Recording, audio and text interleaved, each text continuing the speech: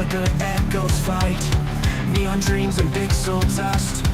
Through the cold, relentless thrust. Streaming worlds in constant flux.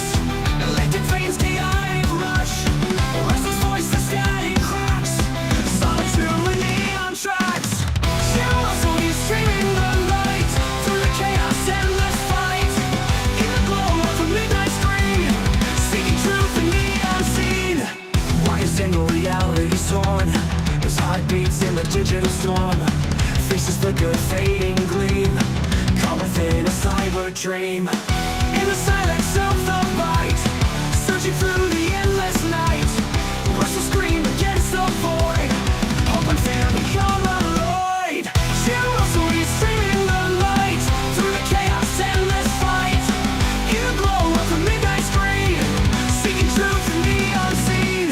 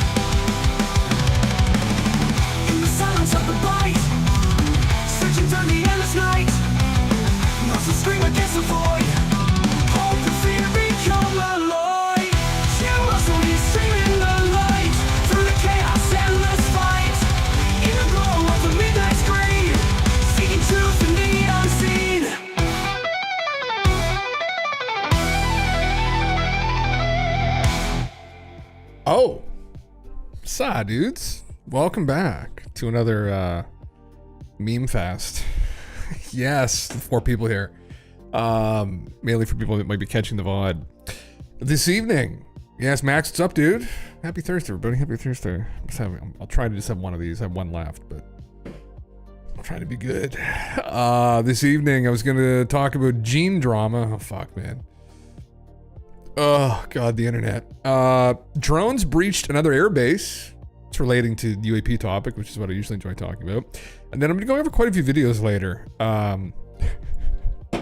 React stream.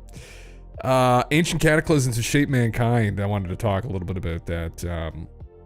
There's an interview a presentation that Graham Hancock gave just a couple weeks ago that I wanted to go over, as well as a video I didn't get a chance to go over last night that was about the burning of the Library of Alexandria and what may have been lost. So, yeah. Yeah, the pilot video from Chris sounds wild. They seen a clip of it earlier. I haven't seen that. And Hyper Jesse video, I love Flying Lotus. Okay, cool, man. Fuck yeah. I didn't see that. I didn't see that one with Chris. What was it about? A flying pilot video? Interesting, man. We can take a look at that too. Let me just fucking get into it, I guess. There we go. There we are. I just saw this. Everybody's on edge lately. City rattled. California struck by 2 earthquakes within minutes. 4.4. It's not really that big, but people who just still have PTSD from the large one that went off a couple days ago. So 2 days ago? Was it 2 days ago now? It was 2 days ago. Tuesday. Yeah, the mega quake. Chris videos right up your alley. Fuck. Okay. Yeah. I didn't see it. Especially, pilot essentially used as a conduit by an alien. Oh, the Area 52 video. Oh, Chris Ramsey. Oh, okay, man. Fuck yeah. We can watch that later too. I didn't see that. I saw the Flying Lotus thing. It's like interesting, but that seems pretty interesting. Fuck yeah. Okay, I think I vaguely remember that incident, actually. I can't quite remember who it was involving, but fuck yeah, man. We'll get into that in a bit then. I was just reading this. According to Forbes, bots now make up over 50% of all global internet traffic. That's not fucking good. Dead internet theory, man. Is that what's happening? But listen, once we get AGI proper, fuck. How are we going to know that people are even real out there? We're not. It's going to be a fucking meme. It's going to be difficult to tell. Anyway. Oh, this too is another thing before I get into talking about the gene thing. So this was some of the recovered. Did they actually show the video clip here? The minute that was lost, they recovered it. It essentially just shows off of Jeff's cell. I guess Jeff's cell's over here. It's not the ones in the front view, but that there's some person in an orange jumper they see potentially, but I don't know. No one was able to really discern anything from it. So, Bones, what's up, man? I don't know. Interesting. Could he have gotten out of the cell in a minute? Maybe. Don't know. An unnamed staffer with the title materials handler on duty from 4 p.m. to midnight would have finished his shift and is assumed to have left the unit. While there's nothing to suggest his actions are relevant to the events of the evening, the missing stretch of time raises questions about the value of the video to conclusively determine what occurred. I don't think we'll ever find out. You're in traffic, brother. Yeah. I saw this. So I was, I don't get into these debates a lot because I think they're just fucking stupid. But Digi had sent me, oh my God, I was just getting ready to go down and to sleep, and I was upstairs just grabbing something from my partner. And he sent me a video of a stream. It's a stream actually, this guy talking about this, and oh my God, it fucking triggered me, man. We were watching the Netflix special, the Area 51 train wreck or some shit, like the raid that was planned. They had this whole thing. Anyway, it's kind of a funny meme. I had no idea about any of it or about the guy that started it, but after that had ended, the first episode I went up, and then I started watching this guy's fucking stream talking about this stuff, man. Oh my God, it was so bad. It was so bad. I don't understand what people are on about. Listen, we talk about all kinds of conspiracy theories here all the time, but like, I don't think American Eagle and Sydney Sweeney were trying to imply like Nazism. It just doesn't make any fucking sense. So I thought this one was really relevant, actually, to that. Reptilian hybrid has great genes. Is this what's going on, man? I don't know. Anyway, like there was no mention of anything to do with their ethnicity, or is it kind of stupid? Yeah, fuck yeah, it's stupid. But I don't think it's worthy of this kind of backlash. I wanted to listen to their logic, and I just didn't hear any. What's a pilot video? It's about, it's from Area 52, I think, Lemon. Yeah. I'll pull that up here in just a sec. Yeah. Actually, well, yeah, literally in a second. I saw this. A psychologist who's now trying to convince you that American Eagle ad featuring Sydney Sweeney was intentionally crafted as eugenics. Eugenics isn't like selective breeding or population control, effectively, is what it means. Inspired Nazi propaganda. When a white, blue-eyed woman says, she's a psychologist. Much info below. That does not just happen in a vacuum. Let's talk about why this ad doesn't just feel off, it feels familiar, like historically familiar. In 1930s Germany, as we all know, white women with blonde hair and blue eyes were held up as this ideal. Not just beautiful, but genetically superior. The Schmatzi regime ran entire campaigns promoting the hereditary fitness of the Aryan women. It's all ridiculous, obviously. The Aryan race was from a book in the 1870s, a fictional book that inspired Hitler, which was based loosely on this idea that there were, bloodlines of the gods, which to some degree of some cultures is where your royalty comes from. They're bestowed by the gods to rule, or they have the blood of the gods. And so Hitler took that and ran with it and did like a whole thing to try and inspire the people of Germany. And obviously it's just fucking stupid, right? I mean, There were posters praising blue eyes, propaganda about strong bloodlines. And I won't even get into how they tried to encourage the right women to have babies through cash and medals. Selective breeding, yeah. Sound familiar? Today we have a global rise in white nationalist movements, especially in the US. There's literally a town being built in Arkansas for white-only residents. And online there's been a resurgence in pseudoscience linking to good genes in relations to health, intelligence, beauty. We can look at the autism and disability space. We can look at the new executive order claiming to end crime and disorder on the streets that has really problematic language about people who might be disruptors. But it's not always really obvious executive orders and RFK grinding his voice into your ears. But that's also how it works. It's like a wink, it's a nudge, it's a dog whistle. So when brands casually, on purpose, joke about good genes, all while the right is literally building white-only towns and reviving eugenics. Yeah, and I mean, that's... I don't agree with that. I don't agree with any ethnicity building towns where only one ethnicity can be a part of it. I mean, that's fucking crazy. There's been... I mean, this is not uncommon in other places in the world, like in Asia, in Japan, the Japanese, obviously not all Japanese, but there are certain groups of people, certain groups of Japanese people that don't really like the fact there are so many foreigners in Japan. So is that okay? No, probably not. I don't think so. But at the end of the day, like, I guess we can't do anything about it. Fuck, it's this hot topic here, yeah. He's on the Sweeney slop. Always have been, brother. We're at Hitler again, Jesus Christ.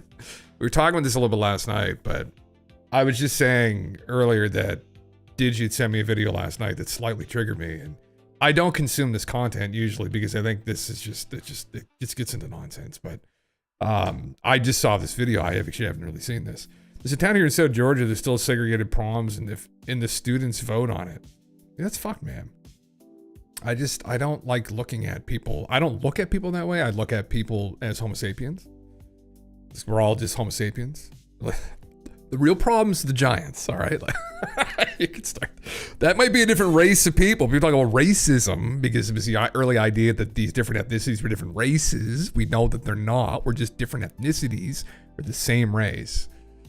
Anyway. Ideology. This isn't just being tone deaf, it's complicity. Eugenics has never ever disappeared. It's just been rebranded. Well, but this is I don't know where this originated from. And like, I'm not going to pretend I'm an expert commenting on the nuance involved with all of this. I don't think this didn't seem to me to be any kind of a dog whistle for any of that.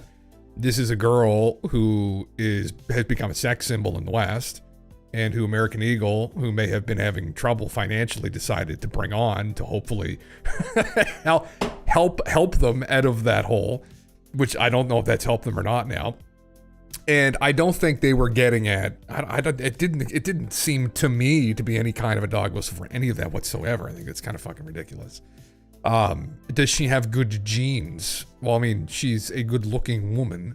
I mean, that's dependent, it's not just on your genetics. I mean, it's even a part of your genetics. It's like, well, she's not overweight. She's looked after her health, right? I mean, so those factors come into play as well, right? Like if she had a harder upbringing, right, in her environment, and she didn't have any money and she wasn't successful and she was 300 pounds overweight, she wouldn't be as attractive, right? But on top of all of that, I mean, yeah, clearly genetically, facial structure, other assets involved, right, that make people, women, men, whatever, look more aesthetically pleasing, right? I mean, it's kind of the way that it is. I mean, everybody has, I think, something to give, but there's a reason why we have, like, there's a modeling community, because some people objectively look better than others. It's just, I don't know if that's something they debate. I don't understand that, but smashing the crucible of culture war will. Yeah, man, I don't like it, man. I don't like talking about it, really. What's up, Crimsix? But I think it's in how we talk about things like autism,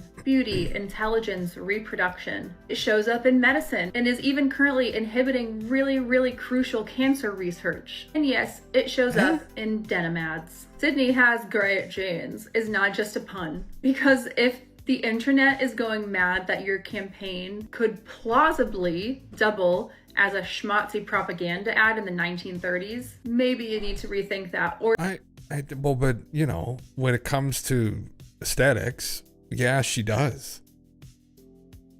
I mean, why? I don't understand what the problem is there. I don't think there's anything.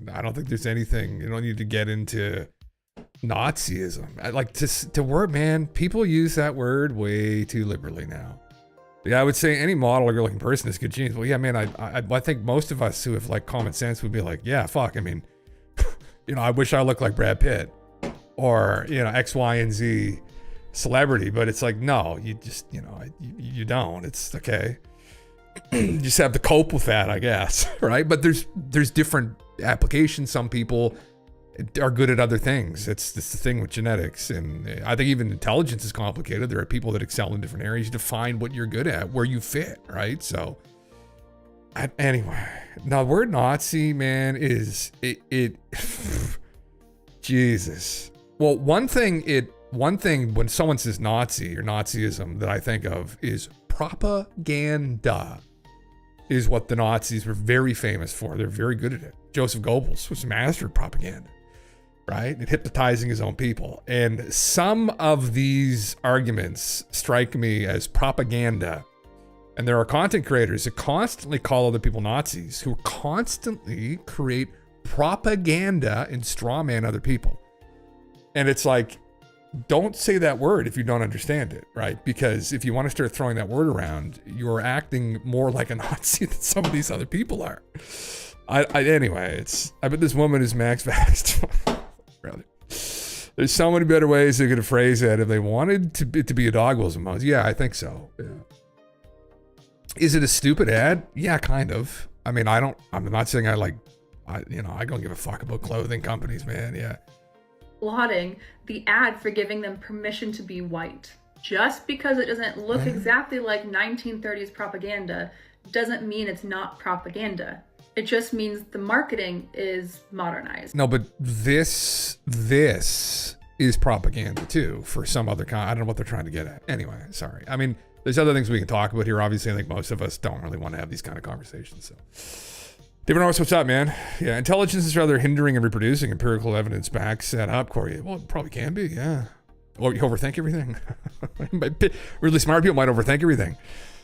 They really should rethink their batching orientations that causes them to consider it possibly schmatzy. Yeah, fuck, man, yeah. At least in our current modern societies, most people calling you a Nazi are probably communist, Garlic. I think most people just liberally using that word to smear people are probably idiots. And like that's a darker meme, honestly, and that's kind of a darker thing to get into, but I don't think they're critically thinking about any of this. That's the problem. That's way more concerning, honestly. There are so many more topics that we could focus on that are so much more important than this, and anyway, and there's standards of beauty and things like, and I understand some of those arguments where you grow up in an age where you see perfection all the time, and it's not just perfection, it's manipulated as well. Like, the face is manipulated and the body's manipulated, and the wrinkles are taken out in post-processing, and it's hard to live up to, and it affects both men and women. I mean, it's women in the beauty spaces and men in fitness spaces where you see guys that are jacked out of their fucking minds in movies, and you're like, sometimes not achievably naturally for most people. And then it creates these complexes, and everybody deals with this, and it is an issue. It's not like not an issue.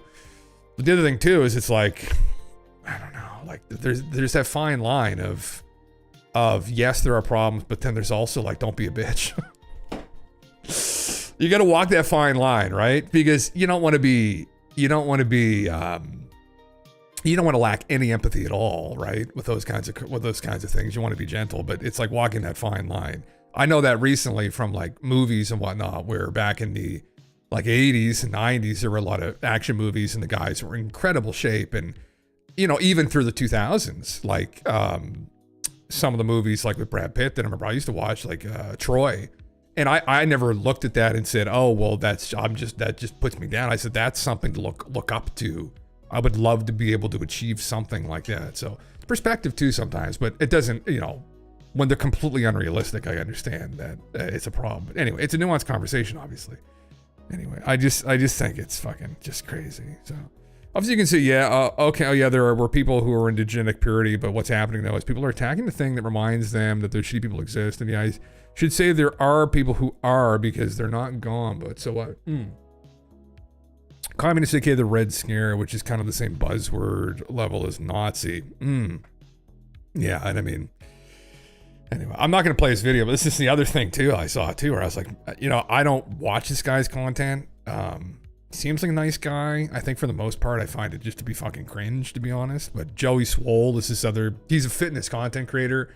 What he does is he'll find videos of people acting inappropriately and scold them, or he'll he'll promote videos of people who maybe been mistreated and try and get justice for them, which is fine. Anyway, he had made a post saying how you know, thanking Hulk Hogan, I think, because he was a huge part of his childhood, and then a large amount of people attacked him because Hulk had said a bunch of racist shit, I guess, after a bender one night on the phone. I didn't even know this had happened, honestly. And then they were saying, oh, you should never support that guy ever again. I'm like, you know, like, give me a fucking break. Yeah, he clearly said some stupid fucking stuff, but it's like one wrong step takes everything you've ever done. If it's bad enough, okay, I get it, right? Like if you turn out to be a pedophile, yeah, we're probably just going to take a lot of things you did and throw them in the garbage, unfortunately. But, you know, saying stupid things, saying slurs or saying offensive language, or people, and he had apologized for it profusely, I guess. And he said he misspoke and he feels terrible. And it's like, Terry, that probably wasn't the best thing to do. But, you know, then no one can say essentially this guy was a huge part of my childhood, right? There's Hulk, there's the guy, Terry, what is his name, Boyega, and then there's a character of Hulk Hogan too. And as a kid too, I remember watching all his movies in the 90s. I was a huge fan of him. It was a hard, I kind of felt that when I saw he died. It's like, holy shit. And so anyway, this Joey Swole guy, they tried to cancel him or some shit. And then he apologized. And I was like, oh my fucking God, man. Like, just get the fuck out of here. And I think Asman gave some decent advice here too. I'm honest. I think it's true. He essentially said that these people aren't part of your audience. When people come at you for something like that, that's so stupid. Like don't humor them. Like just ignore that shit. Like that's just so fucking dumb. Like anyway, God, just fucking craziness. It's insane how blatantly racist Asmongold's community is, and he literally doesn't care at all. Fuck, man. I just like, God. I think we need something to happen. I don't want it to be particularly apocalyptic, but we do need a little shake up. We need a shake up where people maybe get thrown back into reality for a little while. I thought COVID would have done that more, but I think maybe it just fermented this stupidity further. I don't follow his community. Maybe he's got a bunch of shitheads in his community. I don't fucking know. I wouldn't say that he is himself. Sometimes he doesn't speak the most eloquently, but hey, no one does if you're on the internet for 10 hours straight. So you can't find me anybody that has gone on long streams and not said at least a couple things that might be objectively stupid. It's not possible, right? So there's a large portion of it that's just going to end up being entertainment. Fuck. Anyway, which is the danger of doing things like this, I guess. But no one's perfect. No one's perfect. But some people have all the answers, and good luck to them, I guess. Anyway, I should stop talking about this because it just gives me, I feel like I'm a brain aneurysm. God, Jesus. Anyway, on to other things though. This is kind of more interesting. This is more along the stuff that I like to talk about, which is just focusing in on fun things like UFOs and aliens and things like that, and honing in on that and not really worrying about, yeah, man, like the culture war and all this shit going on. And it's like, fuck, man. I do have a terrible intuition that there will come a time when we will all have to face reality. And like a majority of the population, we're not living in reality. Reality is like every day getting up and fighting for your food, like that kind of shit. Like that some of our ancestors and not maybe even our grandparents had to do for, if your grandparent was a farmer or something. But there's so many people that have just become detached from that reality, and it's allowed them to kind of go into these different spaces and just shitpost constantly about stuff. And you know, and I think a lot of it too is young people, and I get that, and I get being like really young and thinking you know, and just shit posting all the time. And it's hard because part of being young is that you are also inherently stupid. Like, you don't know a lot, right? You're still learning. You're still trying to orient yourself. And I always suppose that most of the rhetoric like that is coming from young people. But sometimes it doesn't. Sometimes it comes from older people. And then I wonder what the fuck they've been doing with their life. But anyway. Anyway, I don't have all the answers. I don't know. But this is interesting. This is, we're just going over this yesterday. So this is for people that don't know, a long TLDR on this, but Chuck Schumer, along with some other senators, were putting forward this very important legislation, right? The UAPDA, effectively like the Disclosure Act is what it was supposed to be initially. And they put it forward again in its original iteration after it got gutted, and then it got thrown in the garbage. But essentially what this would allow the government to do is it would allow the government to go and take back any gifts, any materials, any biologics that was handed over to private aerospace companies. And so the claim from people like David Grush and others is that these aerospace companies were handed these materials and essentially told, figure it out, and here, we'll get it off the books. You guys deal with this, right? So that's one of the problems is they can't just go in and just kick the door down, right? It's a private corporation. I mean, they don't have to have government oversight. But some of the language in the bill would effectively allow them to get a hold of these materials, or at least get a hold of documentation, evidences that these materials were given to them. That's one of the big things out of it. There are other more nuanced bits and pieces in there as well, but this was huge. And this was effectively going to be a disclosure act for some of these different committees that have been looking into this.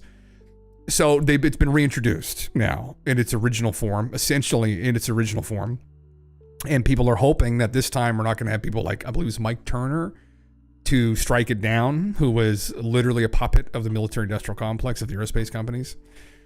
Had taken us, I mean, like on the books, I think like $1 million in campaign donations collectively from all these different aerospace companies. We can only imagine what they gave Mike under the table, right? Because we know that's where the real dirty deeds are done. These motherfuckers don't write everything down. Come on now, right? Like, so anyway, Matt Laszlo, asked a poll, confronted Senator Chuck Schumer in an elevator. He said, I saw you reintroduced your UAP Disclosure Act. Chuck said, yes, I did. Matt said, why? What's the importance of that? He said, I gotta let the people know the truth. Schumer enters an elevator. Gotta let the people know the truth, okay? Whatever it is. No, don't. Yeah. Do you think it would be easier to get it included without Mike Turner around? Let's hope, yeah. Let's hope we have a better chance this year. So that's the big, that's shoe leather reporting, that is. Right there with him. Lucky he didn't confront him in the bathroom, actually. You know, Matt's got to do what he's got to do. Very good to hear. I don't know. Chuck is kind of a massive dingus. I don't know a lot about him. I just know from some anecdotes that he is. Honestly, to be completely honest, aside from all the other shit that he was involved in, that burger video photo kind of did it for me, where I'm like, I don't trust this guy at all to handle any of this. If you can't trust a guy, a person, a human being, to barbecue a hamburger properly, there's a level of competency you have to have, I think, when handling sensitive information. And I think that translates directly over to putting a hamburger in the barbecue. Now, I'm not saying he should be able to whip up a 5-star, or a 3-star Michelin course meal here, but you should understand how to barbecue a hamburger. Most 10 to 12-year-olds could probably figure that out. The motherfucker put a raw hamburger on the grill and then put cheese on top of the raw hamburger. Obviously, when you flip that hamburger, the cheese is all going to melt off and fall into the grill. So there's a couple things here. Either Chuck is legitimately stupid, which I don't know if I believe, actually, because I don't see how that could be possible given his involvement in government for so long. Or he's just a virtue signaler. And he doesn't give a shit and just literally wanted to look good for the photo. And then that's where it gets more concerning, where does he really give a fuck, or is he just trying to stay relevant? If this ends up in disclosure, I don't really care, I guess. But do I trust Chuck Schumer? No. The hamburger did it for me personally. That's all I needed to see, bud. Sorry. That's all we needed to see. That did it, right? Anyway. Fuck, there's not a lot of beer in these. These cans are too goddamn small. 355 milliliter can. I just wanted like a little bit more. I don't know if I want another one now, but now, see, now I'm gonna have to. Fuck. Anyway. God damn it. Anyway, I thought I'd just bring that out. We don't need to listen to it because I don't really want to hear his voice. But anyway. Moving on to other memes, other spicy memes. I'm going to be going over some videos here a lot. This is going to be a big react stream to Apocalypse Lop, essentially. There's a lot. I haven't got a chance, even myself, to watch some of these videos, and I desperately want to go over them. So, Jim's on the beers talking about Nazis and UFO boys. Fuck, bro. I'm going to get my bell out, and then you're going to have to buckle up, right? One of these days, I'm going to pull down this green screen. You're going to see where I actually am. You're not fucking to fucking believe it, right? You're not going to fucking believe it. That'll be 1,000 follower special. Pull down the green screen. You'll see. See where I am. You'll see I'm directly over New Zealand watching you. You hate the term virtue signaling. You hate it. Why you hate the term virtue signaling, Lemon? The signaling of one's virtue. What do you hate about it? Files reveal mystery drones breached airspace around RAF Marham, Britain's frontline F-35 base. It's kind of a big deal, actually. This is Chris just dropped this yesterday. So I was going to kind of go over this article here, which is interesting. And he's documented as well the cases back when they had happened, which is very interesting. This, I mean, we don't know what the fuck happened with this, but it's very revealing that clearly nobody has had any intention on informing the general public as to what occurred. So, yeah. So let me read through it. Let me read through it here, and we'll kind of dig into this a little bit. This is one of the bases. So this is RAF Marham, their frontline F-35 base. This was going on at the same time that Lakenheath's drone incursions were happening as well. Well, we should say that they, at least to the general public, were not known as drone incursions, but this is one of the things here that supposedly they did incur into the airspace around RAF Marham, and they didn't say anything about it. And it wasn't until a Freedom of Information response revealed that there were incursions into these joint bases, and into this one in particular. So yeah. Two newly released Freedom of Information responses reveal that the wave of suspected drone incursions hitting U.S. bases across England in November and December 2024 also reached RAF Marham in Norfolk, the Royal Air Force's principal home for its F-35 Lightning jets. On the 26th November 2024, a guard at RAF Marham ranged the base emergency line to say they could see a drone like light just beyond the runway. Controllers in the tower could see nothing from the visual control room windows, the supervisor wrote, but there were possible contacts spotted in the overhead and around the O1 threshold south of the runway in use. Two F-35s based at RAF Marham were circling above with only about 15 minutes of fuel left, so the duty supervisor checked with nearby RAF Lakenheath and RAF Hornsby, situated in Lincolnshire, in case the jets had to divert. Both bases agreed, but Lakenheath soon called back to say it was experiencing possible drone activity as well. Marham's controllers brought the fighters straight into land, steering them past the last reported drone position, and both aircraft touched down safely. The Marham alert was part of a wider scare. From the 20th of November into early December 2024, US-run RAF Lakenheath, Mildenhall, Feltwell, Fairford logged dozens of similar drone sightings, serious enough to trigger the two UK government emergency Cobra meetings in Whitehall and the rapid deployment of extra troops and counter-drone kit to their perimeters. One source with insight into the incidents over RAF Lakenheath, which may now store nuclear bombs, yes, told the Daily Mail in December 2024 that the drones were flying in with no lights. When they were asked, when they're close to the site, they were turning on the lights going, "Here I am, and as far as I know, not one piece of our equipment could bring it down or spot it," the source said. Liberation Times interviewed Joe Hill, a resident of Narborough, the village just north of RAF Marham, who recalls a red and blue light pulsing in the sky near the base on the night of the 26th November, a Tuesday. Speaking to Liberation Times, Hill recalled, I spend most of my time indoors because of a medical condition, and that month was bitterly cold. A YouTube clip mentioned unknown objects over Lakenheath, and we could hear jets roaring overhead. My partner and I stepped outside and saw one orb-shaped object directly above the base, too high to gauge its size, pulsing red and blue. I wanted to stay and watch, but the cold and my nerve pain drove us back in for 20 minutes, okay? I think it was just moving just very slowly. That night, Hill captured what he thinks may have been the mystery object on video through his phone and noticed a helicopter along with 2 jets circling nearby. Interesting. It's the blinking light in the distance, yeah. Favorite topic for you? I mean, this is an interesting one that we never really got to the bottom of. Interesting. Okay. He's got a bunch of other linked videos here of the same thing going on with the helicopters, I'm assuming, and there you go. God damn. All right. Responding to a question posed regarding a potential incident over RAF Marham in November 2024. An RAF source at the time told Liberation Times, the Ministry of Defense continues to take this matter seriously and continues to work closely with the United States visiting forces, police, and other partners to respond to recent events. However, we will not be offering a running commentary on possible drone sightings, operational security matters, or routine training flights around our air bases.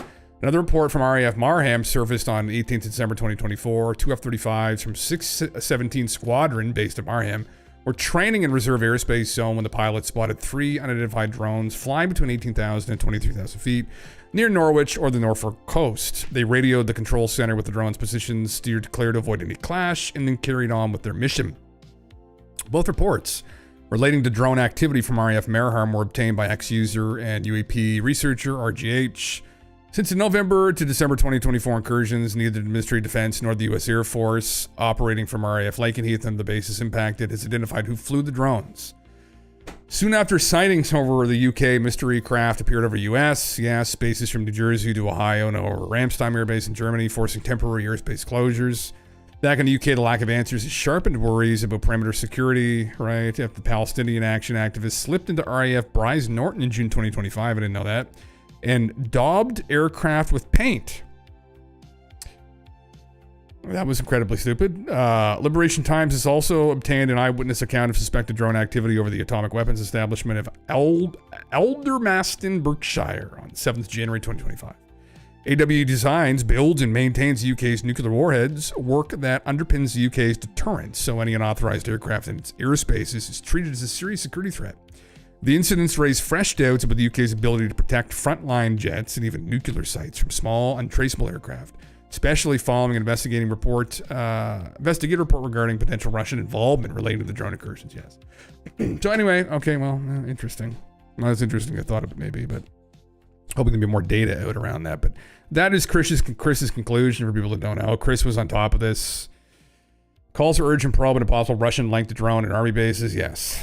Yeah, and I don't know. I think the intelligence around that was kind of a presumption just to do with comments by Biden regarding Ukraine. So anyway, I mean, we don't really know if it was them, but you know, if you were to place money bets as to who was involved with it all, probably would say that Russia. They were just worried that there were actually nuclear weapons being moved into Lakenheath, and that's where it started. And then maybe it spiraled and went into the U.S., but maybe there was a different thing that happened there. I don't know. But anyway, interesting. Genuinely curious about all this. Some people thought this was pertaining to actual legitimate UAPs, like actual anomalous phenomena, like aliens potentially. That's kind of more the New Jersey incident. But the incidents that happened around the air bases in the U.S. as well were confirmed to be drones. They were actually, we just went over this recently, the same fixed-wing drones that were around Lakenheath. And that was it at Edwards? It was one of the big air bases in the U.S. Had these incidents as well shortly around the time that this was happening around New Jersey. So probably December, late November, early December. And they were the same kinds of drones we found out that were reported to have been around Lakenheath. And so they're long range. They're almost like Reaper drones. They're these long range. They almost look like little planes, fixed-wing drones that had very long flight times. And some people had supposed may have been controlled remotely via satellite. There was no one on the ground controlling these things. So that's where people start to lean towards. This is a state actor, right, that's doing this. This is not just Jim, Bob, and Ricky letting quadcopters off in the fields outside the bases. It's a little bit more concerning than that, and we know that now. So interesting, really intriguing. Although it's not solved, I guess. But anyway, other things to head up. I didn't want to read through this quickly. I don't know if this was about, honestly, but it seemed kind of interesting. Einstein was wrong. Idealized double slit experiment ends nearly 100-year-old debate. Interesting. This is a very commonly referenced experiment that many people kind of in the simulation theory community have brought up. And there's been different variations done on it over the years too. And it gets, some people think it gets to the non-locality of consciousness and whatnot. So I just saw this was posted. I think it was yesterday. I meant to talk about it. We talked about something else.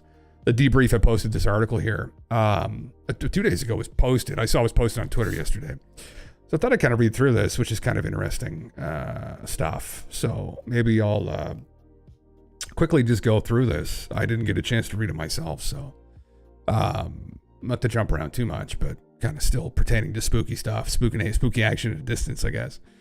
Massachusetts Institute of Technology, MIT scientists performing what they described as an idealized version of the infamous double slit experiment, showing light exists as both a particle and a wave, our core component of quantum physics, have confirmed the original test's results and proven that a related proposal about light's dual nature from famed scientist Albert Einstein was wrong.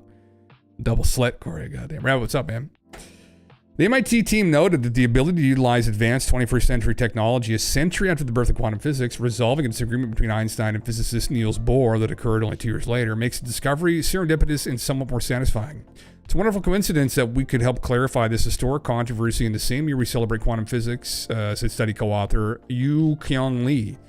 As the name implies, the original double slit experiment, first conceived in 1801 by British scholar Thomas Young to demonstrate light's wave-like nature, involved flashing a light through a pair of slits and observing the pattern they create on a screen on the other side. Although quantum physics would not be formally described from their 124 years, those early demonstrations proved one of its critical components, the dual nature of light. Specifically, these experiments showed light existed as both a particle and a wave, since light passing through the dual slits appeared as an alternating pattern of light in dark strips called an interference pattern, indicating it is a wave. When one tries to determine which slit the light passed through, the interference pattern disappears, revealing a light as a particle. The double slit experiment also revealed another puzzling aspect of light's dual nature. Although light could exist as either a particle or a wave, one could not simultaneously observe it as both. According to a statement announcing the new idealized experiment, seeing light in its particle form instantly obscures its wave-like nature. Conversely, when light is observed as a wave, its particle nature is instantly obscured. That's very interesting. Because many of the core concepts underlying quantum physics were untestable with tools available to the early 20th century scientists, the immutability of light's dual nature was a point of contention. In 1927, Einstein proposed that a photon passing through a slit would impart a tiny momentum recoil to it, akin to a bird ruffling leaves as it flies past. If such a recoil could be measured without destroying the interference pattern, it would suggest the light's waves and particle properties could be observed simultaneously. To demonstrate this, Einstein proposed a theoretical experiment in which the slits were supported by extremely sensitive springs. If his idea was correct, when a photon passed through a slit, the sensitive springs would detect the minuscule force acting on the slit due to the photon's passage, showing it was a particle. If the interference pattern indicating it was a wave was also observed, the dual nature of the light would be revealed simultaneously. Bohr immediately disagreed with Einstein's proposal. Based on the quantum physics concept known as the uncertainty principle, according to Bohr's interpretation, merely the act of detecting the particle's light with the springs would wash out the interference pattern and only reveal the light as a particle. Because the technology to test such a fine experiment wasn't available at the time, the argument has gone unsolved for nearly 100 years. To create their idealized version of the double slit experiment capable of detecting Einstein's proposed particle force and light's wave-like nature simultaneously, Lee and colleagues utilized more than 10,000 atoms cooled to microkelvin temperatures. They then used a laser array to suspend the atoms in space, and they configured them into an evenly spaced crystal-like lattice configuration. Jesus Christ. The team stated this architecture enabled adjacent pairs of atoms to act as idealized slits, and using over 10,000 atoms significantly improved the signal-to-noise ratio compared to just a single atom or pair. Wow, this is pretty intense. Based on previous unrelated experiments, the team suspected that if they shone a weak light through their suspended 10,000 atom lattice, they could observe a single photon scatter off two adjacent atoms as either a particle or a wave. Wolfgang Kittlery, the John D. MacArthur Professor of Physics and leader of the MIT team, said this setup can be regarded as an idealized variant of the traditional double-slit experiment that is so sensitive it operates at the quantum level. These signal atoms are like the smallest slits you could possibly build, Professor Kelter explained. Interesting. Before testing Einstein's idea, the team tuned the apparatus until half of the photons were observed as particles and half as waves. This team said this tuning method adjusted either the fuzziness of an individual atom or the certainty of its location by tightening or loosening the hold of laser sight on the suspended atoms, which they said was analogous to adjusting the sensitivity of Einstein's theoretical springs. This fuzziness increased or decreased as the atoms became more or less spatially extensive. Interesting. After choosing the right balance, the team performed several runs of their idealized double-slit experiment designed to designate who was right, either Bohr or Einstein. When the spring-like suspension lasers holding the atoms in place were turned off, the atoms became more fuzzy and quickly fell due to gravity. In a millionth of a second before they fell, when the atoms were essentially floating in free space, the team used extremely sensitive tools to measure them. As Bohr predicted, one could observe a photon's wave-like nature or its particle nature, but one could not see both at the same time. The study's first author, Vitaly Fedosiv, said that by proving Einstein was wrong and Bohr right, they showed the fuzziness of the atoms was what mattered and the springs do not matter. Interesting. One has to use more profound description, which uses quantum correlations between photons and atoms. Statement's conclusion, he said they'll be creating an idealized Gendekin experiment. They have once again shown the dual nature of light. Most importantly, the MIT team's experiment settled nearly 100-year-old debate using single atoms. Interesting. Did they talk about double slits bones? They may have, brother. May have, actually. I'm curious at implications of this. Implications of this in the non-low locality. I'm sorry. No. I don't feel like that was correct it, you motherfucker. Oh, you didn't spell consciousness. Oh, fuck it. Have a good stream, Jim. How are you, brother? America is a very weird country, you know. The one talking about Uncle Tom's brand new minor girl and a blonde normal girl wearing jeans and the rest of America blaming her. Very weird. Brother, yeah, amen. We were talking about that earlier, right? It's totally normal. Ana de Armas, you mean? Oh, is that her? No, it's the other girl's name. What the fuck's her name again? The blonde hair girl. That's the one we were just talking about a second ago. Yeah, man, it's strange. We were talking about the gene drama earlier. We're talking about double slit now. Double slit experiment with light. Yeah. Top Gun guy's new girlfriend. Tom Cruise. Is he dating? I know who she is because we just watched a movie, the John Wick movie she was in. Good for Tom, goddamn. Going after the young girls, huh? I guess he looks after his health. Maybe he can keep up, right? Maybe he can keep up. Let's see. Oh, there we go. Okay. So this is proof consciousness is non-local. Harder to defend. Status after this work. Mind is classical local. Hard to defend. Classical measurement tricks were ruled out. Mind collapses wave functions, yeah. Still unfalsified. Collapse remains linked to information exchange, not springs. If true, must exploit the same kind of non-local correlation seen here. Brain-wide quantum coherence. No direct evidence yet. Experiment shows possible physics, not actual biology. Info, not force, decides reality. Consciousness models that invoke quantum information selection stay alive. Models depending on local mechanical triggers now look shakier. Yeah, that's kind of what I was getting from that. Obviously, I'm not really skilled enough to know definitively myself. Scale and decoherence remains elephants in the room. The MIT system, cold and isolated. The cortex is warm, wet, and noisy. Any brain level non-locality must explain how it evades rapid decoherence. Interesting. Well, interesting. Information theory, which is where a lot of quantum people are going anyway, potentially, see how this is all working. But there's some crazy implications for that. Now, you could run with it philosophically. Now, actually proving that scientifically would be a very different thing. But essentially, what we're getting at earlier is that ultimately, at the base of everything isn't matter, it's information. And then we'll look to simulations that we run on computers playing video games and say, oh, kind of the same thing. Right? It's just all information, right? It's all just information that then gets extrapolated up into mountains and textures and mountains and right. But it's all the base of everything. There's no really material world. It's just informationally based. So then are we in a simulation? And then that's where the fighting starts. Yeah. What is the point of the Jean and blonde girl drama? It seems everything is okay in my opinion. Something I understand Americans, they're focusing weirdo things mostly. I think they said it was a dog whistle for Nazism and eugenics, Sarah Grimm, because she was essentially saying, like, I've got good genes. I'm a very pretty girl. I'm a sex symbol. I've got good genes, clearly. I'm wearing American Eagle jeans. I have good genes and I wear good jeans, right? It's like this stupid meme. And they're saying, well, okay, so blue eyes, blonde hair, those are good genes. And people took that as, well, those are the only good genes then, huh? So you're just like, you're the Aryan race then, huh? It's like, no. Like, come on, guys. Like, anyway, yeah. Essentially it. Yeah, you didn't get that? Okay. It's stupid, brother. It's just dumb. Just dumb. Yeah. It's just dumb. It's essentially just dumb. That was the whole thing. That's what they're complaining about.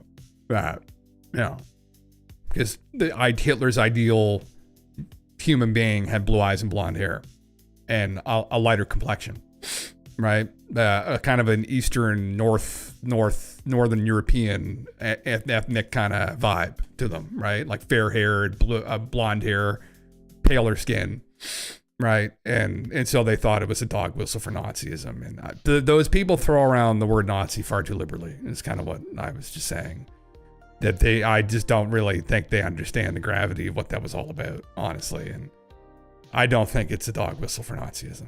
I think people liberally throwing around stuff like that are just incredibly irresponsible, honestly. And listen, there's lots of conspiracies about eugenics that I would absolutely 100% get on board with, and not just necessarily with selective breeding, but the selective breeding isn't with one particular ethnicity, it's with the elite.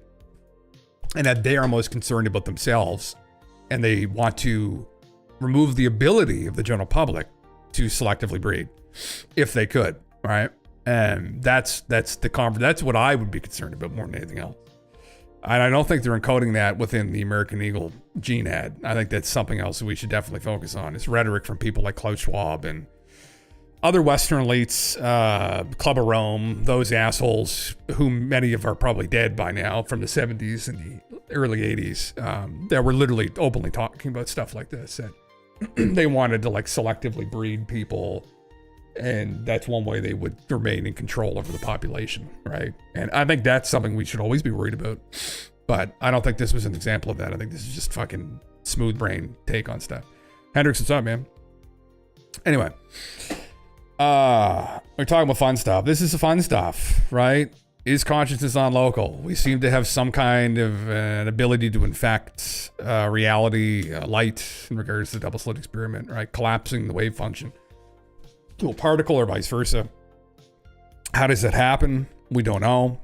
Is information, is it reality? Is it everything just information? Is that how we get to this? Is that how it goes? Yeah, it's quantum information selection, I guess is what it's technically called.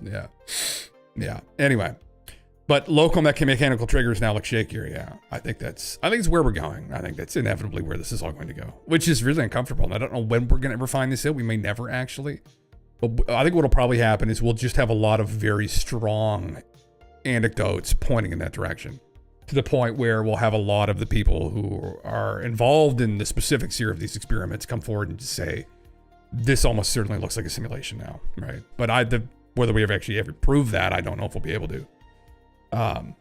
So as technology increases, maybe that's why the aliens all speak the way they do. They'll speak very esoterically in all the abduction reports. They're like the person at your local crystal shop. Well, you know I'm a Turk, and I'm probably in the last man for support, squared mustache, bad Austrian painters, lunatic ideas. Yeah, brother, fuck yeah. Blonde girls are sexy, you know. You can't deny that, you know, that girl has some good genes when it comes to aesthetics, right? She aesthetically looks pretty good, right? That's obviously down to other things like diet and environment that absolutely influence that. Yeah, some decent genes there, right? Like she's not Harvey Weinstein, for Christ's sake, right? Or who's someone else that has their balls drugged through the glass regularly because of how ugly they are. I mean, you know, fucking, I don't know, who's somebody else. Those twins, the chubby bunny girls, right? The chubby bunny girls, right? But they are mainly just massively overweight. But if math can be racist, I guess puns can't be too, Dermo. Fuck, brother. Is that the lesson we've learned now? Like, the lesson we've learned is ignore people that say stupid things.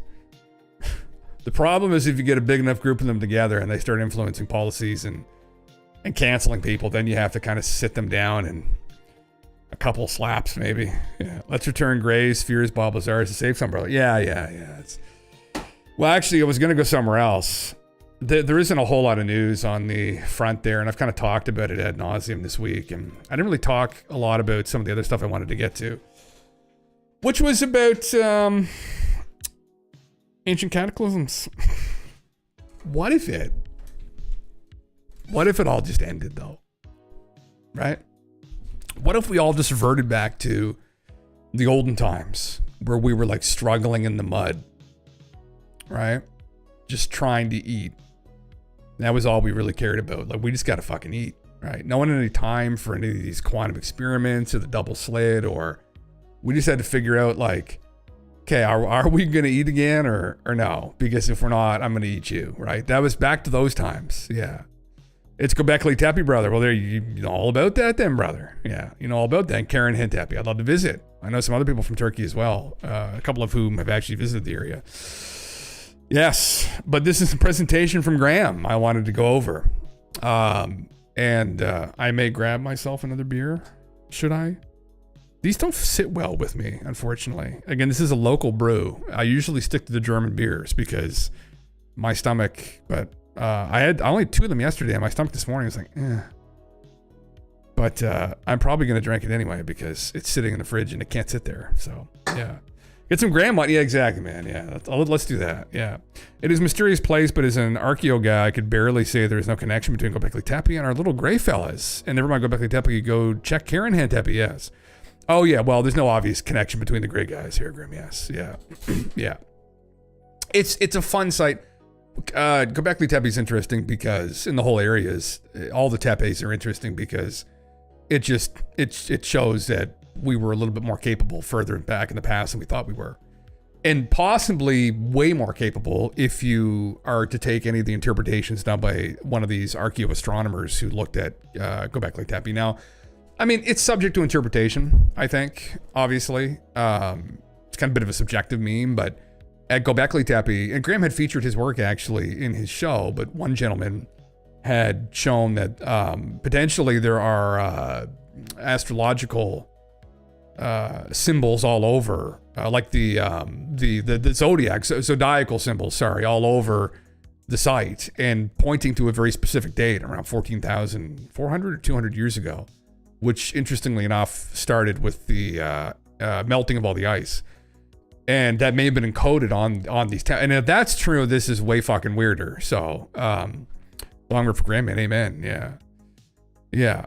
There is a lot of sites at Göbekli Tepe, and some of them more earlier than Göbekli Tepe. Yes, yeah, there's one site that goes back around 14,000 years, I heard here, Graham, which is very interesting. Which I didn't know that until maybe last year.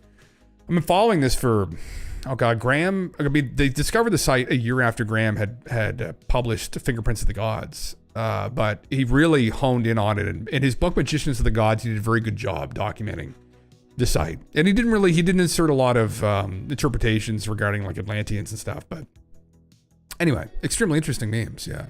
I learned from one of my colleagues, might be domestic place theory is more powerful than ritualistic place theory. Interesting, because there are cisterns on bedrock. Okay, interesting. Yeah, so they stayed 4 seasons, did they? Yeah.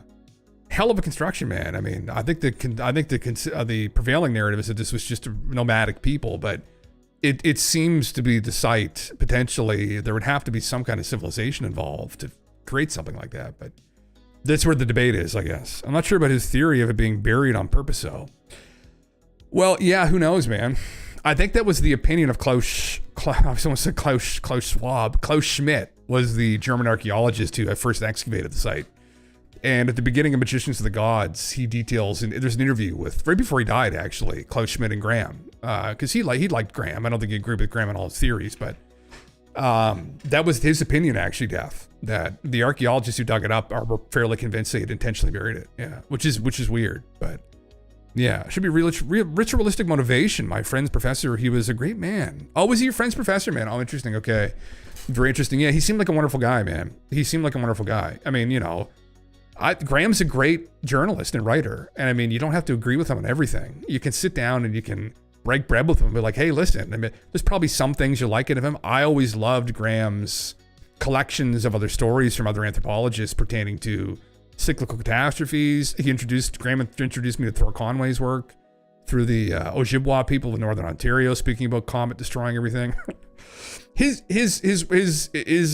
initial foray and fingerprints into the Mayan calendar too, although obviously that created a bit of hysteria, was interesting. He brought a lot of people's works forward. So we're metaphorically still in the mud and worrying about food, even if the long anticipated official disclosure happened tomorrow. We'd watch the coverage for hours, eventually saying, oh, okay, I'm going to bed. Got work tomorrow. That's true, though, brother. That is true, though, Darren. That's not wrong, brother. That is not wrong. Yeah, we're just... but maybe this will help get us out of it, brother. I don't know. I desperately long for a time when we can kind of do what we love and not what we have to do to live, right? Some people are fortunate they're doing that, but so many people have jobs. And I would love to get to a place where people can kind of do their highest good. And maybe that's UBI and AI. I don't fucking know. We don't all just become slaves to the AI. There's always that potential. But yeah, I'm going to play through this. I'm going to watch this. Okay, what was this? So he just did this. Dr. Alan West, a leading member of the Comet Research Group, the team assigned to speak on the Younger Dryas impact hypotheses. It was filmed in 19th April 2025. He just released it right now in Sedona, Arizona. So I thought I'd go through this. I heard it was pretty good. I heard some of them that posted about it, how great it was. So yeah. Fuck you, man. All right. I'm going to... all right, not fuck you, man. I said fuck yeah, man. Sorry, I didn't mean fuck you, man. Fuck you, man. I said fuck yeah, man. One day, if they will find some kind of early primitive version of writing system on those places, you're not going to be surprised, man. Brother, maybe there'll be a crystal spaceship they dig up too. Quartz, crystal wands, and spaceships, and then we'll be full-blown Atlantis. I'm going to go grab another beer to watch this. Give me 2 seconds, guys.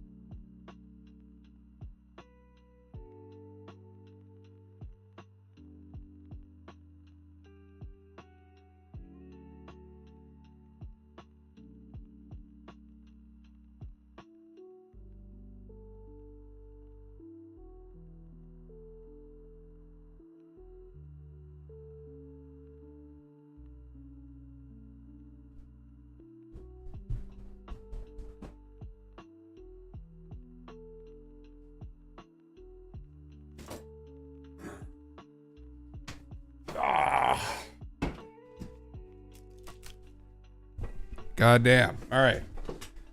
I hope we're going to UFO hunt this weekend. Maybe next weekend, man. Yeah, probably. I do need to do it again. We got to do it again. That was just a test run anyway. Yeah. Yeah. Please come up beneath the whole place. There was a triangular giant, big fat alien ship on Göbekli Tepe. It would be revealed. So everything is going to be explained more and more easy, you think? We got to dig down deeper, brother. It's underneath this. He's got to keep going. Yeah. Yeah, we're going to find out this shit was buried in order to not worship false gods. They're going to come back pissed. Next time we need a tent. Oh, fuck, brother. We'll bring a couple more joints and yeah, that'd be nice. We need an actual sighting, is what we need. So, I'm going to give another presentation. This one is about the Younger Dryas impact hypothesis. If you talk about a lost civilization, there's got to be some reason why it got lost, something major. And that's why the Younger Dryas impact hypothesis is of great importance to me. After my presentation, I love Graham. Dr. Alan West from the Comet Research Group will join me, and we will have a discussion about the work of the Comet Research Group and the challenges that they face. So, I shall begin. Very cozy, man. Huh? Super cozy setup. As I mentioned earlier, in my work, going right back to the early 1990s, I began to see the period of around 12,500 to 13,000 years ago as being incredibly important to the ancient civilizations that I was dealing with. And it seemed to be associated with some kind of cataclysm, but I didn't know what it was. And I looked at a number of possibilities, and one of the possibilities was indeed the Earth crust displacement theory by Charles Hapgood, which gets a very solid mention in Fingerprints of the Gods. It does. But there are a number of problems with that theory. If that theory were correct, and I'm not totally ruling it out, if it were correct, it would be an utterly devastating global cataclysm if the Earth's crust were to shift. Yeah. But then, in the 2000s, particularly since 2007, I came across the Younger Dryas impact hypothesis, which was then a new hypothesis. And I realized that the cataclysmic incident that I was convinced had taken place between around 12,500 and 13,000 years ago was exactly being described by the Comet Research Group, that this is what they were focusing on, a global cataclysm, precisely of the kind that could have wiped a civilization from our memory. So I want to talk a bit about the YDIH, the Younger Dryas impact hypothesis. It is not a fringe hypothesis. Everybody behind the Younger Dryas impact hypothesis is a solid, massively credentialed scientist. We're dealing with people who are absolutely mainstream scientists, but they are taking a position involving Just a catastrophe. second. He had just suffered a giant stroke. Yeah, sorry.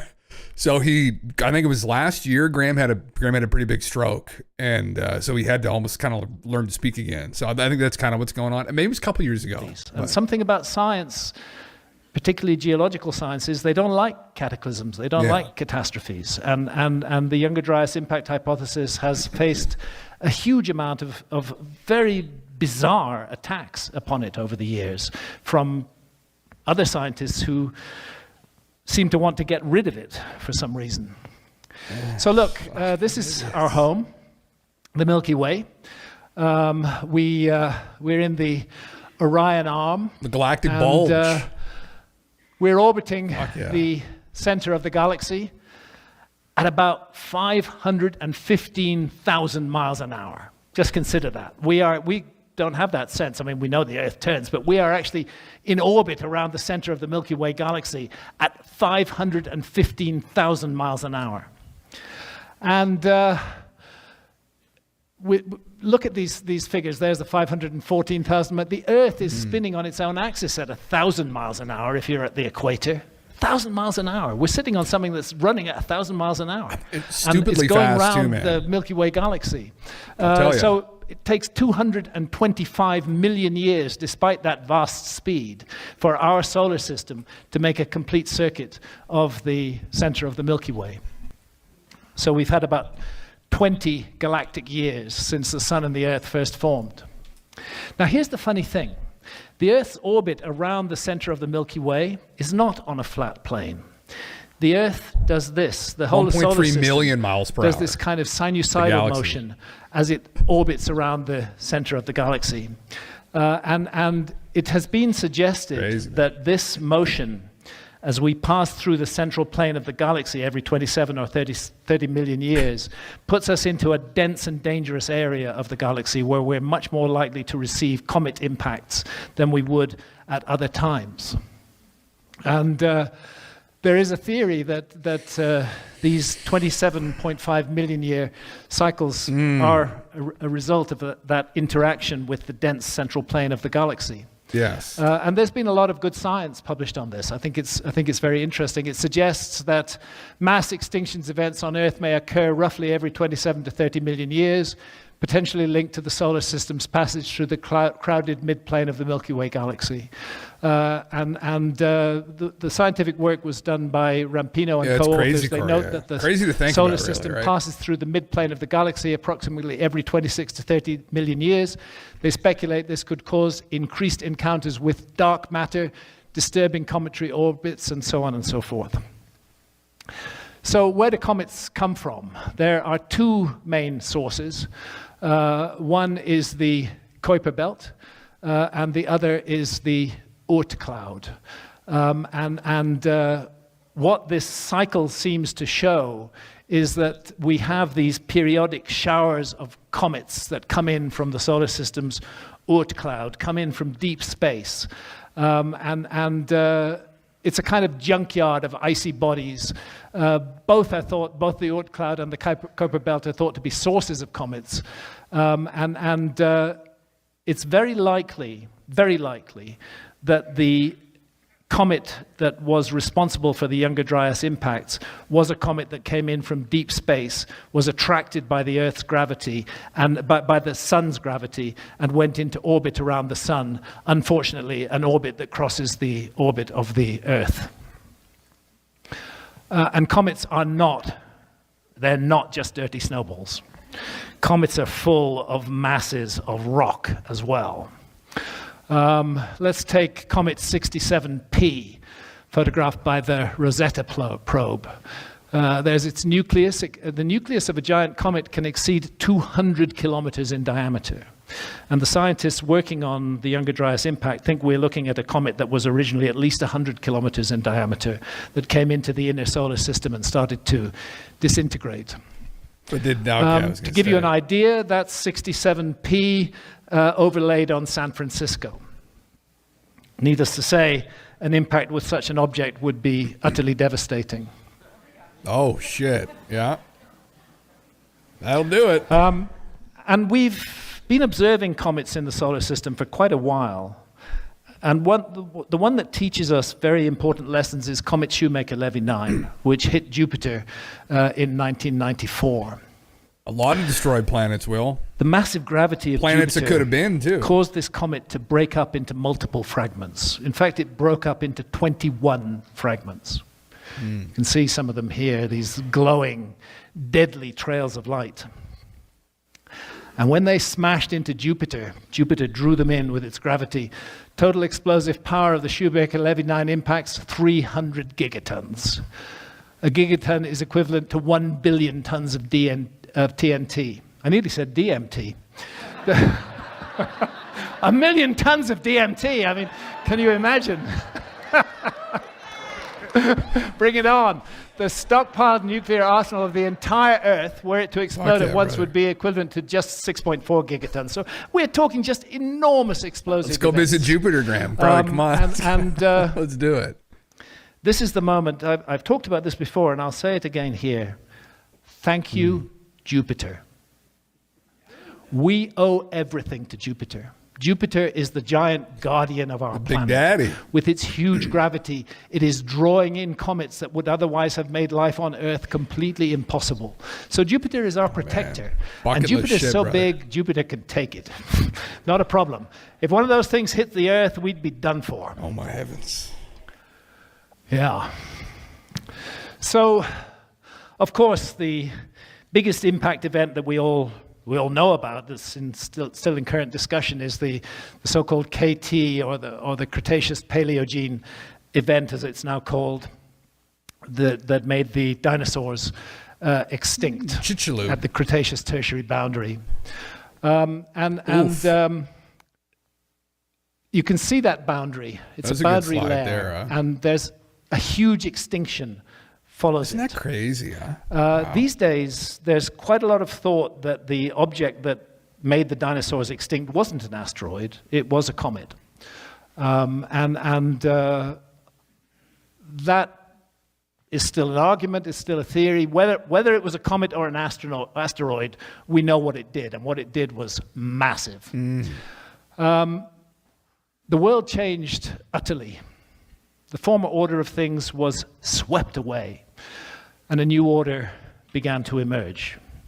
So the dinosaurs aren't quite extinct. That fella down there, that's a dinosaur. It's a big cock. The birds survived. These guys vanished, but the birds survived. They are dinosaurs. And then why am I showing you this little shrew here? Purgatorius. Well, that is because that's our 65-million-year-old mother. The mammals were going nowhere during the age of the dinosaurs. They were dead in the water. But when the dinosaurs were gone, the mammals suddenly began evolving and stepping into niches that previously had been unavailable to them. And that was the beginning of mammalian evolution that fundamentally led to us. So, yes, it made the dinosaurs extinct, but we're here. It changed the world completely. Now, that's called the Cretaceous-Tertiary boundary, or the Cretaceous-Paleogene boundary, as they've renamed it. You can see that it's a very distinct boundary layer in the rock, and it's full of what are called impact proxies. They're full of the evidence that there was a cosmic impact, even though there may not be a crater immediately visible in the area.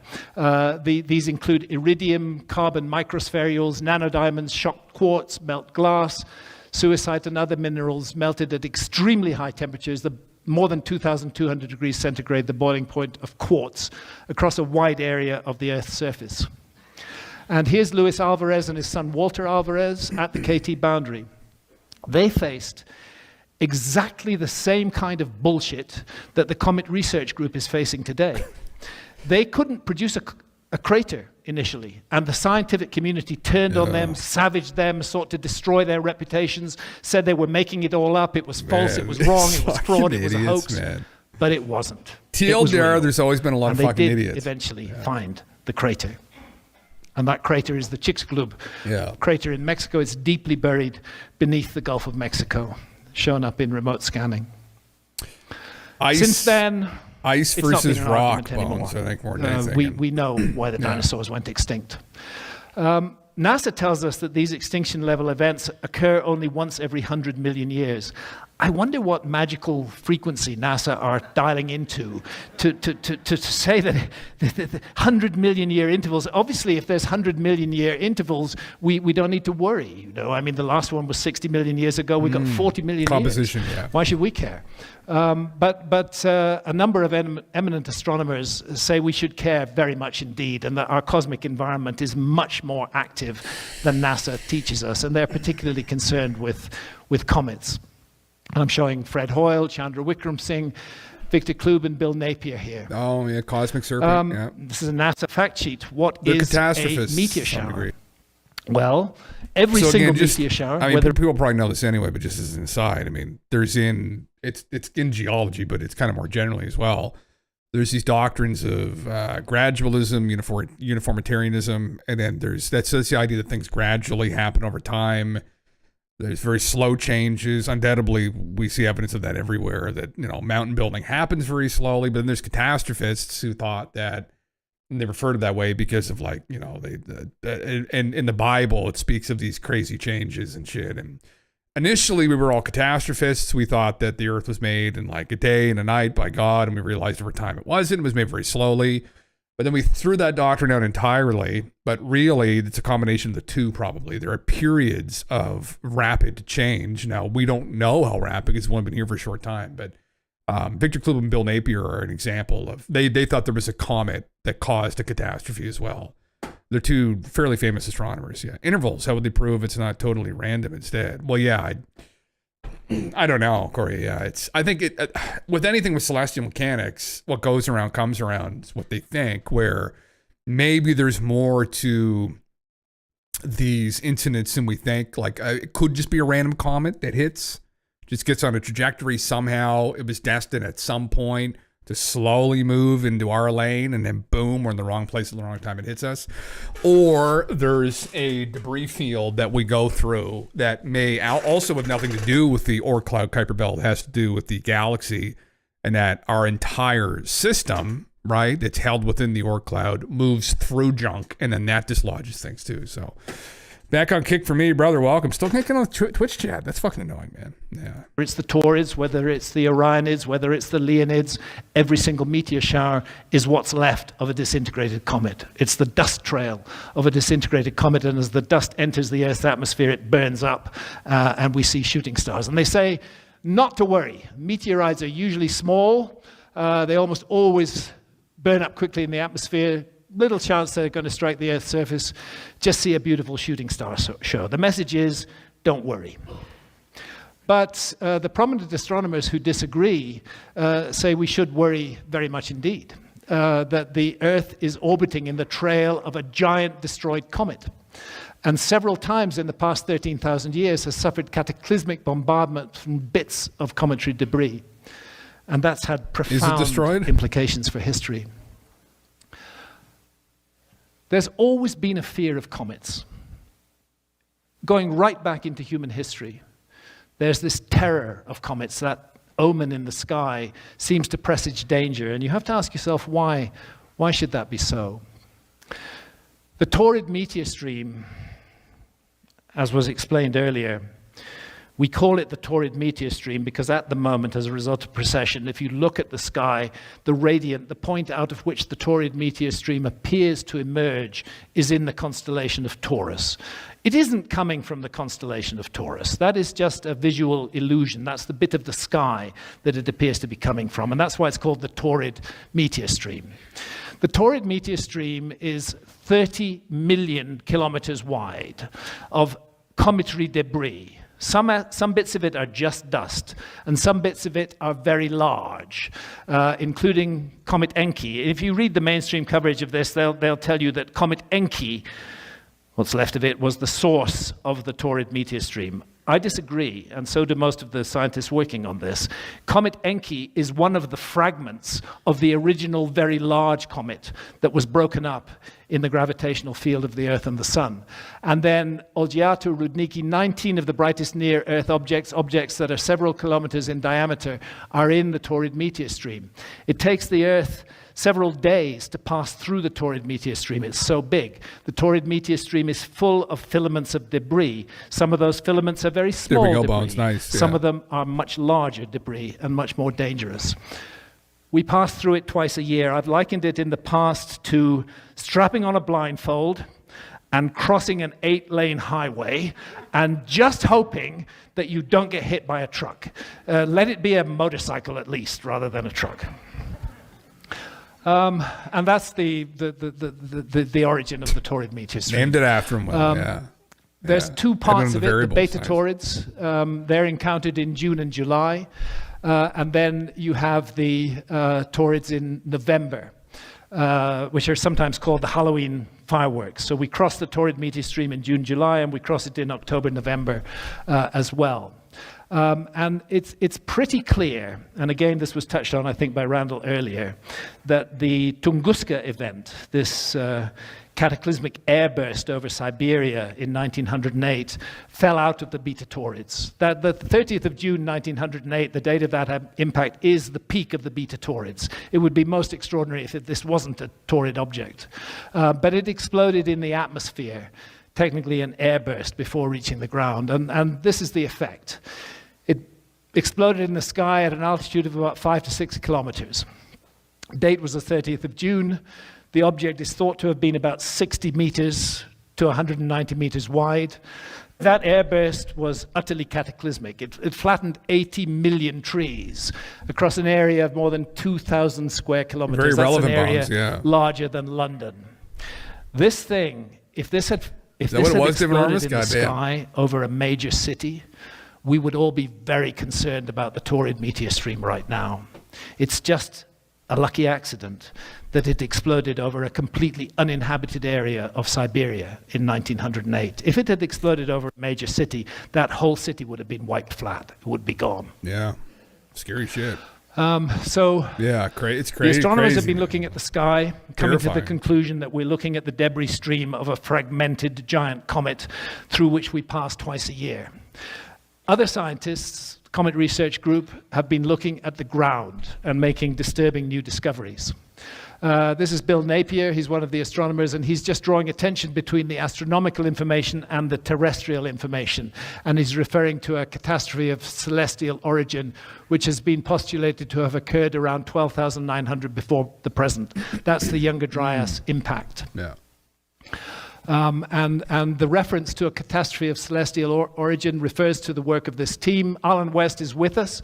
He'll be joining me on stage shortly. James Kennett, Richard Firestone, James Whittaker, Albert Goodyear, Christopher Moore, and 60 others, major scientists in their field, highly respected individuals who are convinced from the evidence that the Earth was hit not by a single object, but by multiple objects, a sort of shotgun scatter of objects, many of which blew up in the sky, some of which probably hit the North American ice cap. And they've presented compelling evidence for that. If you look at the world during the last ice age, you can see North America, particularly the northern part of North America, was covered in an ice cap 2 miles deep. So also Lennis, what's up on YouTube? Northern Europe. Sea level was 400 feet lower than it is today. Why? Because all that water was in those frozen ice caps. And that's a reference, Bones, to Sitchin's. That is the Book of Enki, I believe, if I recall correctly, which is a book where he details the journey of, I forget what his name was. It wasn't Enki. To Earth. Yeah, he flees Nibiru. And here's the graph of the last phase of the Ice Age. Thanks, the man. last glacial maximum generally put it around 20,000 years ago, approximately, when the last glaciation reached its maximum extent. Then after that, the world did begin to warm up, and it warmed up quite politely and crazy, quite man? gradually. Oh, God. And it must have been glorious for the people in the world, particularly in high latitudes, to see that warming effect. But then suddenly, around 12,800 years ago, global temperatures just rocketed down, and they went back to the same level that they were at the peak of the last ice age. And then you have 1,200 years of extremely cold weather. How much is that? This is the period when all the great megafauna go extinct. And then, around 11,600 years ago, the world suddenly warms up again. It's about 15 degrees in variance that happened in a fairly short amount of time. And then it went down again. Like, we probably know all the warnings. Remember the warnings some people made from Al Gore back in the early 2000s about 1 or 2 degrees. Imagine 15. Holy fuck. And then it goes up 15, then it plummets down again 15. Unfucking real, man. 10,000 years is a long time, but it's not that long, right? No, not in objective Earth history. So then you could extrapolate that graph out even further. And I don't know if there were any other it was quite cold for, I think, 20 or 30 or 40,000 years. But just to show how dynamic this all is and how much influence other factors have on the climate. Dramatically, very suddenly. And that period of 1,200 years, that's called the Younger Dryas. That's the name that's given to it after a particular kind of alpine flower that flourishes in cold conditions. So we're looking at a huge extinctions of the megafauna, both in North America and in South America and in Europe and in Siberia, all over the world. That this was a cataclysm of radical climate change, there's no doubt about that. Nobody disputes that. But the question is, what caused it? What caused the cataclysm? Why did the climate change so suddenly? Yeah. What happened?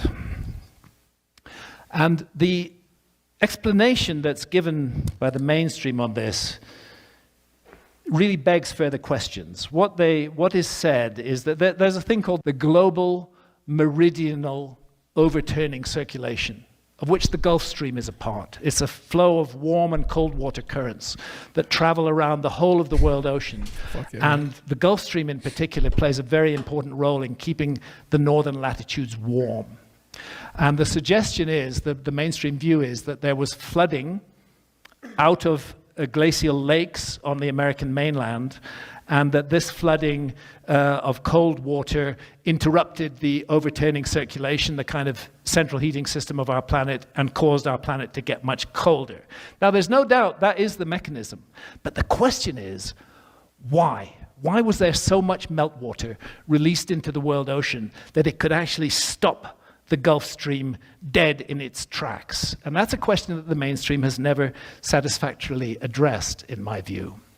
But what is clear is that at the beginning of the Younger Dryas, at the very moment when the world is suddenly getting cold, something really weird happens. Sea levels rise suddenly. There's a dramatic pulse of sea level rise. It's not an enormous rise. It's 2 to 4 meters within a few decades or less of YD onset. Why is this puzzling? Because we are entering a period of deep freeze. In a period of deep freeze, you'd expect the ice mass to grow and sea levels to fall. You wouldn't expect the ice mass to carve off huge amounts of water, dump it into the world ocean, and cause sea levels to rise. But that's what happened. That's fundamental. What triggered those meltwater discharges? And I think the answer is very clear. Those meltwater discharges were triggered by fragments of that disintegrating comet hitting the North American ice cap. And Randall is absolutely right. Hitting a 2-mile deep ice cap, they're not going to leave craters that are visible, but they are going to produce an enormous amount of water that's going to rush into the world ocean. And you can see from the diagram on the right, the spread of the evidence that we now have for what's called the Younger Dryas boundary, where these proxies of impacts are found in the soil all around the world, heading all the way from the far west of North America as far east as Syria. Basically, the Younger Dryas boundary contains exactly the same impact proxies that were identified in the case of the KT boundary. And we can look at it here. There's Murray Springs on the left. You can see the Younger Dryas boundary. It's about a hand's width in size. And again, all over the world, Gainey, Michigan, Lommel, Belgium, iridium, nanodiamonds, sedimentary layers in Murray Springs. It's just all over the world. I'm with Alan West here at Murray Springs, and he's showing me the black mat. This is referred to as the black mat. This is where the primary evidence for the Younger Dryas impact hypothesis is found, because that black mat is full of the proxies that could only be caused by airbursts or impacts from an extraterrestrial object. Man. And actually at Murray Springs, this is the excavation of Murray Springs. They're excavating a mammoth there. They gave her a name, Eloise. And that black mat was found draped over her body. That mammoth died in the Younger Dryas impact. I'm not going to try and read these papers to you. I just want to show you that the Comet Research Group is an extremely serious group of people who have faced unwarranted opposition from other scientists and who are bringing very important information to the field and are doing so in the right way. Well, they're publishing that information in peer review. you don't argue against it. You can't argue against that, though. There's no explanation for that. There's clearly a cataclysm. The question is what the fuck happened, right? And I mean, whether it was a comet or whatever, something facilitated some kind of massive firestorm and burning that happened. Whether it was a plasma discharge by the sun, which is Robert Schoch's theory he's supporting, or it's a comet, or a bunch of comets, or one giant comet in a bunch of comets. I don't know, whatever you want to go with, but Jesus. Journals.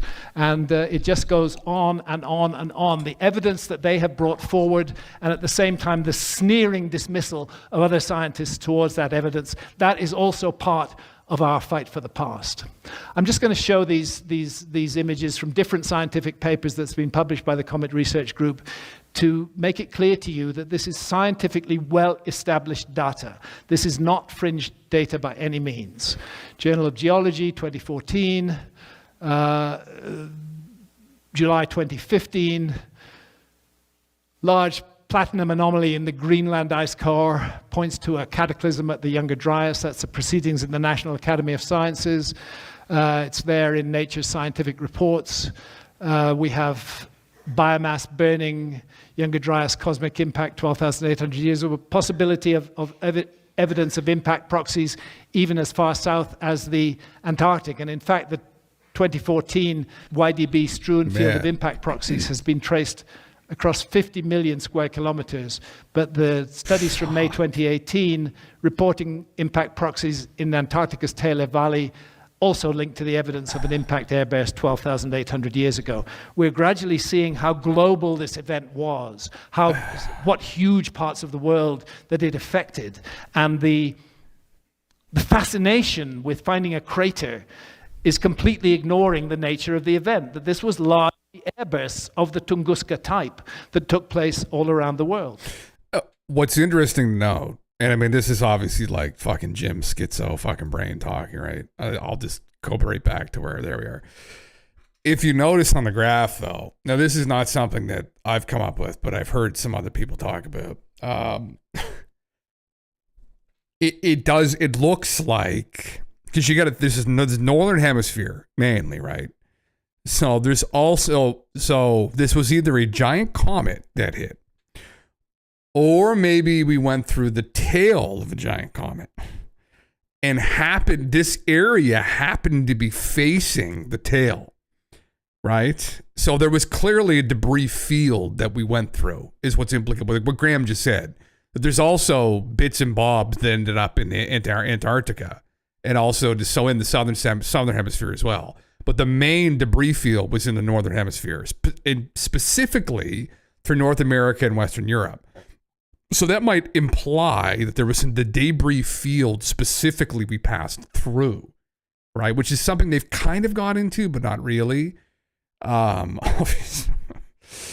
You're just going to go back to like literally like Planet X or something along those lines, because like the torrid meteor stream does not have a debris field that would constitute this kind of destruction. I mean, there'd be something else that'd be involved with this. But it's very interesting where northern hemisphere, whatever time of year it was too, right? I mean, the Earth's going to be shifted over, right? Whether it's in the spring or the fall or the summer or the winter, that area of the globe is literally going to be tilted towards whatever we could have gone through.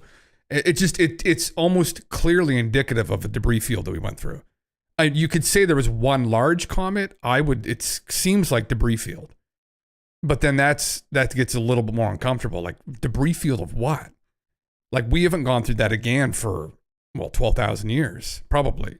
What the fuck did we go through, right? Like is completely ignoring the nature of the event, that this was largely airbursts of the Tunguska type that took place all around the world. Patagonia in Chile, Abu Huraira in Syria. This is a really fascinating site. It's so close to Göbekli Tepe. And the evidence for a massive airburst there around 12,800 years ago is absolutely compelling. Indeed, there's a map. You can see Abu Huraira and Göbekli Tepe just a couple of hundred miles further away from Abu Huraira. I think the event at Abu Huraira played a very important role in the Göbekli Tepe story. This is an artist's impression of the airburst that took place over Abu Huraira. And interestingly, I have, of course, a lot of opposition from skeptics, but this was Michael Shermer.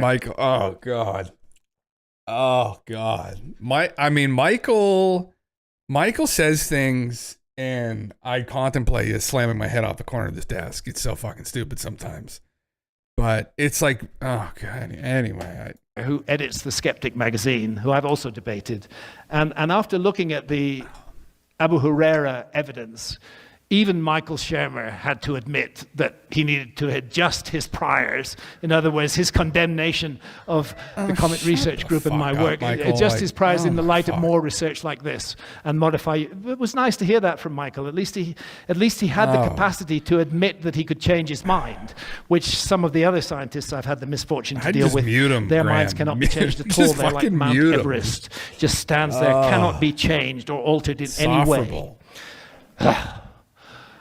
There we are. Sorry, I have a bit of a rant every now and then. So again, the Atacama Desert, we're seeing vast patches of glassy rock in Chilean desert, exploding comet. The evidence just goes on and on and on, and it keeps on going on.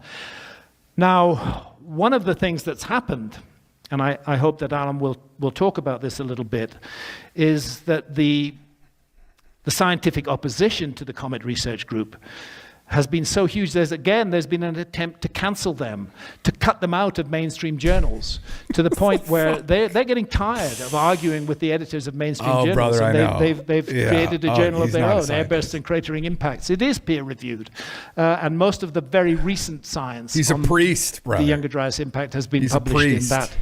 in that paper. Scientism. So I just want to show you that this keeps on going, that there is more and more evidence for it, and this is Crazy. a little sinister. This is just a screenshot from a YouTube channel.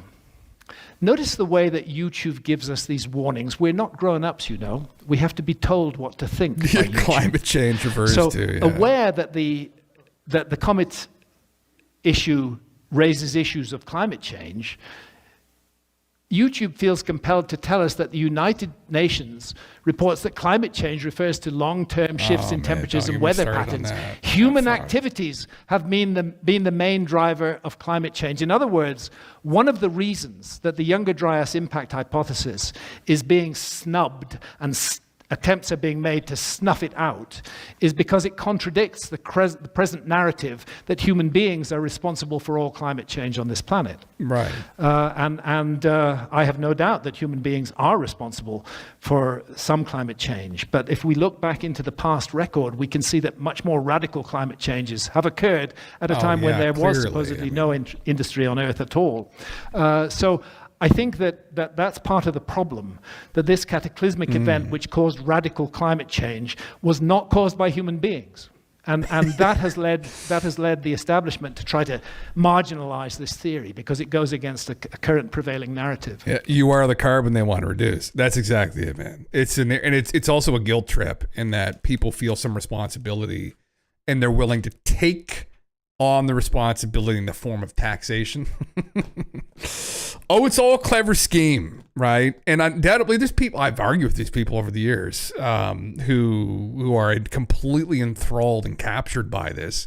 And I mean, at the end of the day, yeah, one person can only know so much. They depend upon their peers to, do the necessary research that needs to be done. Unfortunately, a lot of it, there's a level of it that's captured, right? And that's the problem where undoubtedly we're having an effect on our environment. We fucking polluted the shit out of our environment and destroyed forests and whatnot. But the change in the climate is something very different, I think, that we've seen. Yeah, we breathe CO2, and by the logic of the CO2 narrative, why would we not put a tax on that emission? We breathe out, yeah. Oh, well, that's what they're trying to do, though, Edge. They've already been trying to do that. You didn't hear about that recently, like with the cows and whatnot. Like in the Netherlands, they were trying to remove the nitrogen of the fertilizer, too, right? Was another thing they're trying to do for that very reason, right? Yeah. Oh, it's just fucking crazy, man. Egypt was a lush forest, and they built too many fires, and now it's a desert. That's the story, at least, Death. Yeah. I love to watch a crash it when mentioning that the Sahara was once underwater before aerosols. Oh, yes. Oh, was that it? Yeah. Is that a thing? What was it? The crash it when mentioning that the Sahara was once underwater? Ivana? Yeah. Climate crazy saying the world is a static environment until humans interfere. Yeah. Again, it's like we've created lots of problems, but yeah, it's not understood. There's a narrative that is put out there that's been reinforced and that we're the sole issue, and we're not. We're a part of a problem, but that we're not the issue potentially with what's driving the current change. I mean, to think that we, ants on the surface of this planet, literally would have more of an effect on the sun is just completely asinine. Okay. What? Oh, sorry. I see what you're meaning now. Yes, the Sahara was once. Yes, okay. Before aerosols. Yes. I see what you mean. Yeah. Well, the Sahara, was lush. The whole area was lush. Yeah. And then magically just wasn't at some point, which is very weird, right? And no one's really explained that. When I had a house, I paid water tax on the rain that fell on my property. That's what it's all about, bro. It's all about control. Keep the common people down. I'm just looking at, I don't want to read all of this out, but it's a fair summary of the evidence and counter arguments against the Younger Dryas impact hypothesis. And then, of course, the gang of scientists who hate the Younger Dryas impact hypothesis, particularly including individuals like Nicholas Pinter, Andrew Scott, Vance Holliday, Mark Boslow. So it's interesting. In Well, I mean, that's 2011, they published a requiem for the Younger Dryas impact hypothesis. Fair They're enough. washing I mean, their they can hands argue that we've against it. completely destroyed the Younger Dryas impact hypothesis. It will never raise its head again. Here's its requiem. So weirdly, the same group of authors in 2023 are publishing another requiem for the Younger Dryas impact hypothesis. Like their first one wasn't good enough. They call it a comprehensive refutation of the Younger Dryas impact hypothesis. It's a rubbish paper from beginning to end. It's full of hatred and jealousy and envy that the guys writing these papers didn't make that discovery themselves. Well, is that him there? Yeah. I mean, there's a refutation, but then what's your explanation? Right? I mean, that's usually what's lacking in of a lot of these refutations of it. It's no one has an explanation for it. They're trying to argue that this is potentially what happened or what looks like happened. I mean, there's the alternate theory is a giant solar storm, the likes of which we have never even seen in Hollywood. Like an unimaginable solar storm. So something did happen. The question is, what did happen? And you can pick apart and straw man their argument all you want, but at the end of the day, I mean, what are you putting forward in its place? I mean, if it's nothing, then it's this peer review. I guess, yeah, I don't know. I have not read through that particular paper. I know of people refuting it, and typically their arguments against it. But anyway, it's usually fairly weak anyway. You know, this kick chat show up on screen like we can see the Twitch chat. No, I know, man. I know. I'll try and figure out some way to. I forgot to do that. Maybe tomorrow when I'm off, I'll try and get them thrown together. Yeah. As I said, we've a few professors in Germany which not attacking climate change is basic explanation, but the models were calculating it like being right in the past. Last 40 years isn't any evidence that these models can't predict a mean Earth temp around 2100. They do it with convising data, but getting talked down by the scientific mainstream. Okay, interesting. Yeah. You got to let it run into the ground so Nestle can pump it out and sell it. Oh, Jesus Christ. Yeah, fuck it. But the papers have been well responded to. Martin Sweatman from the University of Edinburgh has done excellent work rebutting the so-called comprehensive deduction of the Younger Dryas impact hypothesis. Lawrence Powell, very important work, premature rejection in science, the case of the Younger Dryas impact hypothesis. This is a problem we have. I see it very much in archaeology because that's my primary focus at the moment, but I suspect it's right across the scientific world. The tendency to prematurely reject new ideas. The tendency to say, dogmatism. Oh, here's a new idea. Let's look for everything we can find in it that's bad, and let's exaggerate that, and let's try and get rid of it. Wouldn't it be better when a new idea comes up if people said, let's look for what's good in it? Let's look for what we can see in this that might be useful, that might be helpful to understand our predicament of human beings. This destructive criticism within science, it has its place. Well, it's within everybody, Graham. It's people constantly strawman other people's positions all the time, right? Because it's convenient for themselves. They then will go the further step and then create propaganda about them, which is what we see all the time on these platforms by other content creators and tons of people. And instead of trying to steel man someone's position, and trying to, if they feel like they're off base, try and get them to where they think they're going, right? Like in good faith, try and strengthen their argument to the best of its ability and then deal with it, right? Then throw your side of it at it, right? No one does that because at the end of the day, a lot of times it's arguments in bad faith against these kinds of things. And there's ulterior motives. It's all down to ego. It's extremely frustrating and childish, but yeah, can do it. I saw other streamers having YouTube, Kick, Twitch chat on stream combined. Yes, I think Digi figured it out, Corey. I'll have to do it tomorrow. I'll have to put it all together on there. Yeah, but it allows very negative human emotions, particularly jealousy and envy, to come across and prematurely reject important scientific developments. So Lawrence Powell's paper is very important on this, and he's carried on subsequently. So despite the hostility they're facing, the Comet Research Group are constantly coming up with new evidence which supports and reinforces their theory. It's like with all paradigm shifts. A paradigm never changes overnight. It has to be overwhelmed by new evidence, and not just a little new evidence, but lots and lots and lots of new evidence. And that is what is happening right now with the work of the Comet Research Group. So I don't think that the I don't think there's a big problem in understanding why those ocean currents were interrupted 12,800 years ago. It was the Younger Dryas impact.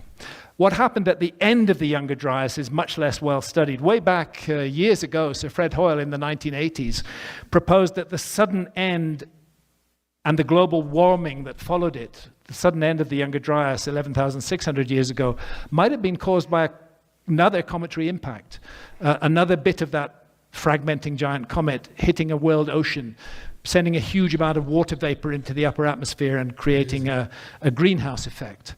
And then, of course, Robert Schoch has done excellent work on the possibility that solar activity was involved. I think it's hard to make the case for solar activity at the beginning of the Younger Dryas, but there's a very good case to be made for solar activity causing that sudden warming at the end of the Younger Dryas. I don't see why the Younger Dryas impact hypothesis and solar fluctuations shouldn't coexist side by side. The impact hypothesis primarily focuses on the beginning of the Younger Dryas, not on the end of the Younger Dryas. So I think we need to remain open to all of these possibilities while keeping fixed in our mind the realization that the Younger Dryas was a truly cataclysmic global event. Yeah, something fucked happened. Yeah, man. Yeah, ego of these academics gets in the way, and the pressure politicians and activists corrupts the entire truth-finding process. It does. So many interests trying to get a say I made a problem. At the end of the day, I mean, they need to be more fixated on the objective truths and whatever those are, right? And that we may, in their current theories, may not align with that. And they have to have the courage and humility to be able to look at their own contributions and say, maybe this isn't quite lining up with what's objectively true, considering more recent observations by other scientists or experts.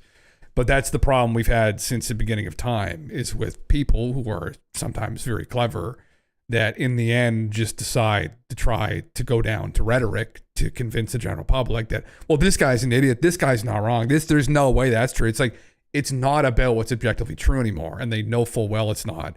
It's about defending their position, right, on top of the heap. Like, they want to stay on top. They want to stay on top of whatever the department they're in. They desperately don't want their contribution to be thrown in the gutter because sometimes that's what happens. We realize that everything they worked on may not have technically been correct, and that's a devastating thing, obviously, but they lack the courage to be in humility to recognize that maybe they were off base. Right. And then that's what you deal with in these disciplines. It's extremely frustrating. Yeah. It's academics. Where's the funding? Yeah. Politicians. Where's the revenue? Yeah. Fuck, brother. Yeah. Yeah. It's interesting that the Younger Dryas did end abruptly 11,600 years ago. And as Randall said this morning, that coincides with a massive pulse of meltwater pulse 1b. And interestingly, boy Plato, the date of meltwater pulse 1b, 11,600 years ago, 9,600 BC, is exactly the date that Plato gives us in his Timaeus and Critias for the submergence of the lost continent just a coincidence. Of Atlantis. And I will return to that in my closing talk tomorrow. Now I'd like to invite Alan on stage, Alan West. He has that posted as well, I ladies and believe. Yeah. He just posted this. I'd like to introduce yesterday. Dr. Alan West from the Comet Research Group. Yes.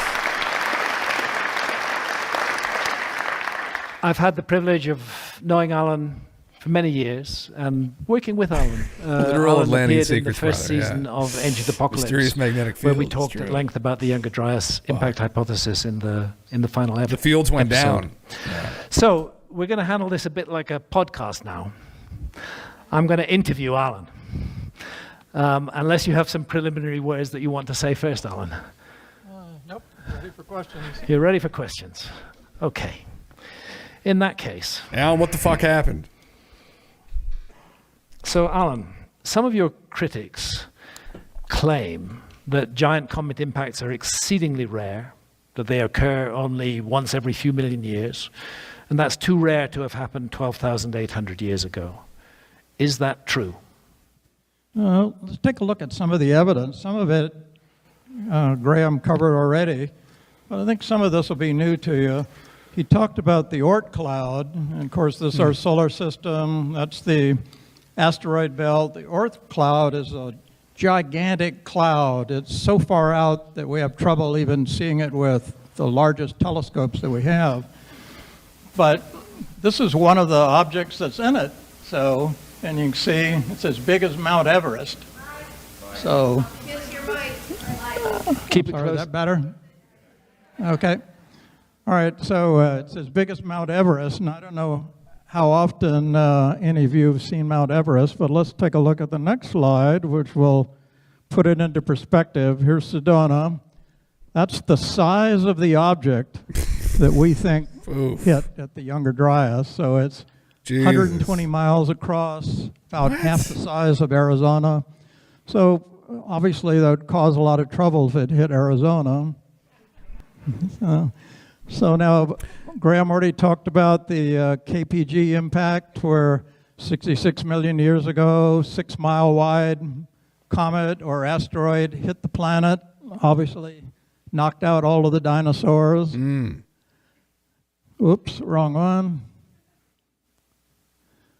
And that's the size of the crater compared to the state of Arizona. So you can see the crater, which is off Yucatan, was larger than the entire state of Arizona. So it kicked up so much dust and debris that it basically caused what's called an impact winter, meaning that not only was there no sunlight hitting the ground for a long period of time, but it was just bitterly cold. So we think something like that happened with the Younger Dryas too. Now, 790,000 years ago, not very long ago, this was the Australasian impact event. So another comet or asteroid broken up like that, hit in Southeast Asia. Chunks of molten glass were thrown across 10% of the planet.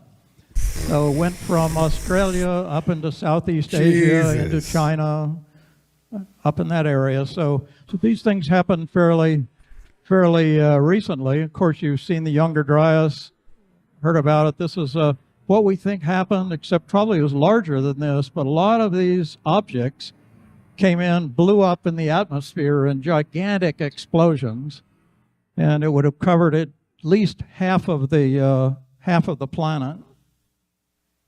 So these things, while the big ones are fairly rare, the smaller ones are not so rare, and we'll get into that in just a minute here too. Yeah. So, Man. As you say, I mean, the critics point out that these were all tens of thousands of Submit years your ago. resume next time, Corey. And they say that you guys, the Comet Research Group, are making them seem more dangerous than they are. Is that true? Well, let's look at the danger, and here's one of the figures. Every year, between 30 and 60 asteroids pass between us and the moon, and many of them are within the orbits of our satellites, the communication satellites. Your cell phones depend on it, your bank accounts depend on it, and these big objects are passing through. Now, they're not particularly huge, but they're dangerous. So, as Graham brought up, the skeptics asked, well, why worry? You know, they didn't hit us. And the analogy I use is it's a little like your neighbor comes over and says to you with a worried look on his face, somebody shot bullet holes through my window last night. And I say, why worry? It wasn't my window. So, Yeah. so it's actually a near miss. If it could take out satellites, it could just as easily hit us. And when it does, here's the kind of things that can happen. I guess the question is, what can we do about it? One was in It's the 1908 only in issue. Tunguska, Siberia. It's an animation of what happened. This was a very small object, maybe 40, 50 feet across, knocked down 80 million trees. This is an actual photo. They're all spread out all across the Siberian tundra. 2,100 This is square what kilometers. would happen if it happened over New York City. It's bigger than New York City. And this is an animation of what would happen if you were on the ground in New York City. So they say, Jesus why worry? fucking Christ, Well, bud. this is the reason that you should worry. Jesus Christ. Yeah. So this is Shoemaker-Levy, 1994, whacked into Jupiter. Now you think that looks awfully small, right? Small dots in there. But let's put Earth by one of the blemishes that it put on Jupiter. That blemish is several times larger than the Earth, and Shoemaker, the scientist who discovered it, said if that thing had hit the Earth, we'd have had 3 to 4 months of total darkness. just like the darkest night. No sunlight, no photosynthesis, plants not growing, bitterly cold. That happened in our lifetime. So we know that they hit planets. So the skeptics say, why worry? There's the reason to worry. Yeah, absolutely. Now, this is even more of a worry. Well, This is the 2013 airburst of Chelyabinsk in Russia. These are actual videos of what happened. Blew the door off the garage, blew in the window, knocked the people over, blew in another window, knocked the people over. So that was a small one. That was maybe 30, 40 feet across, so not much to speak of, but dangerous, not going to cause the extinction of the human race. Can you imagine the sound of the dinosaur one? Or Sedona or any other city around here. Man. The only pushback you would have really would be what would we do about it? And the answer to that would be fuck all. I think we'd send up, like in the Bruce Willis movies or in Deep Impact is the other one, I think, right? I think we're going to send weapons up to deal with those things. I don't know if it would fucking even do anything, right? Especially if they're big enough, you wouldn't do fuck all. You'd be screwed. I mean, the only thing they could do is if they were anticipating something like this in the future, is the government would build the deep underground military bases. A lot of them. It seems like they've done that, actually. Kind of weird, isn't it? Actually, it's kind of weird that they've done that, though, right? What does that mean? So now here's another one that's been extremely controversial. This is 3,600 years ago. There's destruction of the biblical city Sodom. Yes. Now, obviously, our critics jumped on that right away. Well, how do you know it was Sodom? Well, in all honesty, we don't. We did look for, we thought, okay, let's quiet the critics here. We'll look for street signs. So we tried to see if there was something like Sodom Way and, Gomorrah Boulevard, that kind of thing. Couldn't find anything, but... Well, before he changes the slide, right? So there is another connection to that, which I don't know if he's really aware of because it's a bit more schizo, but I brought that up myself, where there's redatings of the Exodus that potentially places it around 3,600 years ago. And there's an alternate interpretation of the Exodus that has a large comet appearing during it. And so that would line up technically, although that is debated if that was Sodom and Gomorrah, but that this would all come together and that there was another smaller version of this that happened just 3,600 years ago. And of course, if you want to go do your Guy TV special, you just connect that to Sitchin's orbit of Nibiru, which he claims was 3,600 years. But that's obviously not what we're going to do. But maybe a network of deep space satellites and AI to track everything and a missile launcher to shoot them out of the way. Well, this is what you have to factor in, right, guys? You'd have to say, if you were the world governments and you knew something like this was going to happen, you'd say, well, we could spend all that money in trying to deflect it, right? Knowing full well that it may just blow it into smaller pieces, which will create more damage. Or we could take that money and that effort and we could just build more bases to protect ourselves, right? So but what have they done? 2 times hotter than the sun. Right? And this was a small one. We think it's maybe 55 feet across. So let's take a look at next thing. This is a computer animation that we did. It's called hydrocode modeling. So in the computer, extremely sophisticated bit of software. It took me 2 months to learn how to use this software to do it. It was that difficult. So, and you can see here the asteroid that we model is 55 meters wide, so about 180 feet. The energy was more than most atomic bombs. And those are models of the city buildings, so watch what happens to them. The thing blows up, and there go the buildings. And so this is what the model said happens. So then when we looked on the ground, we found evidence to support that. So this is an artist's rendition of what the roof might have looked like. They had clay roofs, many layers of clay built around logs to hold them up. So look what we found here.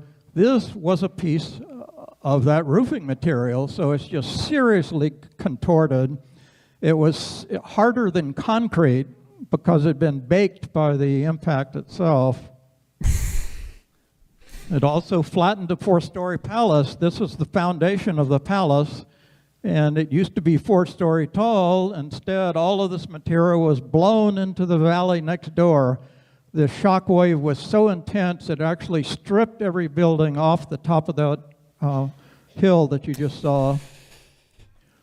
So now this is top view of the city. About 20,000 people live there. Well, guess what our critics did with this? We published a paper. It was in the world's largest journal. You can see there 600,000 people in 200 countries downloaded this paper, which just shows you that if you write papers that talk about giant rocks from space blowing up cities, people pay attention, got their attention. So our critics, however, took them 4 years to do it, but it was a relentless campaign of trashing our work, calling it fraud, claiming that we manufactured the evidence, that it wasn't real. And so the editors finally got sick of hearing from them, and they retracted the paper.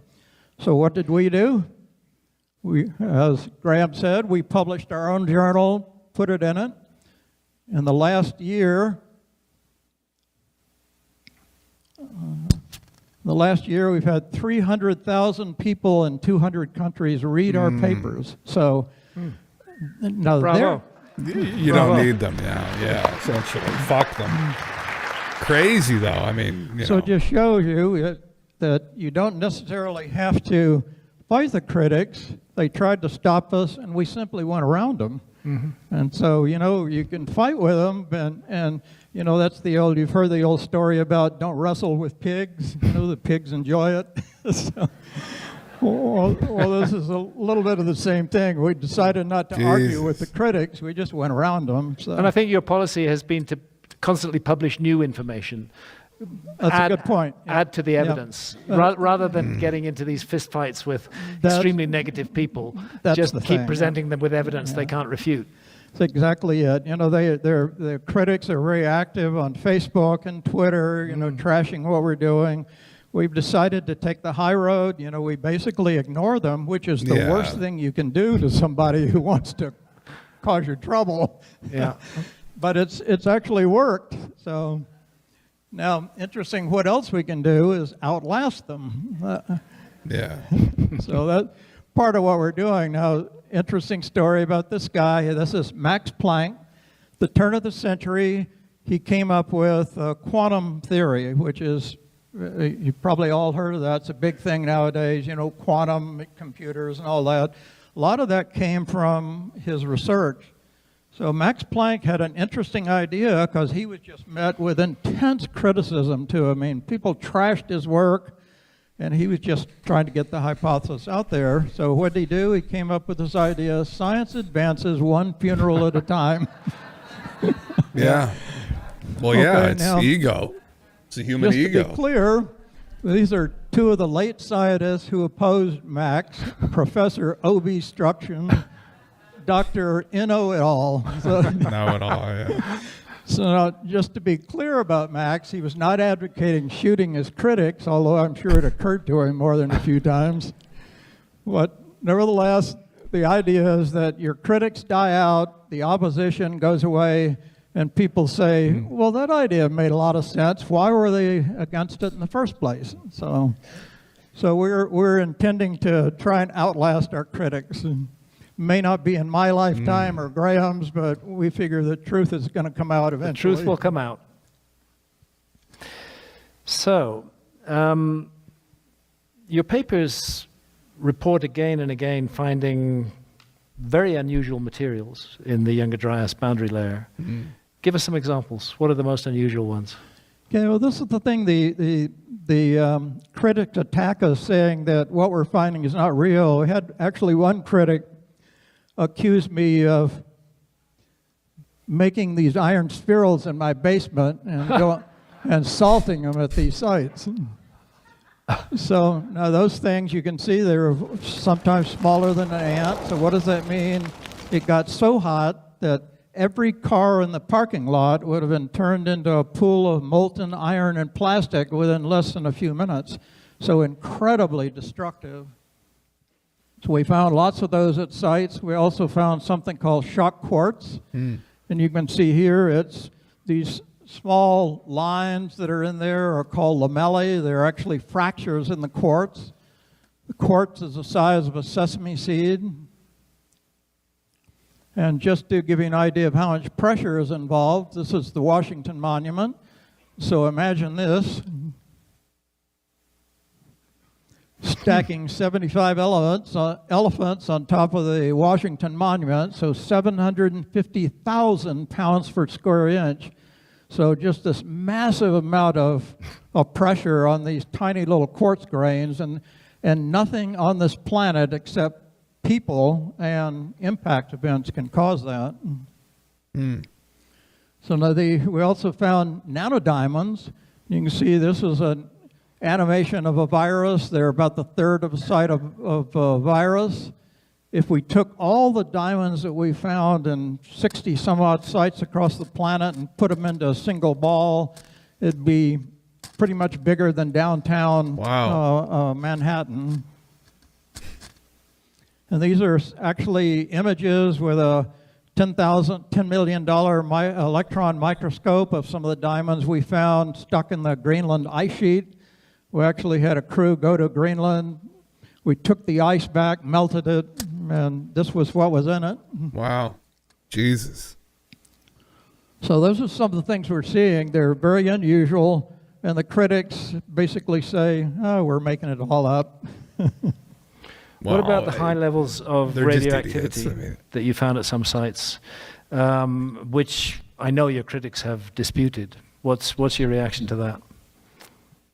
Okay, let's take a look at some of the evidence here. So you saw this in Graham's presentation. That's the famous black mat at Murray Springs, just not very far from Fort Huachuca. Yeah, This they're was one worth of the first sites yeah. that I visited. I've read one of them. And most of our evidence is not only here, but in 50 to 60 sites across the country. Well, interestingly enough, that it was radioactive. I mean, not radioactive in the sense that it would kill you, but it was much higher than it should have been. So we published a paper very early on about this, and along with this is a mammoth leg bone from New Mexico, the same thing. The yellow staining is a uranium ore called carnotite. So this went viral on the internet. Wait, what? People were saying, oh my gosh, nuclear war 12,800 years ago. So we tried to talk them out of it. I mean, there was no evidence of nuclear war, but we're not sure what they had in mind, but we figured this might be something. Oh, there you go. So I suppose they thought the Clovis Native Americans had nukes. Now, if they did, that would give a whole new twist to the mammoth extinction. They simply nuked them. What's his explanation for it, though? Okay. I've So never some seen that. scientists, Alan, they question your evidence. They say it's just That's weird. Isn't that fucking regular weird? terrestrial material. That you've misidentified it, or it's just a coincidence that you find it in the Younger Dryas boundary layer. What's your answer to that? No, it was a mammoth bone covered in a layer of uranium. It was a deposit, uranium deposit off of the mammoth bones. Would that be a byproduct of an impact? Is that what they're getting to, maybe? But bring a gun, right? Yeah, fucking bring a little boy with you from Fallout. Is that how they cooked the mammoths down and then they ate it all and then they all died? Yeah. God damn. I haven't read that one, man, but it's probably anything by Richard Dolan's pretty good too. The Mothman Prophecies, is that? I think it's one of John Keel's books, right? Okay, so let's look at Murray Springs again with this coincidence idea. So let's imagine that we could strip back the land and show what it looked like 12,800 years ago. Look something like this. Probably not a whole lot different than today.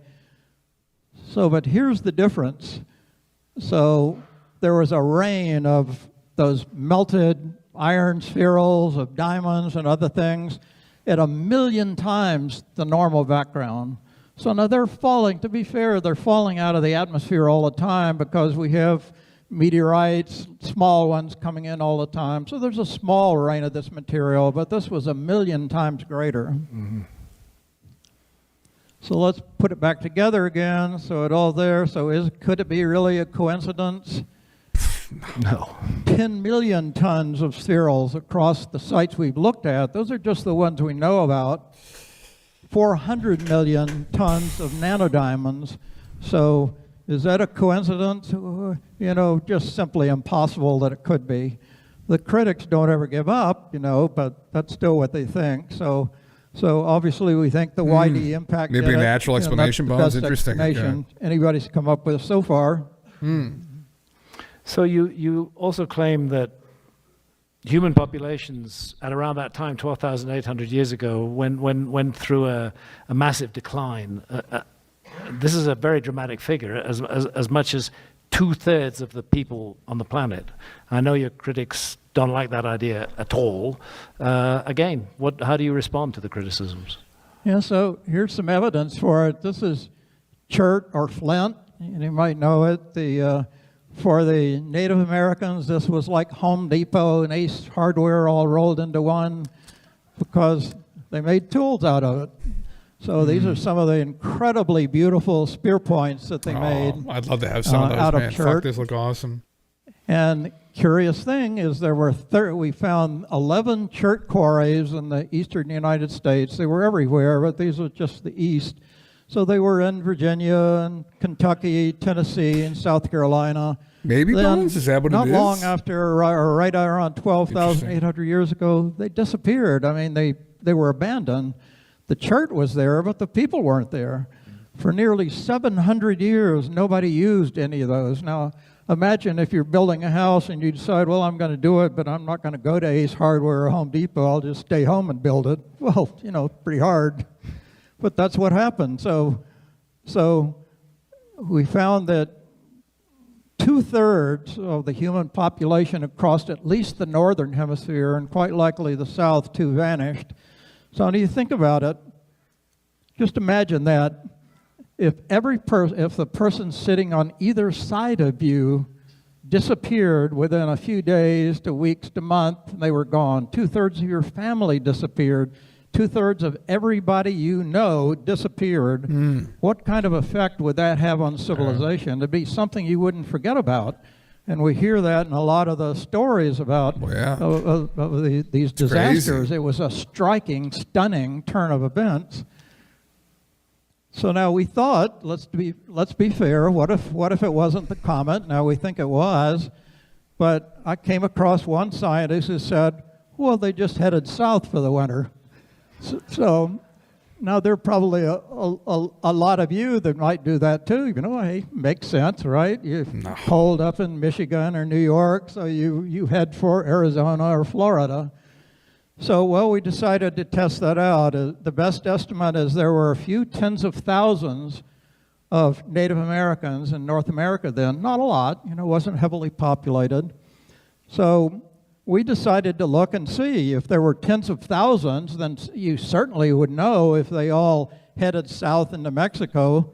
You'd be pretty sure that there'd be some evidence of it, right? Well, we did. We looked and we found evidence for 3 people, tens of thousands, and here they are.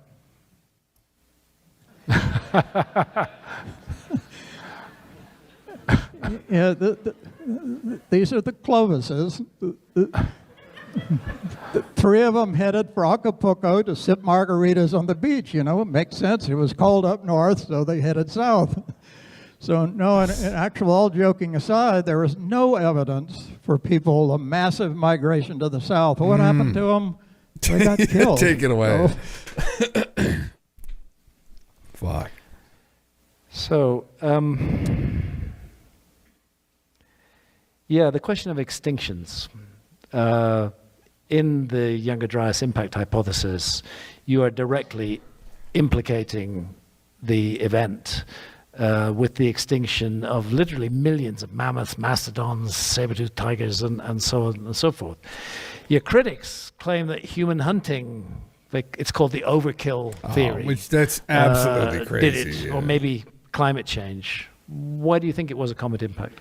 Well, let's take a look at the different possibilities. So first, here's what happened. There were There's no tens way of we did millions of mammoths, mastodons.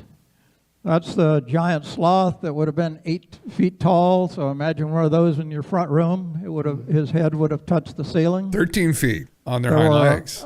native horses in North America, not the ones we have today, which were brought by the Spaniards.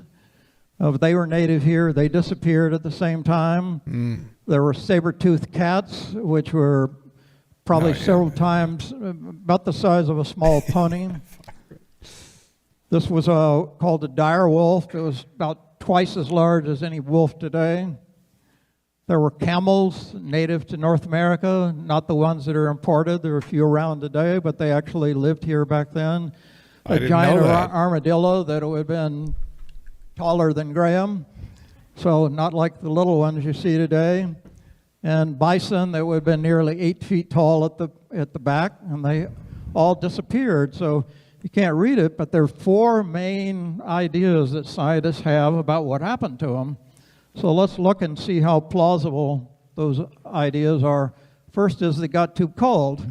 So this is what's called the over-chilled hypothesis. But it really doesn't make any sense because these mammoths had been around for millions of years. They'd been through several severe ice ages. They were as colder than the Younger Dryas. So why would they have suddenly dropped dead with this last one? And so that doesn't make any sense. Another one they got was called the mammoth flu. So the idea is that they were susceptible to some kind of pandemic. So, well, you know, that seems reasonable. Animals get pandemics all the time, but does it make sense that a pandemic would have killed mammoths, mastodons, giant sloths, horses, camels, vultures, direwolves, giant armadillos all at the same time? No, just not likely. So Grandpa's that's an AI called the brother. over-ill hypothesis. The next one is they got skewered. They got So killed, this yeah. is what Graham was talking about, overkill. You know, the Native Americans killed them off. Well, you know, we know they were hunting them. In fact, they were quite lethal hunters. These are some of their points there, and they used what was called, they had replaceable shafts for their spear points. You can see one over here. There's the spear point coming down, Yeah, exactly. and Darmo, with the yeah. tip on it. And so here's what they would do, is they would just replace it like that. So they'd stab the mammoth, replace it, hit them again. So, I mean, that's pretty lethal. But here's the problem with the overkill hypothesis. They would, every man, woman, and child in every tribe, every one of the 10 to 20,000 people in North America would have had to have killed a dozen mammoths a day No, yeah. to no. cause their extinction. Just stupidity. yeah. So what about all the other animals? I mean, were they eating Does that mean, armadillos? Were they eating wolves? Fuck. No. So by No. itself, that doesn't make any sense either. So No, of it was a course, cataclysm. then we think they got fried by the comet. So, and that's called over-grilled.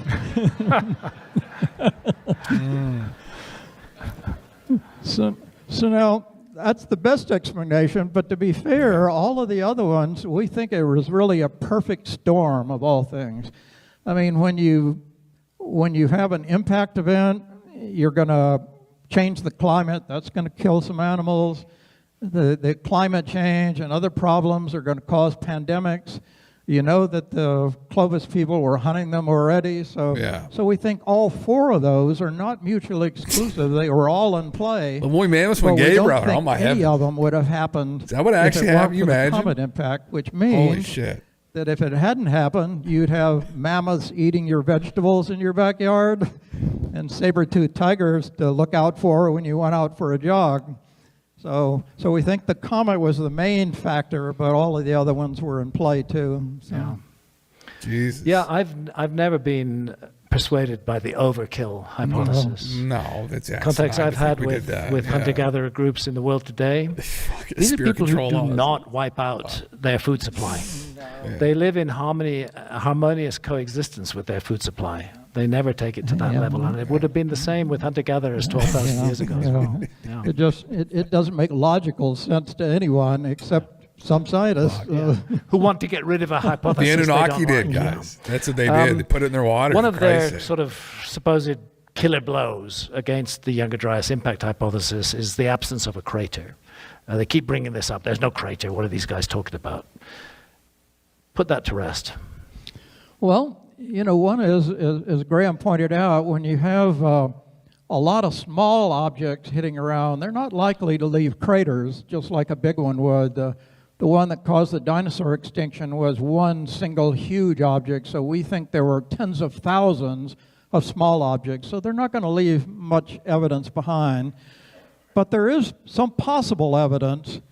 This is what the ice sheet looked like about 13,000 years ago. You can see almost all of Canada was covered. It went into the Great Lakes region, covered all of the Great Lakes, parts of Michigan.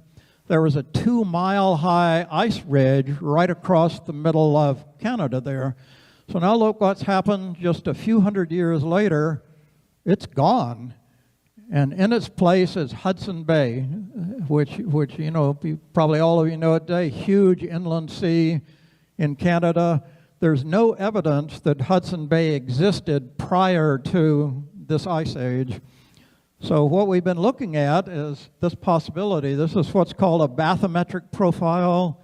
They used sonar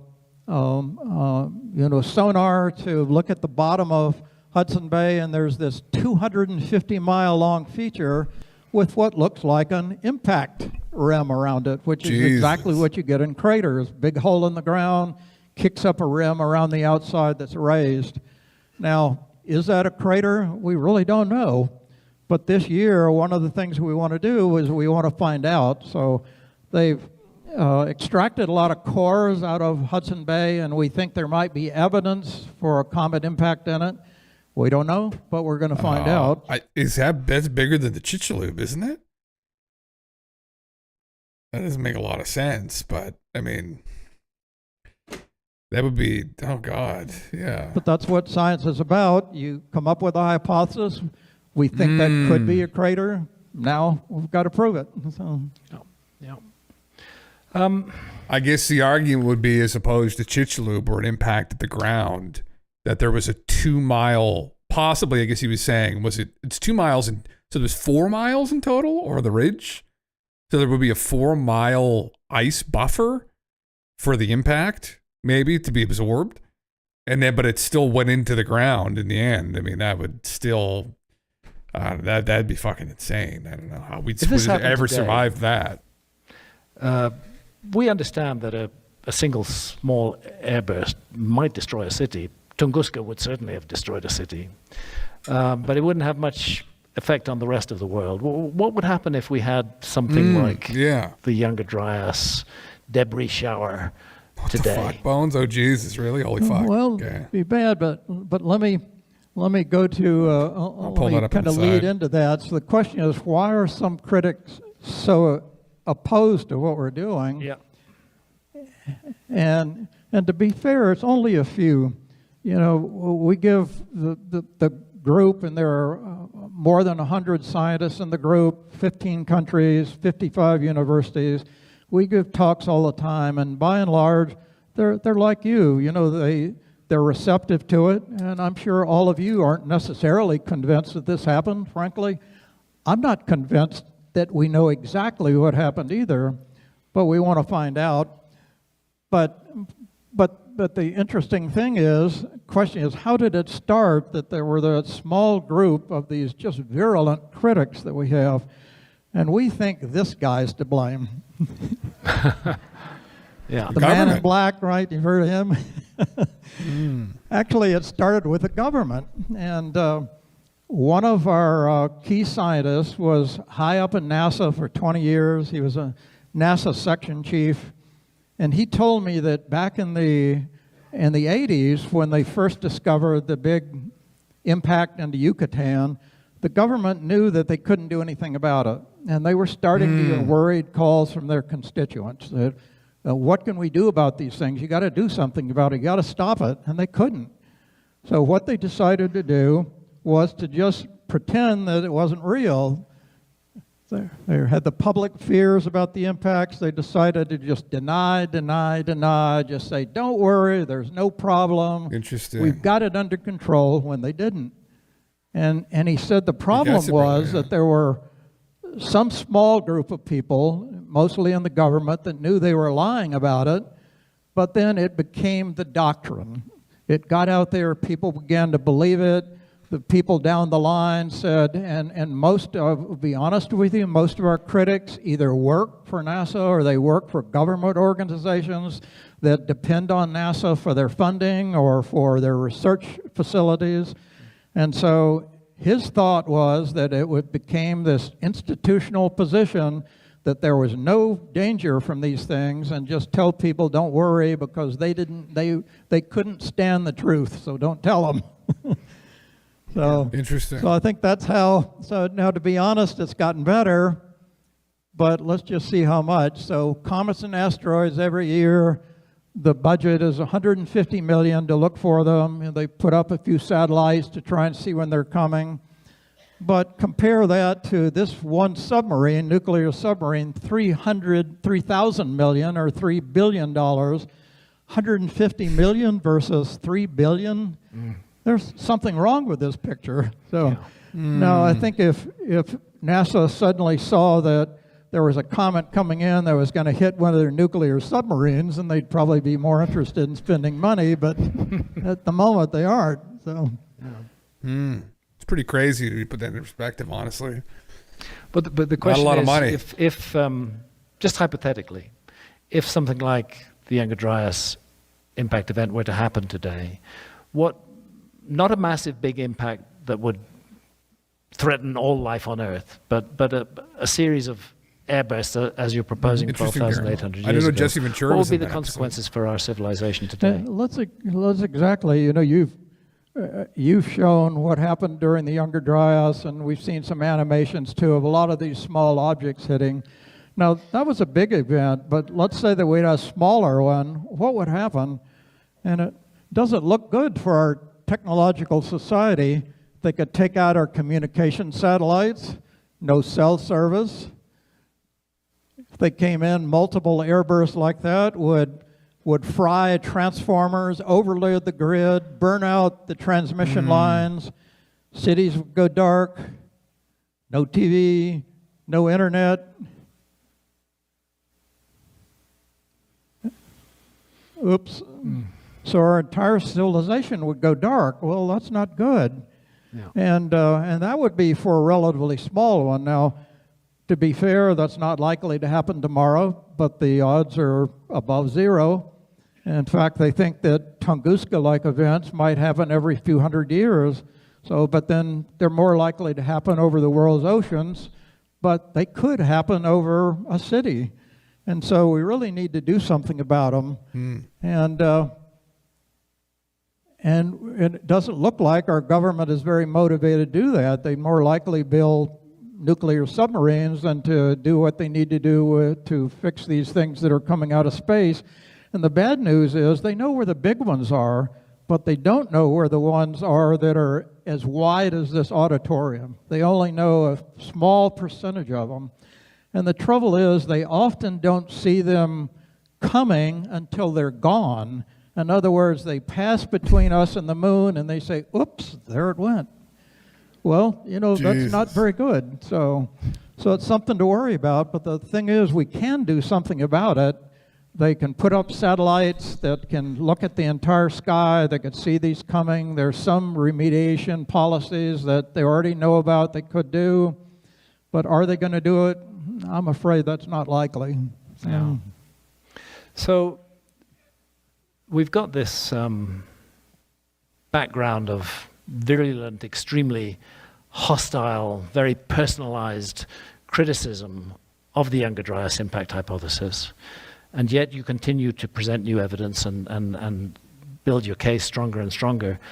How long do you think it'll be before the YDIH actually is widely accepted? Yeah, I wish I knew, but You know, it might not be in my lifetime, might be the next generation. Generally, paradigm shifting ideas can take 30, 40, 50 years to finally rely on it make it so into much, the Corey. mainstream. Yeah. The old idea of science it. advances one funeral at a time. So our critics have to die off before it does. But you know, we're really making progress. And in the last 5 years, our papers have been read by 1.5 million people in 204 countries. Wow. Our critics, they've been read by a few thousand people, mostly in the United States, mostly their friends. So when you look at that, we're making progress, but it's slow. But I will say that one of the major reasons we've been able to do that is because of donations from people. Thousands of people have donated to help us do this.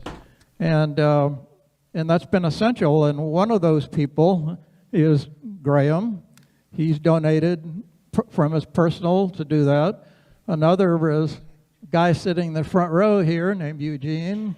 He came to, he heard Graham talk sometime, and these two are part of our angel donors, we call them, because we can't get money from the government.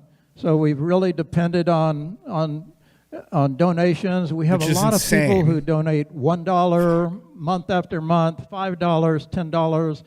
They're just as valuable to us as the big donors because they all add up when you get thousands of them. So all together, So yeah, let's give a hand for Graham and for Eugene here. And quite likely some of you might be donors too. You know, we've been doing this for a few years, and we take good care of your money if you do donate. We don't take any salaries ourselves. Every single bit goes to pay for these expensive microscopes. The electron microscope, some of the images that you saw were taken with equipment that costs us nearly $300 an hour to rent. So we have to pay for that out of donations. Crazy. So we're getting it done. It's slow but steady, but as Graham will attest, when he started with this, almost nobody knew about the Younger Dryas hypothesis. That's changed now because of his books, because of his talks, just like this one. Thousands and thousands of people across the planet know about it who did not know about it before. Now, and we've always thought that this would have to be kind of a groundswell movement, that people pressure governments to do things. Government generally don't do them unless they're pressured to do it. Unless they want to pay their billion-dollar donors and for their, pay them back. But at any rate, so we're making progress. Definitely. It's good to hear. I think it's pretty much the end of it there now, honestly. Yeah,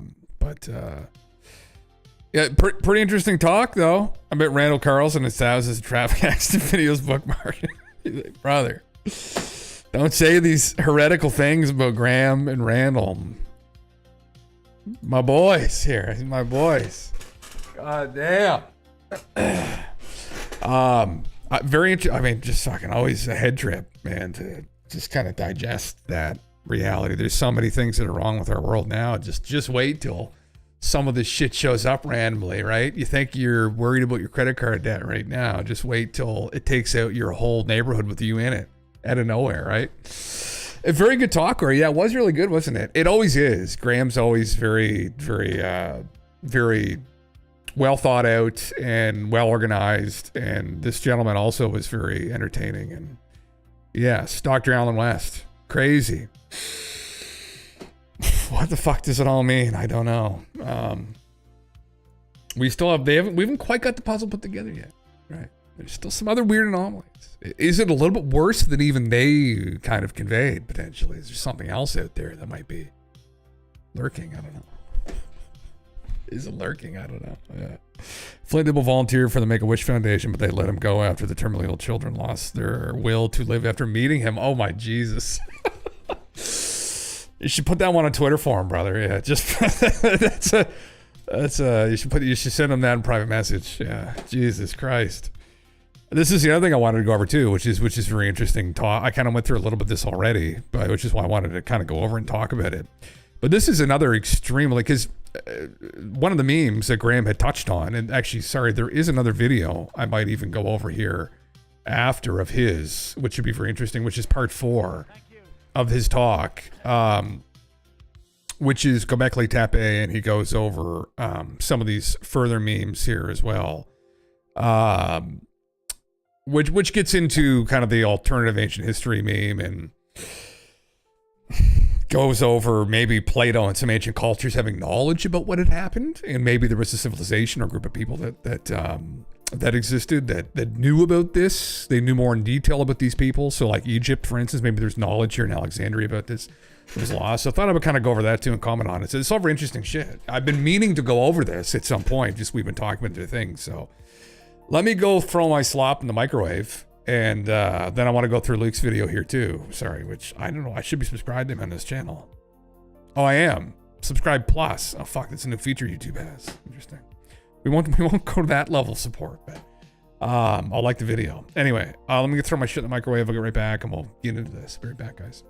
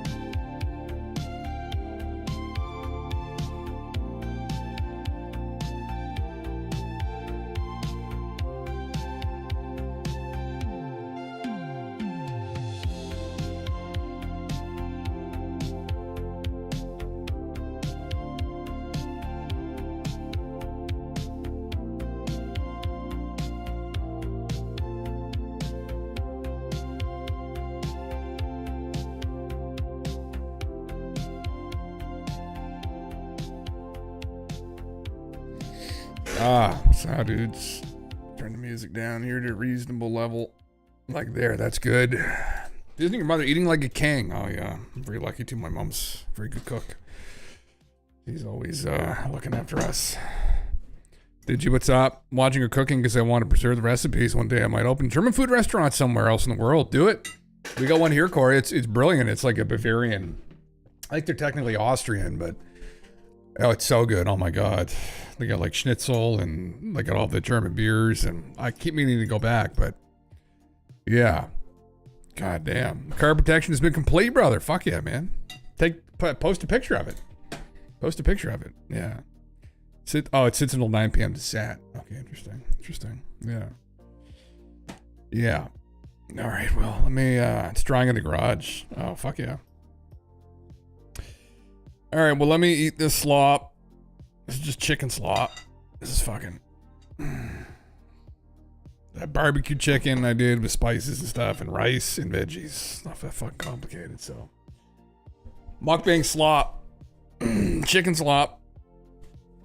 For your health. I just had 2 beers. I mean, this... Macro-wise. Actually, macros actually aren't that bad still. It's just carbs, for Christ's sake. Alcohol's not the greatest thing, but your body filters it out. Your body's a filter. I drink lots of water. I drink 2 of these bottles. I had one before I went live. I just had another one, and now I'm having a 3rd one, so. You're going to Caesar salad. Oh, my heavens. God bless. Yeah. Toss in some croutons. Toss your salad nicely. All right, well, I've been looking forward to watching this video. I think I also saw that people were enjoying this. Very interesting. I'm obsessed with these Atlantean mysteries. Let's check underneath the Vatican for the scrolls and documents for Alexandria. Epstein scrolls were lost in Alexandria. What a joker. All right. Yeah, let me see what this is all about. I'll shuffle this down my gullet here. Library of Alexandria is one of the biggest crimes ever committed against humanity, and that the library's burning was an event that possibly set the course of humanity back by 1,000 years or more. Alexandria's library was a beacon of ancient scholarship and wisdom and philosophy. It would have been an awe-inspiring marvel as described through the ancient sources. The ancient sources describe it as a vast collection within the Museion, which was part of Alexandria's campus, a center for intellectual pursuits housing the greatest ancient works from the known world, whether they are Greek, Egyptian, Persian, and even beyond.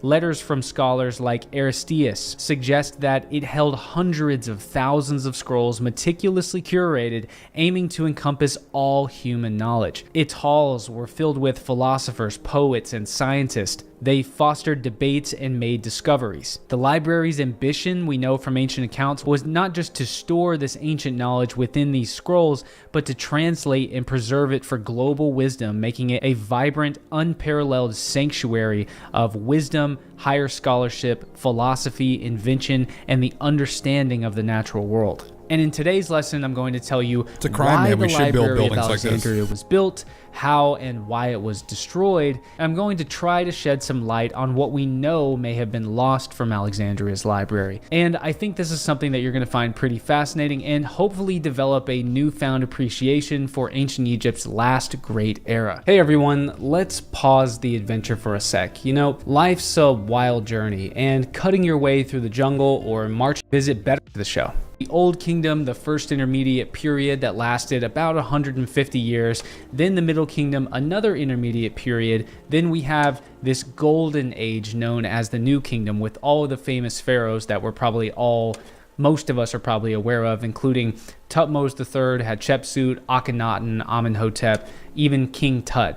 The list goes on and on. But after this New Kingdom period, Egypt really begins to fade into history. It becomes more of a backwater of the Mediterranean. Every other culture has finally, after over 2,000 years, now risen up around ancient Egypt and formed this Mediterranean trading network. Now, the Egyptians, what made them powerful was the Egyptians being the center of the world. Everyone came to Egypt. Egypt went to nobody. So as civilization expands into the Bronze Age and people start trading trading at distance, well, Egypt again starts to fade into a lowly backwater until it's largely one of the most unimportant civilizations in the greater Mediterranean region. It's conquered by the Assyrians and then the Persians, and right at the end of the Persian conquering of Egypt, a young man from ancient Macedon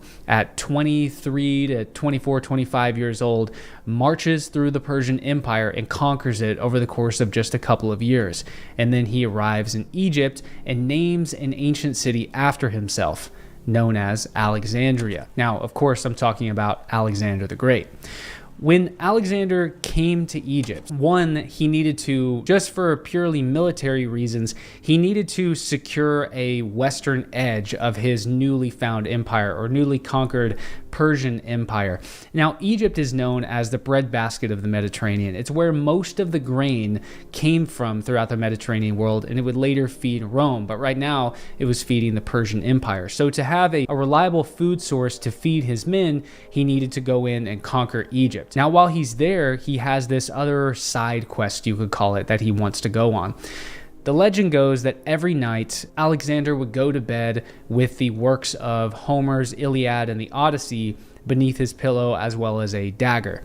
Now, in Homer's Iliad and the Odyssey in particular, Odysseus finds himself washed upon the shores of Egypt, and he finds himself in the small fishing village, and he asks the locals where he has shipwrecked on, or where his ship has banked, and they tell him a place called Pharos. Now, they could have been saying Pharaohs. I've heard that, man, from other people. A mistranslation or a miscommunication, but nonetheless, Odysseus discovered a place called Pharos Island. Now, this was something that Alexander wanted to go find for himself. When he first arrives, he travels directly down to Memphis and then continues his way up the Nile. It's very sad our architecture has fallen, even from like the Art Deco era, like 100 years ago, like how far it's fallen now. Nile Delta, until he gets to the Mediterranean coast. Now, again, the Egyptians were not sea people. They lived directly on the Nile. I think this is a common misconception. Most people, when they think of ancient Egyptians, they think of people who wander around in the desert riding on camelback. That's not the life of an ancient Egyptian. The ancient Egyptians lived in the green, fertile, beautiful, tropical oasis that was right along the Nile. They lived right on the river, probably within 500 to 1,000 yards of the river at any given time. They did not go to the desert, and they also did not go to the Mediterranean Sea. So we do not have these large, great cities right there on the Mediterranean coast because the Egyptians have no business being out there. Also, the Nile Delta kind of acts as a protective barrier between potential invaders from that sea until they get down into the heartland of Egypt. So they have to navigate their way through the Delta before they can get to the government capital of Egypt, known as Memphis. Alexander goes up the Nile to the Mediterranean coast, and as he's going along the coast, he doesn't really see anything other than fishing villages, and he comes along this place called Ra Kotis, which is right where modern-day Alexandria exists today, and he finds this small island called Pharos. And while he's looking at the island and he's looking at this little strait of land that existed along this fishing village, his Greek mind, the Greeks love to build their cities and temples on the water. This was a very Greek thing. The Greeks sort of opened up to the rest of the world. They wanted to expand their horizons. So it's a very Greek thing to see this narrow strip of land and realize, oh, if I build a city here and I have one port on one side and a port on the other connecting to this lake on the south side, this is a very fortified area. It's strategically advantageous. Alexander doesn't have any chalk in his bag, and he goes over to one of his horses and he grabs this grain out of the saddle. He lays the grain on the ground and he essentially maps out the ancient city by hand. So the ancient Alexandria was literally drawn by Alexander's hand, was planned out by his hand. And so he has these two main roadways known as Soma Road and Canopic Way, and they were aligned with the ocean breeze, and they were planned to be 100 feet wide, which was much wider than any known ancient road at the time in the middle of a major metropolitan area, you could say. And so they were meant to be 100 feet wide, and they faced towards the sea breeze. So when that cool Mediterranean wind would sweep in from the ocean, it would sweep right down these 100-foot wide streets in the middle of town. So effectively cooling the town, and allowed many people to travel through the middle of town to get where they were going. So completely revolutionary idea as far as ancient cities are concerned. So he maps the ancient city out, and he gets his architects to stay behind at this newly founded city of Alexandria to begin building it. Well, sure enough, these seabirds come in and they just eat up all the grain that he had just laid out. And he looked at his men and he thought that this was a bad omen. But his men calmed him down and reassured him that this meant that his city, this newly founded Alexandria, was going to feed many, many people in many generations. And they were absolutely right. So Alexander leaves his newly founded Alexandria on that day, and he eventually goes off to conquer the rest of the Persian Empire and eventually attempt to invade into India. And he never returned to Egypt again and never returned to his city. He died in Babylon at about the age 32.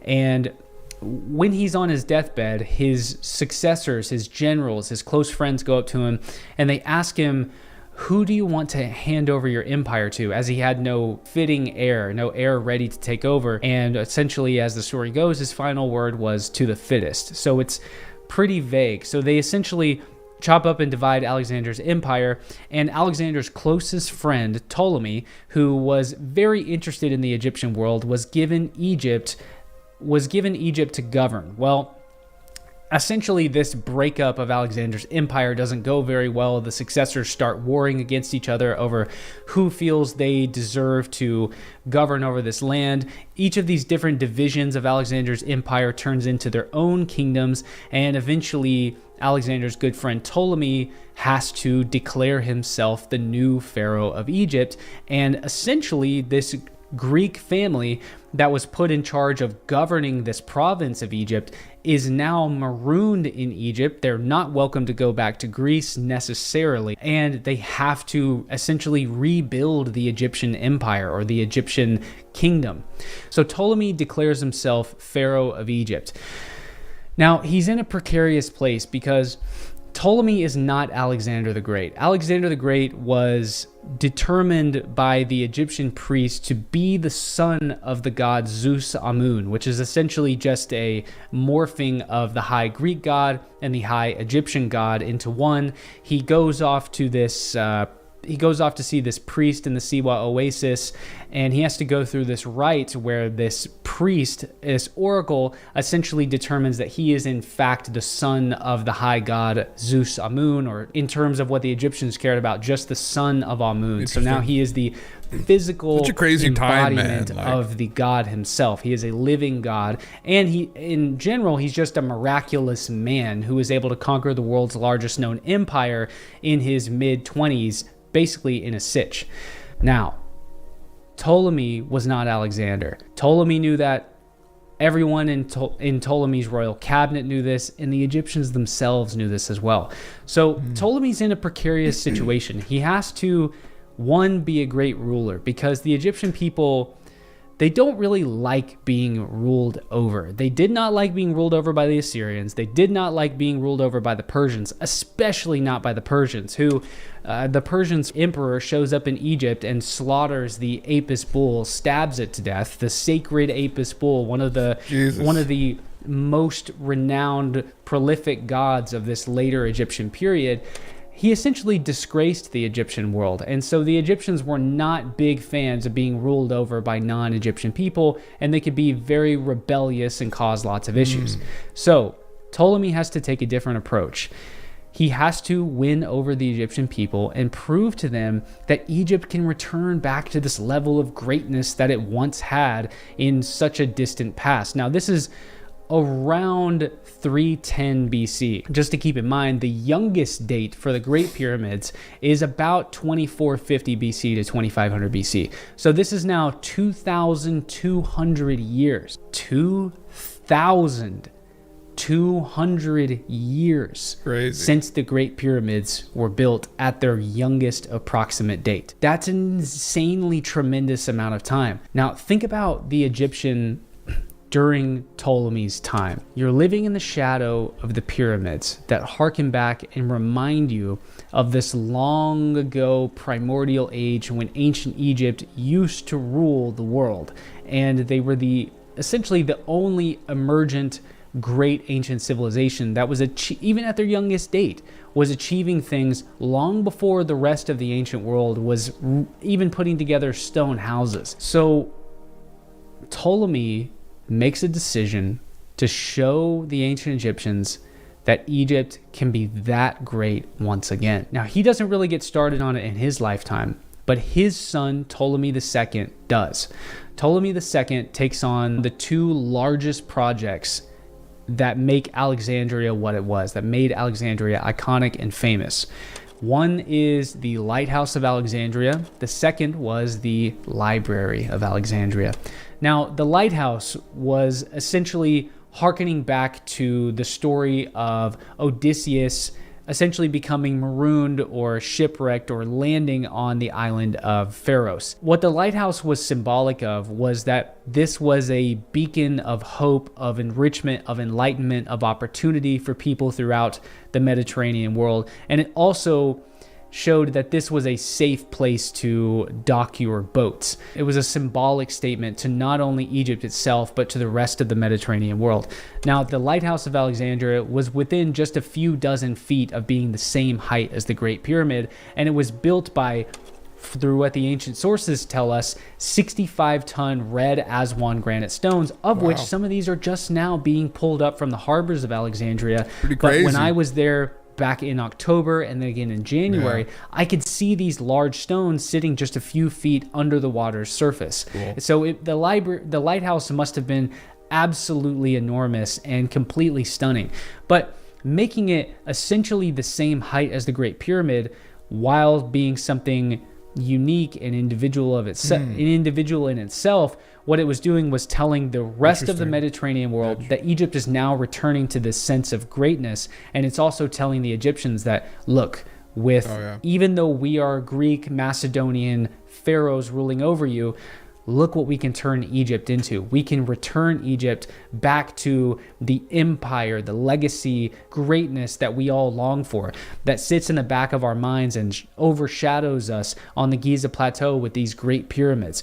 We are now returning back to this golden age. That's not to say that the Egyptians were not wrapped up in literature, philosophy, and science. They almost definitely were, but it must have been something that was more sacred and more well kept in secrecy than it was in the Greeks, who publicly published their works or allowed people to come into universities such as in Athens and listen to philosophers and teachers speak. But the Greeks also tell us in the pre-classic Greek periods or the late Dark Ages that their understanding of science and philosophy actually originates in Egypt. So it's this interesting situation where you have Greeks who intellectually are sort of raised by the Egyptians into the classical period and then returning into Egypt and then helping raise the Egyptians again. And this is the Library of Alexandria. The library, we think, was 2 floors tall, and it was built out of massive solid white fine-grained Tura limestone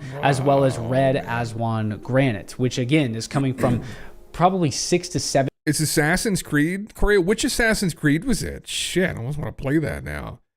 Yeah, it is sad, isn't it, man? Yeah, how far we fall. But to be fair, back then there were people that were just as stupid. Yeah. There were lots of people that were just as stupid. Just playing with rocks all day, right? And you had people like Alexander the Great who, well, I don't know, I guess he's debatable. He clearly did some incredible things. I mean, so killed a lot of people. 100 miles south in modern day Aswan. So it was a tremendous building project to build the lighthouse and the library. Now, there is a library in the city of Ephesus that was built during the Roman period, I believe around 200 AD. And so the story goes that the facade of this library is actually based on Alexandria's library, or was inspired by it. Now, we don't know that for sure, but it at least gives us an idea of what it looked like, and it's actually the basis for Assassin's Creed's Library of Alexandria facade as well. Now, Alexandria's library was meant to be a hub of scientific discovery, poetry, philosophy, astronomy, the understanding of the natural world. It was supposed to be a hub of intellectuals coming to Alexandria and making the world's greatest discoveries. Now, when you arrived in Alexandria and you got off the dock, it connected to, I believe, either Soma Road or Canopic Way, that one of the main streets that ran more or less north and south inside the city. You would dock there, but the dock also walked up into the library. So you would have, let's call them police officers. You would have soldiers who are stationed there that would essentially board your boat, and all of the writing that you had on board would be confiscated and would be copied down in the library. And they would tell you that they would give you back the originals and keep the copies, but actually what they would do is they would give you back the copies and they would keep the originals for themselves, because the Ptolemies were absolutely obsessed, like many people are today, with having the original copies of different text, books, and manuscripts. So, and this is something that eventually blows up into what's called the library wars, where you have the library of Alexandria, Ephesus, and Babylon, and there may have been others that are all competing with each other to be the greatest curators and arbiters of these original copies of ancient works throughout the Mediterranean world. It's a really fascinating thing that happens during the Hellenistic period. And for anyone watching who doesn't know, the Hellenistic period is essentially all of the world that was directly affected from Alexander's campaign conquering the Persian Empire and spreading Hellenism. So Hellenism is essentially just Greek culture. So it's a fascinating era of time. The Hellenistic period is just fascinating. Now, it's commonly thought that the burning of Alexandria's library was just one single incident, but in reality, it was actually multiple instances over the course of almost 400 years of turmoil between the Romans and the Egyptian people. Now, the first time that this occurred was in 48 BC when Julius Caesar accidentally set fire to the Library of Alexandria when he instructed his men to burn the docks. Now, he was chasing Pompey's fleet across the Mediterranean, and to prevent them from fleeing, he burned their ships and burned the docks. But like I said a moment ago, the docks were right next to Alexandria's library. So the fire essentially crawls up the docks, it crawls up the ropes that are connecting the roofs of the ancient buildings and the ships, and essentially crawls up into the library. And now, while the library, as well as most of the buildings in Alexandria, were made out of stone to prevent fire, the wooden floors and the wooden cabinets that held all of the scrolls, as well as the scrolls themselves, just immediately went up in flames. Now, there are a lot of historians that, for one reason or another, and I often wonder if it's just because sometimes historians are obsessed with myth busting and making things seem like they're not as dramatic or significant as they really were, try to say that most of the library was not actually destroyed, and that it really wasn't that big of a deal, that the library was already in disrepair and that people weren't using it enough. But that doesn't seem to align with what we hear later on. When Julius Caesar eventually passes away and Cleopatra falls in love with Julius Caesar's cousin, Mark Antony, Mark Antony then gifts Cleopatra over 200,000 scrolls back into the library, essentially to make up for the loss of what had happened many years before. So this was probably something that was a very, very, very big deal that deeply affected Cleopatra and hurt her. And so we have this gift from Mark Antony that kind of tells us that something really bad happened to the library. Well, my brother, it fucking hurt all of us too, right? I mean, that's why I always point to whether it was the initial burning or the subsequent destructions of the place. What did we lose specifically out of it, right? I mean, what did they know back then that we now don't know? That's why I always bring up ad nauseum here sometimes when we're talking about alternative ancient history, Plato's works. I definitely, like, specifically the Critias is interesting, but it's lost. The ending of it, or however long it originally was supposed to be, is lost. But the Timaeus of Plato's works is extremely intriguing because it relays a conversation that Solon, his uncle, great-great-great-uncle, had with this Egyptian priest whose name I forget. But I think we do know what his name was. And he tells him all this crazy shit. They're aware of all these cycles of destruction, and they're aware of what causes it. They track celestial phenomena. There's a great comet essentially responsible for these cycles of catastrophe. And this is not written down anywhere. Like there's no knowledge anywhere, literally anywhere about any of that, except from the story of Plato. So then people say, oh, well, that's just Plato making up a city and making up all these stories to prove a point about the perfect, state. And I don't think so. And I think it may have been a legitimate story floating around Athens that he had some family insights on. So anyway, yeah, it's this is essentially what happened though, and losing the internet forever, man. That's effectively what may have happened. Like there was some kind of repository of ancient knowledge in and around Egypt because their history went back for so far, like back however the fuck in Plato's account, their history effectively went back to the end of the civilization. That even in his stories, it's alluded to that they are a carry-on from this civilization that fell, this Atlantis, essentially. That they became a repository for this and this knowledge. And that's in the esoteric and woo circles, it's the same thing, right? That they supposedly, according to some psychics, that's what happened. I mean, probably something much more than just a small little incident.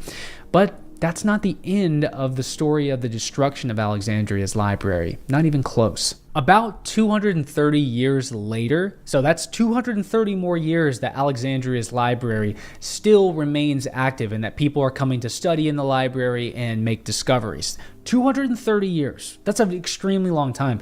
That's almost the amount of time that the United States of America has been around. So anyways, in 215 AD, Caracalla gets wind that the comedians who are essentially putting on shows in the theater of Alexandria. So you have this big open theater. Now, comedies had been a thing since the classic period of Athens. Let's call it around 500 hadn't been invented yet, BC. Wayne. Now, this is now 215 AD. So got invented for a reason. 715 years later. Comedy theatrical or comedic theatrical performances had been around for a long time. But stand-up comedy was now emerging, where essentially a jokester or a clown of some kind would stand at the bottom of the theater facing towards the audience and would just tell jokes at people's expense. This is something, as far as we know, emerged in Alexandria itself, and the Alexandrians were pretty noteworthy for having dark, bleak humor. And the Egyptians themselves, the Egyptians in general, loved making jokes at people's expenses, including the Roman emperor. So they were constantly cracking jokes about the Roman emperor Caracalla, calling him short, saying that he had little feet, saying that he was a terrible emperor, just anything that people of the day would have found funny at Caracalla's expense. Because Caracalla doesn't live in Alexandria. He lives in Rome, which is all the way across the Mediterranean, and he's probably never going to hear these jokes that these just peasants and normal people are cracking about the emperor. Well, they were absolutely wrong. Caracalla did catch wind of this, and Caracalla is not really the guy that you should mess with. So one day he arrives on a royal visit to Alexandria in 215 AD, lines up a bunch of people in the middle of the street and slaughters 25,000 Alexandrians over the course of just a couple of days. And burns down the royal palisade area, which, as we know from the ancient sources, was connected to Alexandria's library. So the library burned, the royal palisades burned, the museum burned. Probably the only thing that didn't was Alexander's mausoleum, which sat right across the street from Alexandria's library. But you can just imagine the chaos here. So we wrote equivalent, brother, yeah. The second time that we know of that Alexandria's library was burned and was affected. There may... I saw on Drudge, there was a headline, I didn't read the article, but that I guess Don was just seething for like days after. I guess he watched the South Park episode. I don't know whose idea that was. They were like, oh, hey, Mr. President, you should really watch this episode of you. Maybe he just was too curious. And I guess he was just unbelievably upset about that. I mean, I could see that. If someone creates a photorealistic AI of you wandering around the desert embarrassingly, and then on top of that, you have a micro dick. Or, well, it wasn't quite micro dick, small penis. It had been a different second time in between this when Augustus sieged the city, but we don't have direct sources, as far as I know, that tell us that Augustus directly affected Alexandria's library. Yeah, now, just about 50 years after Caracalla's siege of Alexandria, or essentially just his burning of Alexandria and slaughtering of 25,000 normal people, we have the Emperor Aurelian. who shows up to essentially, there's a local Egyptian who declares himself the new pharaoh, and he rises up to reignite ancient Egypt. Well, the Roman Emperor Aurelian isn't having any of this, and he has to come squash a rebellion that's taken over Alexandria. So in doing this, he burns down the palisade again. He kills all of the rebels, including the Egyptian who has now declared himself the new pharaoh. And in doing this, he burned down the entire palisade, including Alexandria's library again. And then in the year 365 AD, off the coast of the island of Cyprus, one of the largest earthquakes in recorded human history, so within the last several thousand years, occurs. And it sends a shockwave ripple effect tsunami through the Mediterranean that hits Alexandria like a freight train. The ancient sources describe the waves as coming over the 35-foot walls, as completely towering over the walls and spilling into the city, bringing in all the boats that were in the docks up over the walls, riding on top of a wave, and then crashing down onto the rooftops of the city itself. Now, the ancient source Pliny tells us that at the end of this cataclysmic event, there were at least 50,000 Alexandrians who had completely gone missing. Wow. And it's also after this event that we utterly, completely lose the location and never hear of again the location of Alexander's body or the Library of Alexandria, which, by the way, were some of the first buildings that would have been hit during this tsunami. So you have this cold Mediterranean water spilling over the walls, completely submerging Alexandria's library, the museum connected to it, washing across the street into Alexander's mausoleum, down under the ground, completely destroying Alexander's tomb, probably his physical remains as well as all of the other Ptolemaic pharaohs that were buried down there with him, submerged the entire underground portion of his burial chamber, and knocked down that building, knocked down the Library of Alexandria, knocked down the museum, completely destroyed all of the buildings around it. And when the water eventually recedes away, 50,000 people are now killed in the rubble of what was formerly ancient Alexandria. And Alexandria, as the ancient world had known it, no longer existed. And the stones that made up Alexander's mausoleum, as well as Alexandria's library, were picked up and turned into something else. And ever since then, we no longer know the location of Alexandria's library, the museum, or Alexander's mausoleum, and they completely fade into time. Very sad. I wondered if Plato referred to Atlantis without going into a full history, because it was common knowledge at the time. References were enough to convey his other points, and now that knowledge is effectively gone, Jeremiah. Yeah, that's kind of, I think that's among people who think there may be something to it all. I think that's kind of the consensus as well. That's kind of like would be my bet personally too, that it was a story clear, because Solon was a famous statesman that was related to Plato that came about 100 and some years before him. And undoubtedly he told everybody about this journey when he went there, what they had told him too. So it's crazy that they had conveyed to him about this lost civilization essentially, and its history in relation to Athens, actually. And Athens' own history was deeper than I think they thought it may have been in the story of the Critias. But in the Timaeus too, that it was something extremely important, because it was dealing with, it was the myth of Phaeton. The myth of Phaeton was one of many popular myths about catastrophe, but that it was pertaining to something real. So maybe just something that they all knew about, and I would assume, it got lost to time. And it may have been written down, this information about even this meeting may have ended up being written down at some point in Alexandria, although would have been like 100, 200 years after.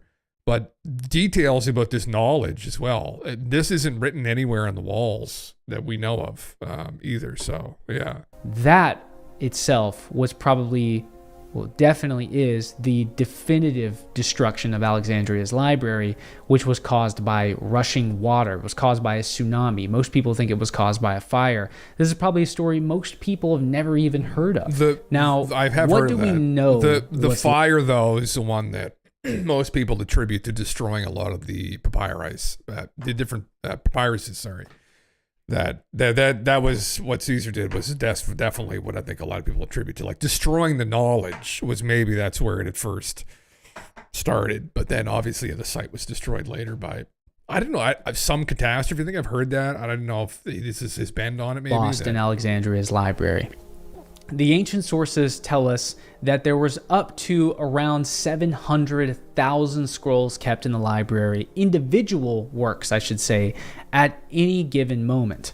And that anywhere around 90% of it no longer existed by about the year 500 to 1000 AD. So 90% of those 700,000 scrolls were completely lost to time, whether that was due to the multiple burnings of Alexandria's library or whether it was from the tsunami of 365 AD. We just don't really know, but an incredible amount of work was lost.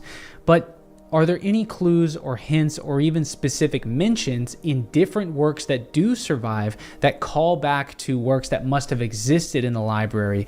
Can we identify things that we know we no longer have access to or no longer exist, but definitely did used to exist? So probably one of the most famous ancient works that no longer exists, but is mentioned and used as a source in so many other ancient sources, is the works of Ptolemy I, who is Alexander's best friend that campaigned alongside Alexander. It's essentially an account of the life of Alexander's best friend and everything that he achieved during Alexander's lifetime and extending beyond that well into his old age. If anybody has seen the Colin Farrell Alexander movie, when Ptolemy is sitting in the palace of Alexander and he's walking around talking about the days when he was younger and what it was like to be with Alexander, that is him writing his works that are lost to history today. If we had that book, it would completely revolutionize and utterly completely change the way we view Alexander the Great and the way we view the earliest days of the city of Alexandria from the man who was responsible for building Alexandria and making it this great golden city that it would become later on. The next is Callimachus Pinake's 120 volume catalog of every single scroll in Alexandria's library. Think about that. A 120 volume catalog of every single work that is in Alexandria's library. If we had his 120 volume catalog, we almost wouldn't even need any other source, because that would explicitly, it's a catalog of all the works that were in the library. Imagine if we had that.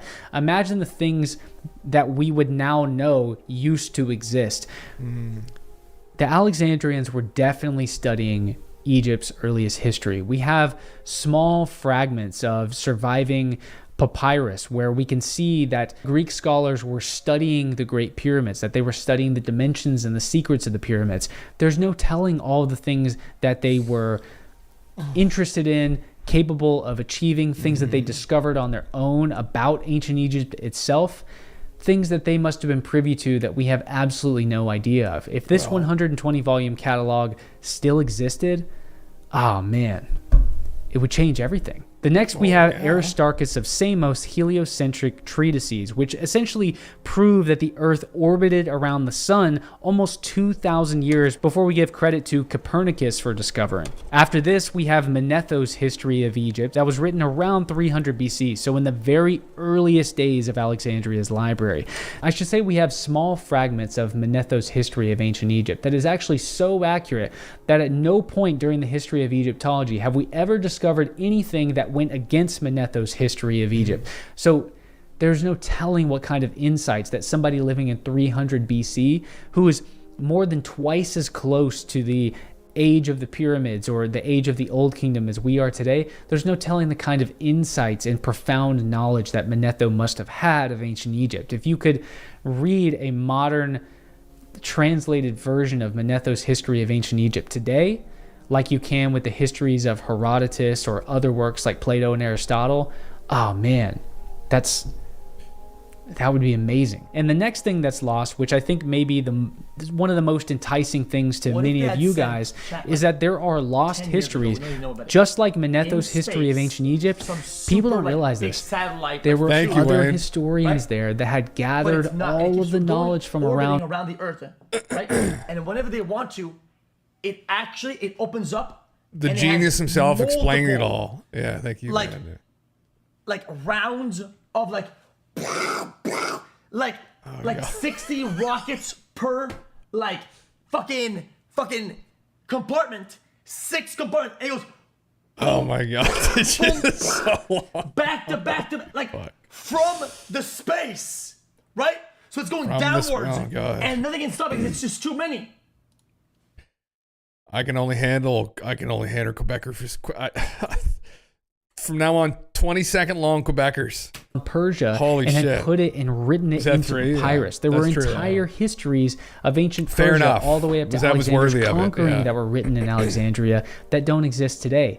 And going one step further, there were historians that were actually in India that were gathering knowledge of ancient India and writing that into a history of India. So all the way out to India from Egypt, we were having histories being written that are completely lost to us today, that were lost either in the burning of Alexandria's library or the tsunami just completely finished everything off. And finally, we have absolutely no surviving text written by any of Alexandria's pharaohs whatsoever, including Cleopatra herself, who grew up avidly visiting the library and learning Egypt's history as well as multiple foreign languages. But I want to leave you with just a few quotes from ancient sources that talk about the grandeur of the city of Alexandria, Alexandria's library, the importance of it, how many books it had, and what was going on in the library. At Alexandria, the books of the philosophers and physicians were collected, and those who studied them became renowned for their learning. The city has most beautiful public precincts and royal palaces, which cover a fourth or even a third of the whole area of the city. For just as each of the kings added some adornment to public monuments, so also he would invest himself with a residence in addition to those already existing. All are connected with one another and within the harbor, even those that lie outside of the harbor. The Museion is also a part of the royal palaces. It has a public walk, a theater with seats, and a large house, in which is the common mess hall of the men of learning who share the Museion. This group of men not only hold property in common, but also have a priest in charge of the Museion, who formerly was appointed by the pharaohs, but now by Caesar. Besides this, there are many lofty temples, and especially the Serapeum, which, although no words can adequately describe it, yet is so adorned with extensive columned halls with almost breathing statues and a great number of other works of art that next to the Capitoleum, it is the most magnificent building in the whole world. In it were libraries of inestimable value, and the unanimous testimony of ancient records declares that 700,000 books brought together by the unremitting energy of the Ptolemaic pharaohs were burned in the Alexandrian War when the city was sacked under the dictator Caesar. I'm Luke Caverns. Let me know what you think may have been lost in the halls of Alexandria's library, and please like and subscribe.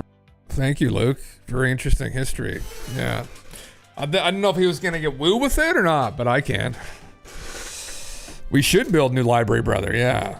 Yes. As we should build one. Yes. Okay, what's up, dude? Very sad. Again, like, for people that are curious of what could have been in there, and I know, again, like, some people would be like, Jim, this is woo. Fuck. Timay. Fucking Christ. Here we go. There it is. Internet Archives. Here's the Timaeus right here. This is it in its entirety. You can read through it. But this is knowledge potentially recovered from some of these conversations that may have been had with priests. Now, this interview, this telling to Solon would have preceded the building of the Library of Alexandria by 200 years, but this is some of the shit maybe that they'd known and that was written down and that we have now lost. But I've gone through it before. But the most interesting part again that I brought up for people that don't know is the story of Phaeton. This is a big one here, where they were aware, which is pretty crazy when you consider the Dark Ages and how stupid people became. But they were aware they were tracking comets, and they were aware of the threat of them, essentially. And that there was one that was tied to periodic destructions of the world that they were watching for. And I brought this up before as well, but as we know, Alexander was tutored by none other than Aristotle, right? Who was the student of Plato, right? And Jim Russell, Compendium of Esoteric Woo, yeah, that's a fucking book. So Aristotle tutored by Plato. Plato obviously tutored by many people, but interestingly enough, although they mention this, there is a mention and it's impossible to know exactly. And this isn't just like more Nibiru memes, but it kind of is, or at least no, not as metaphysics, as meteorology. At least on what this could mean. So, and I brought this up here before, it's just interesting knowledge that what did these ancient peoples actually know about? So in the Timaeus, you have talk essentially of the priest, the Egyptian priest telling Solon that the myth of Phaeton, right, which is that Phaeton is the son of Helios, the sun god, and he, for his birthday, goes and steals his chariot, and his chariot runs across the earth and lashes the earth essentially with the backside of it, right, and causes this catastrophe. And then Zeus has to take Helios, or Phaeton out. He has to shoot him down with a thunderbolt, and he dies and he falls to earth like a meteor or a comet or and he literally tells Solon, according to Plato, that this is the sound of a myth to you Hellenes, right, you Greeks, but this is not a myth. This is a story of the declination in the bodies in heaven, coming down, and then a great catastrophe happening, and it happens cyclically, and it's ectoparousis and cataclysmos, so by fire and water, periodically it happens. And so that's insane that was 2,500 years ago that conversation hypothetically happened, right, according to Plato, and that the Egyptians were aware of this. And anyway, just insane shit. But this is something no one's talked about, and again, you never know what they're talking about or referring to exactly. Let's see here, but it's extremely interesting. Let's see. It's the Pythagoreans is where he mentions this, I believe. Yes. We'll go down. It's this mention right here. So, part 6. This is in Aristotle's Meteorology. All right. So this is just in reference to what we just read from the Timaeus about the Egyptians being aware of a myth that speaks of a giant comet causing catastrophes periodically. Some of the Italians called Pythagoreans, right, like Pythagoras, yeah. Now, it's interesting to note that Pythagoras, who started that math, geometry, sex cult, was almost certainly, not certain, but almost certainly tutored in Egypt. Right? Where did he get his theorems from? Did he figure that all on his own, or did someone tell him that? He just bring it back to the boys in the Mediterranean and say, hey, look what I figured out. Yeah. Some of the Italians call Pythagoreans, saying that the comet is one of the planets. What they mean by that? But that it appears at great intervals of time and only rises a little above the horizon. This is the case with Mercury too. So now, what was he referencing here? Now, obviously, they didn't know about some of the further out planets, right? Was this just one of the, I don't know. I don't know if anybody really knows what he's referring to here. You could probably find interpretations from others where they're trying to say it's one planet or the other. But I find that to be very interesting. That, again, we have from a group of people who were led by another disciple of Egyptian knowledge, essentially, more than likely. Another mention of something like this. This gets, you're going deep, right? And you're like, what's on the walls around Egypt and Mesopotamia, right? What did they know? What did we lose? What do we honor those who sacrifice for the good of the nation and donate to build epic? I think the world is going in this direction anyway. Rich and poor, and some local rich lords will care more about culture and aesthetics than others. The aliens help us, brother. The ancient folklore regarding libel and sex magic was known as an esoteric pre-catastrophe practice. Wasn't it actually, man? Interesting. Yeah. Yeah, bunker builders, maybe closest we have. All the art and literature is going to be thrown into the bunkers in this world. Anyway, thought I'd just bring that up while we're on that, talking about that. But I was reading through meteorology one day while I was at work, actually, years ago. And because I was looking through catastrophism and whatnot. I don't know if it was Velikovsky that mentioned that this was in here. If he may have, I can't remember, or if I was just reading through Aristotle's meteorology by happenstance.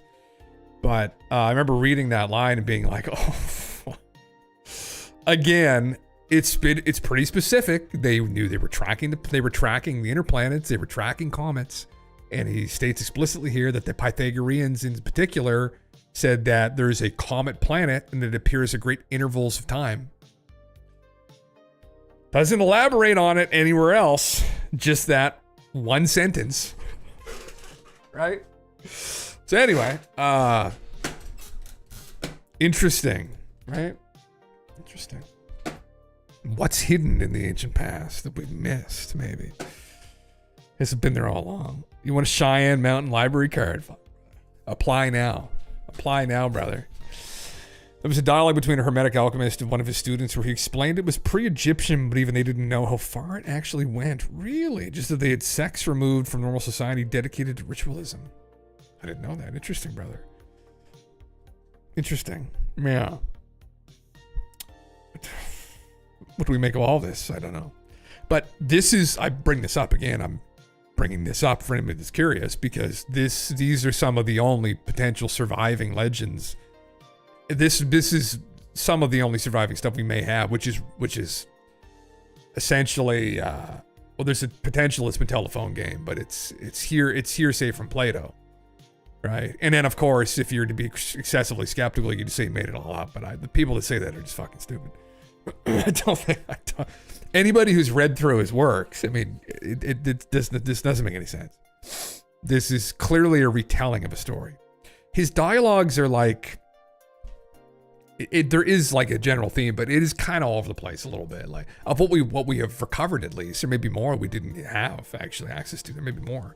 Again, the Critias, which is the one that really speaks in detail to Atlantis, like talks about the stadia of the city, the size, like the measurements, so they measured supposedly at the city and other specifics about the culture and how they fell.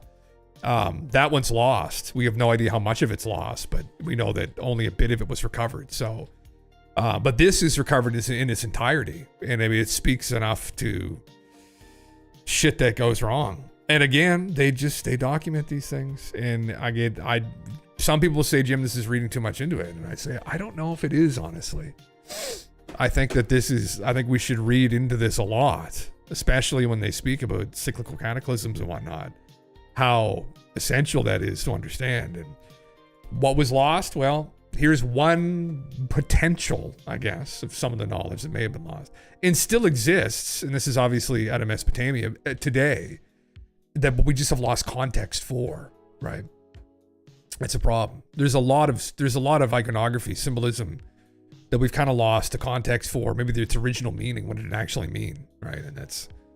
And maybe at some point in Egypt they had documented these alternative explanations or the original ones, and that we don't have it anymore. But yeah, maybe we'll just get lucky and they'll find some sunken libraries. That's their best bet for finding those kind of texts. Well, man, I mean, if Filippo Bionde and his team are correct and those structures are under Giza, that might be where, like, literally this shit, which is the original interpretation of all this stuff, is. It would be brilliant if it was. I mean, obviously nobody back in Hellenistic times or even before them in Egyptian times, they The Egyptians themselves may have not even known those structures are underneath there if this goes back 10, 12,000 years. Like, then we'd be the first ones cracking, although maybe flooded now with water, but we'd be the first ones cracking that lid open. And that would be that's the great hope, that you could go down there and something like that time capsule be preserved. I mean, obviously too, if that turns out to be true, I think we may come back to looking at scenes like this, and we might be rethinking them and being like, oh, that may have just, that wasn't just some mythological scene here, that was literally something that might have happened actually. And then that's going to be a culture shock, obviously, for all of us, that our history is a little bit stranger than we thought it was. But who knows? Who knows? Maybe it's not. Maybe this is all just mythology, and maybe we'll never find something like that. But I personally, going through all this again, have an intuition that, like, again, this is going to be a meme. I hope it's in our lifetimes, is what I hope. I hope we crack the code and figure it out. It doesn't take 30 years to go and get to the bottom of that information, but that's my bet as to where it would go, personally. Yeah. Humpty Dumpty and Dogman came back. Shit's gonna get freaky real quick, brother. Whatever's down there, whatever will be down there, right? But the breadcrumbs for this kind of narrative are already throughout ancient history. We've lost the encyclopedia, I guess. If there ever even was one. Maybe there wasn't. Maybe there was just fuck all there anyway. It was all just like slop. And it was just all like bullshit. And there wasn't a lot of like quality peer review back then either, right? Like the historians you reference about shit, like it's just like, there's no sourcing. It's just, I heard this and this and I heard this. Like the guy I brought up too once in a while, who's Pliny the Elder, was a Roman philosopher and historian, and you read through his natural history, and it's not quite as particular as we are today, let's say. Yeah. The largest bank in existence, brother. Fuck. Just filled with cum. Yeah. 65 million porno tablets. Okay, I was going to say actual sperm bank, but maybe that'll be down there too. Who knows? Maybe the Atlanteans will still be down there asleep in cryostasis or some shit. I don't know. What should we anticipate? I really don't know. Could they be in some long hibernation?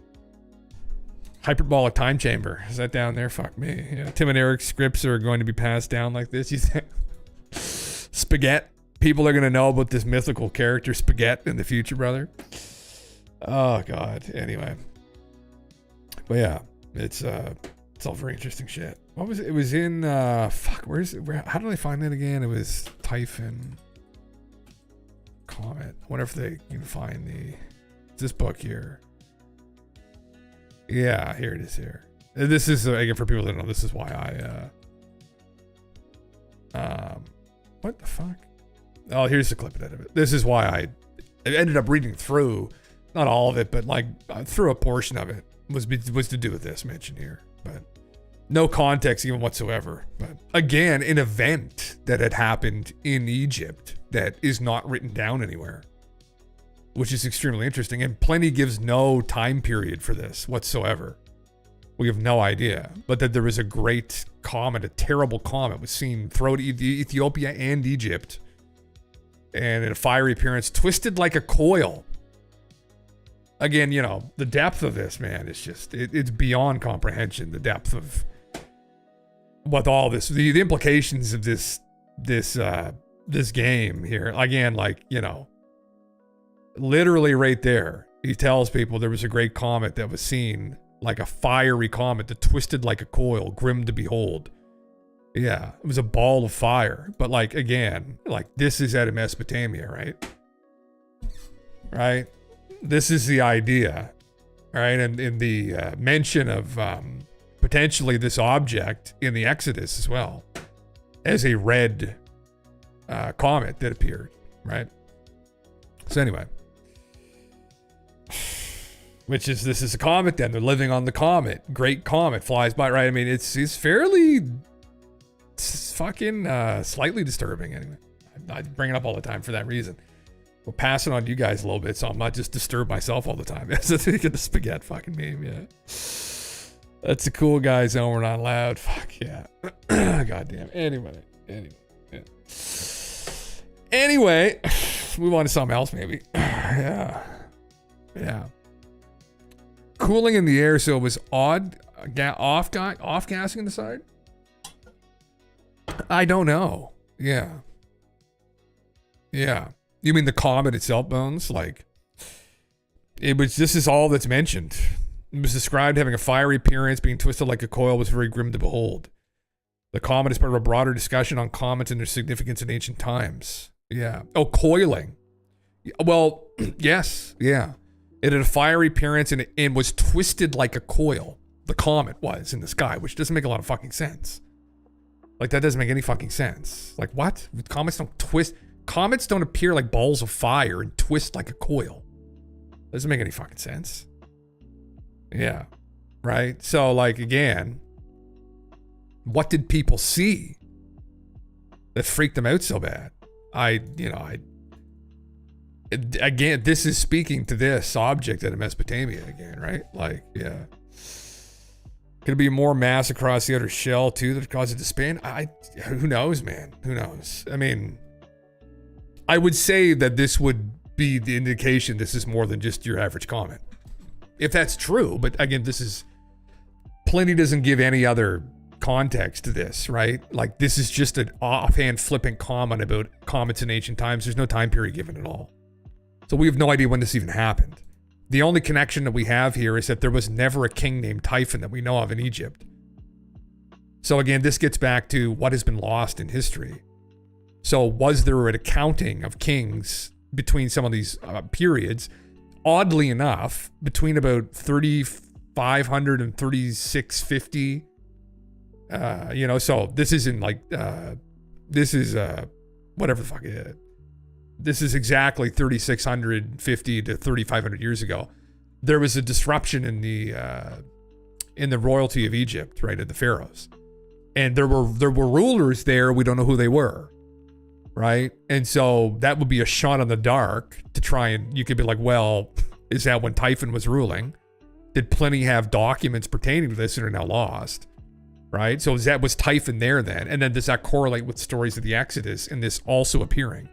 Right? Ra, this evil red star that appeared during the Exodus, right? That was known to people to have bloodshed and killing. So, yeah. It was off-gassing and not falling straight, but it had a spiral to it. That maybe leave a contrail? Okay. You think do comets coil like that? I don't know. Don't know if I've ever seen that. Yeah. The Babylonians are one of those states not have written about it. But you think that they might have it. Yeah, I don't know. No, there's no mention of it. There's no mention of any of it, which is interesting because, 3,600 years ago was smack dab in the middle of, Babylonian, other cultures throughout Mesopotamia there at the time. So, but no, not that we know of at least. Fuck, come on, get back to this goddamn shit. So, although this is the problem. I mean, maybe they did and we don't have the account of it. Maybe this is why I pull these up all the time. Which most of these are Babylonian or Assyrian or Akkadian. That they may have, and we just have misinterpreted it. Yeah. What about the so-called sea people? When is that in relation to this comet theory? Like Awanis, you mean? Probably around that time. Yeah. So, I mean, 3,600 years ago. Yeah. Pretty much anything organic going through that much atmosphere leaves trails. I'm curious, is the physics causing that gas? Can we do it? Well, again, it wouldn't have... Well, so this is the idea here, I guess.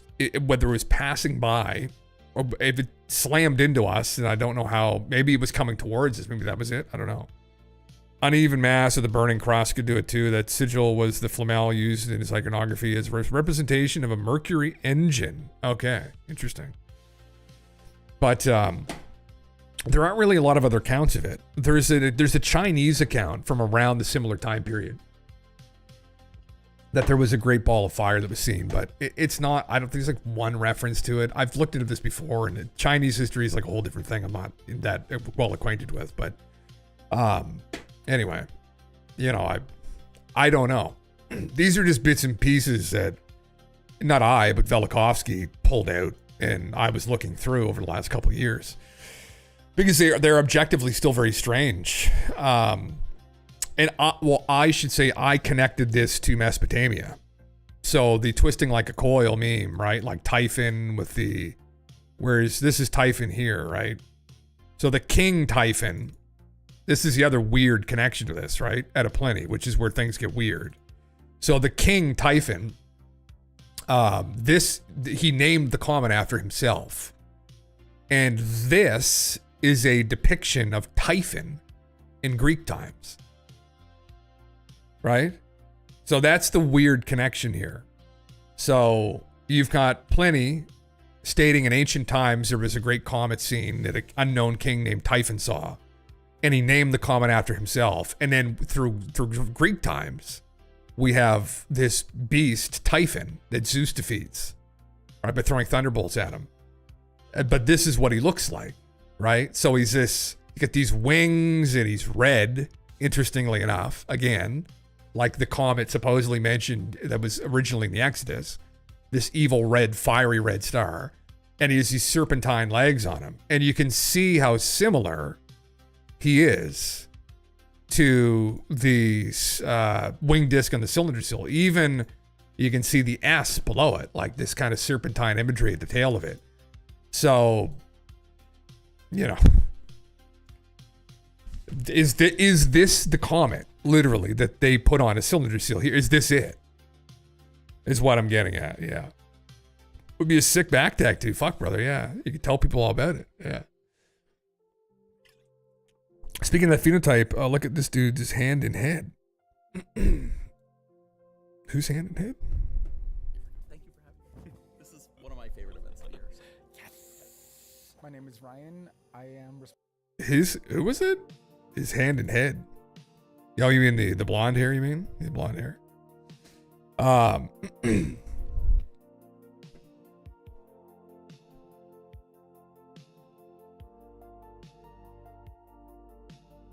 Bad at time spams. Okay. I don't know. Yeah. But anyway, yeah, fuck, I mean, yeah. Ryan. Zip line. Interesting. He's got that nose and these giant hands. But don't you do something Oh, he's got like the Anunnaki. Yeah, maybe a little bit. It's in all of us, brother. It's in all of us. Yeah. Yeah, I don't know. Anyway, just a fun mystery you can connect together that still hasn't been solved, though. So, I mean, obviously, where some people like Sitchin took this is a planet. So the idea in Sitchin's narrative, which Velikovsky also thought, this was a planet that went by us in the inner solar system, which doesn't make a lot of sense, but that's a connection. That it flew by us, its tail flew by us, it lashed us with its tail. And that's what happened. And that's where the dusting, and this is in the Exodus, that the waters turned bitter red and undrinkable through one of the plagues, but that its tail, the oxidized iron that's all over throughout the solar system, was lashed and sprinkled onto the earth. And as the comet passed and appeared in the sky, even as well, that this is what happened. And so there is documented shit pertaining to something like this in the past. It's real. TLDR. God bless, man. Yeah, fucking right. Yeah.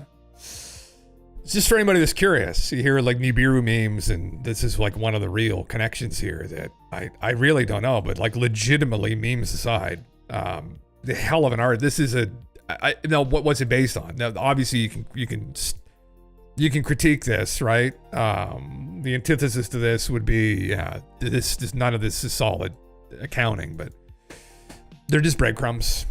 They're breadcrumbs that maybe lead us back to the bread, maybe they don't, but time will tell, I guess. One way or the other, won't it? Yeah. Yeah. Fuck you, man. Yeah, cheers to everybody. Yeah, if I had another drink, I'd raise it. So I don't have whiskey in my fucking desk anymore, because I would have just poured myself a glass, brother.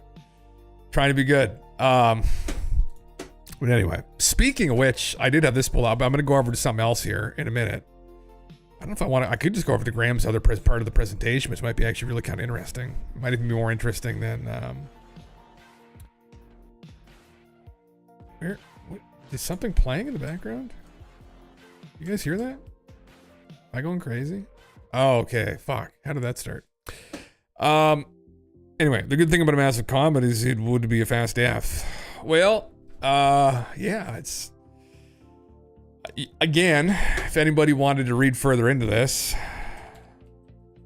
which I don't know if I would consider this to be a reputable source, but the Cold Brim Bible is... it's allegedly, supposedly a translation of an ancient manuscript. And I've gone over this before, but maybe I can just get old ChatGPT to kind of on the side. Colburn Bible, please, whole story. So the Colburn Bible supposedly was a manuscript, 3,600-year-old manuscript that mainly deals with, it speaks about some other things as well, the arrival of this object. So this is it here. The first six books are said to have been scribed by Egyptian writers shortly after the Exodus and are collectively called the Bronze Book. The last five are collectively called the Kol Book or Khalidi and are said to have been written by Celtic priests around the time that the New Testament was being created. The texts are claimed to have been kept at Glastonbury Abbey in the first section transcribed bronze sheets, allowing them to survive the fire of 1811, which the text publishers alleged was set to destroy these and other heretical texts. No hard copy of the purported original has been presented or is known to exist. Several attempts have been made to write an article about the book on Wikipedia, but every attempt has been deleted due to lack of reliable sources. So this is a conspiracy, for people that don't know. Here's the conspiracy that was put forward by Michael Masters, who's a Nibiru, who's going to come and kill everybody guy. This is a fun one. I haven't really gone over this a little bit, but this is worthy considering what we were just talking about just a minute ago. So Michael Masters and the publishing company out of New Zealand get a hold of these texts somehow. Someone gives them a copy of it and they publish it back in the year 2000, something like that. Late 90s, early 2000s. So supposedly, yes, the Celtic priests preserved these texts. Now, this is obviously what I was just talking about a second ago, which Belikovsky had looked into back in the 50s. Could the Exodus actually have happened later on or in an earlier period? So aligning with this 3,600-year window. So more context, you get the Thera volcano blows up around 3630 to 50, right? So it'll be 1600 BC. There's a huge cataclysm, essentially, TLDR, right? And we know that. We've got the carbon dating for it. So is that when the comet appeared? And is that when the Exodus actually happened, right? Because history is a dirty telephone game. It's hard to stitch things together. But can we wait for the day you spark up a joint on here? Am I mistaken, or did you fire up during the summoning stream again? I did twice. Yeah, I was smoking a little bit of herb there that time, man. Yeah. Well, to start it, I fired up a joint, and yeah, I had another one later on in the evening. Yeah, man. Yeah, fuck. Well, listen, maybe someday. Yeah, man. Yeah, I was smoking a little bit. Yeah, needed to kind of summon the UFOs, man. So anyway,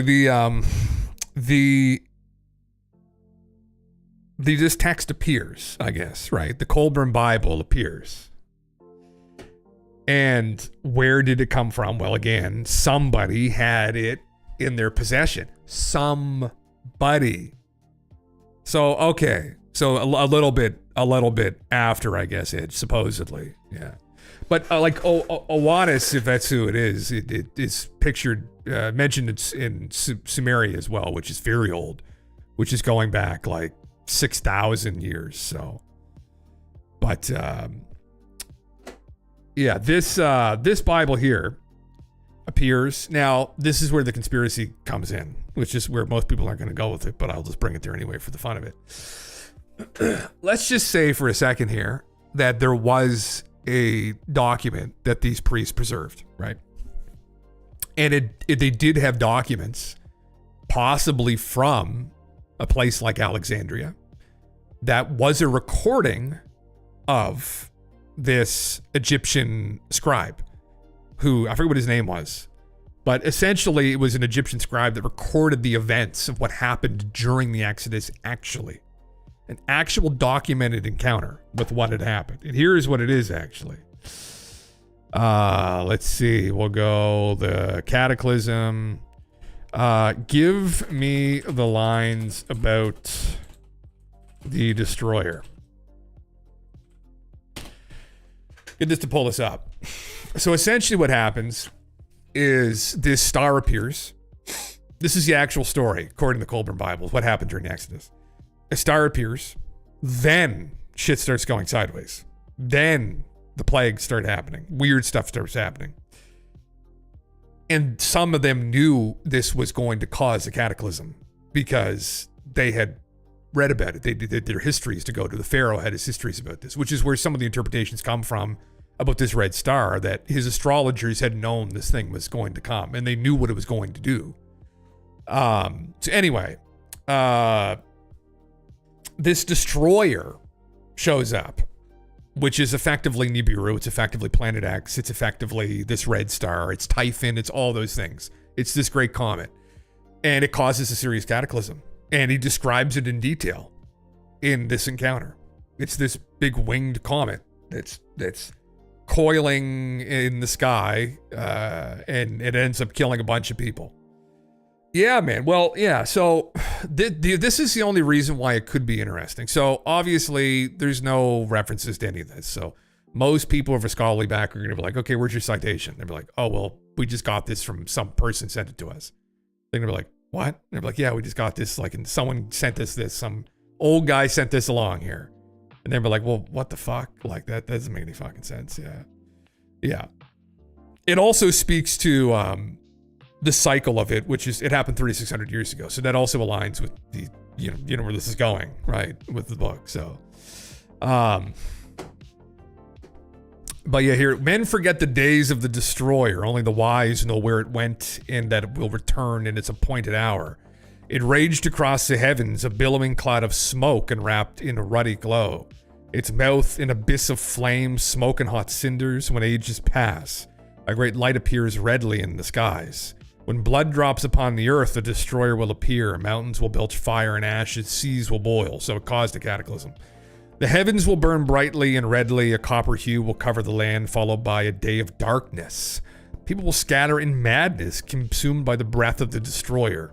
Signs that precede its return, 110 generations pass. Men fly like birds, hypocrisy reigns, etc. So, here he is lamenting, how long will your vigil last? The doom shape called the destroyer in Egypt was seen in all the lands, bright and fiery, twisting like a coil, again, like Pliny had mentioned. It remained close to the sun, whose face it hid, swept the earth with gray cinder rain and caused plagues. The earth was troubled and shook. The sky roared like 10,000 lions.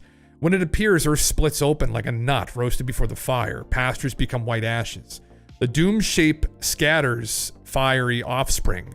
Read these words with solemn heart, knowing that the destroyer has its appointed time and will return.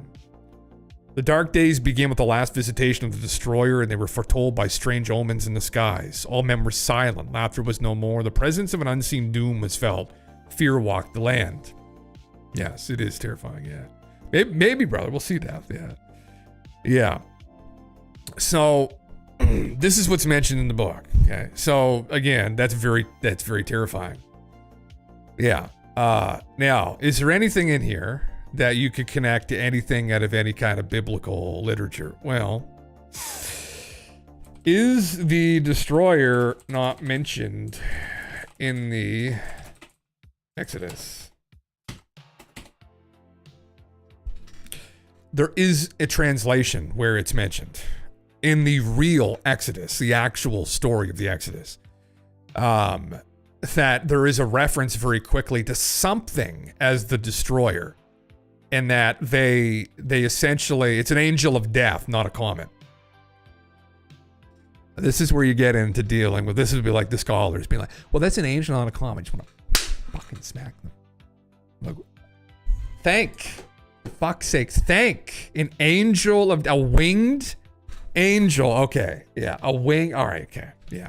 comets. Think of that connection here, guys. Anyway, it is in the Exodus, but it's an angelic assassin, not a comet. The Lord will not allow the destroyer to enter your houses and strike you.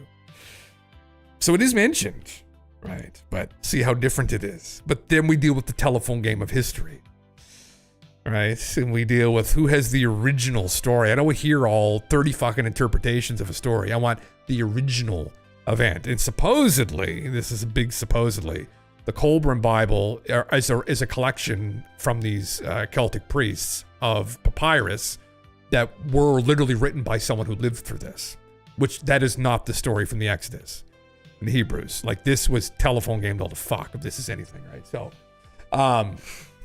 then where do we go? Where's the conspiracy at? You say, Jim, where's the conspiracy start with this? Well, here's the conspiracy, okay? Who could have had access to these documents, potentially? And then they just ended up at this publishing company in New Zealand. Now, Michael Masters is a bit of a sketchy guy. I'll be completely honest. I think he's kind of a bit of a Nibiru nut. Pope, maybe. We could think of a group of influential Western elite who pride themselves on maintaining ancient secrets and traditions. We could say, well, even we go one further, one back, and maybe we could go to the Freemasons, brother, in the West. There's so much specific context lost in translation with it just assumes there's no overlap. It's probably full of shit on personal basis to begin with. Yeah. Oh yeah, exactly. Yeah. Yeah, man. So who might have access to some of these ancient secrets or documents? Now, somebody did supposedly, and then they gave it to this publishing company.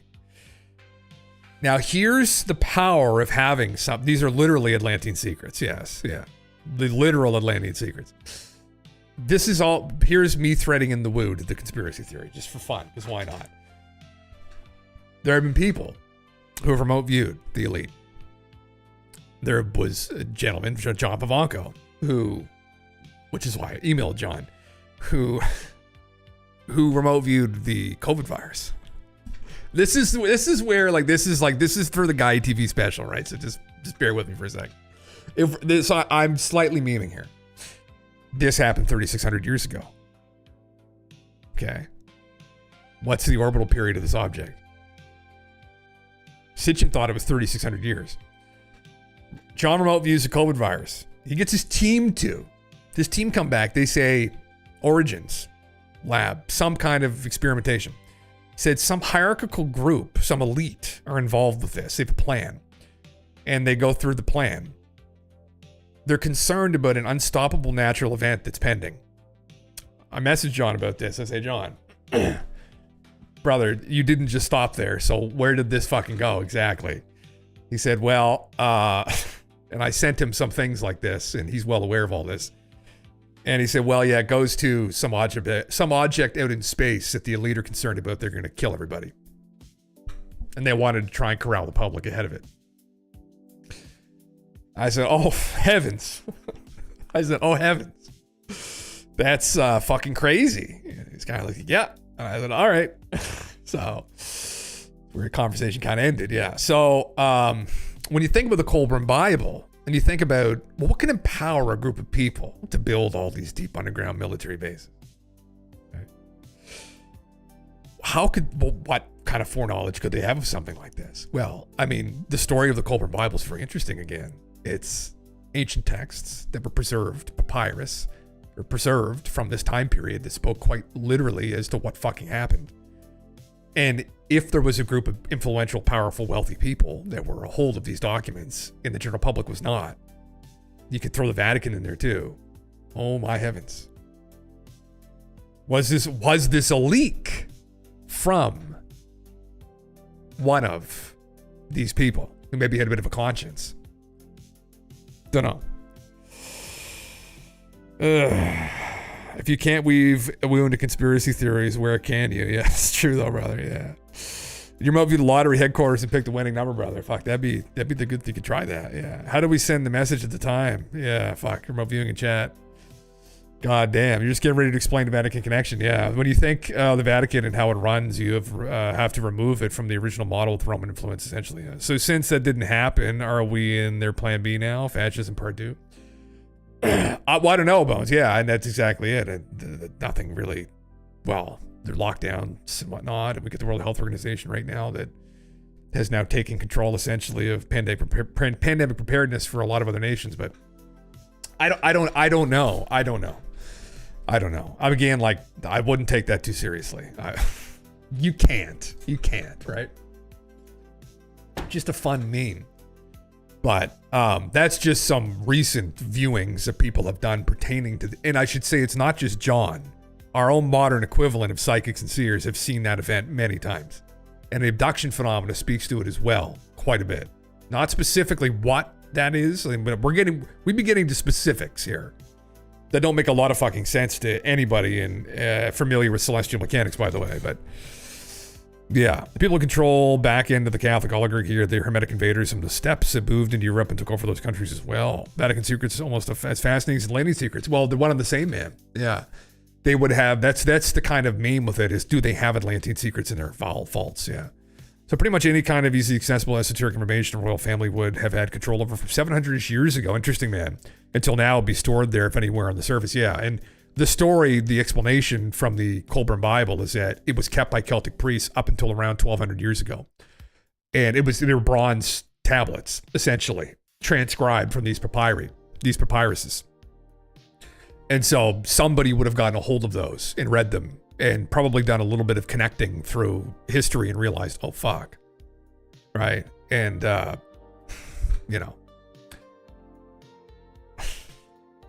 some Atlantean secrets might be dangerous to talk about. Some maybe even this.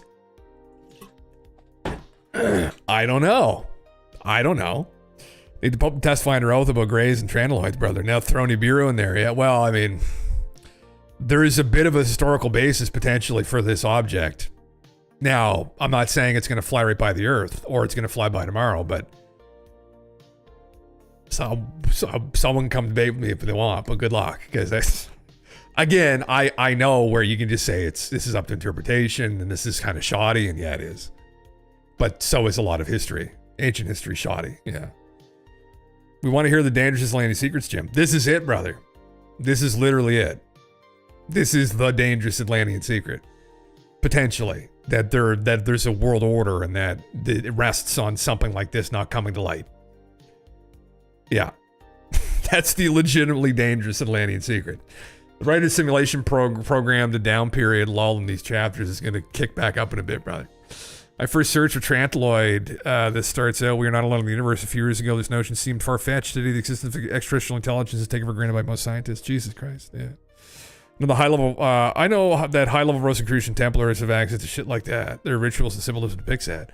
Well, man, I mean, yeah, the cross, man, right? The Templar Knights carried a red cross on their chest, right? A red cross. And the cross, specifically what we know as a Maltese cross or the even cross, is literally another form for the swing disc in Mesopotamia, which is where they would have been pillaging, invading, and enlightening, and it's literally another representation for the swing disc, right?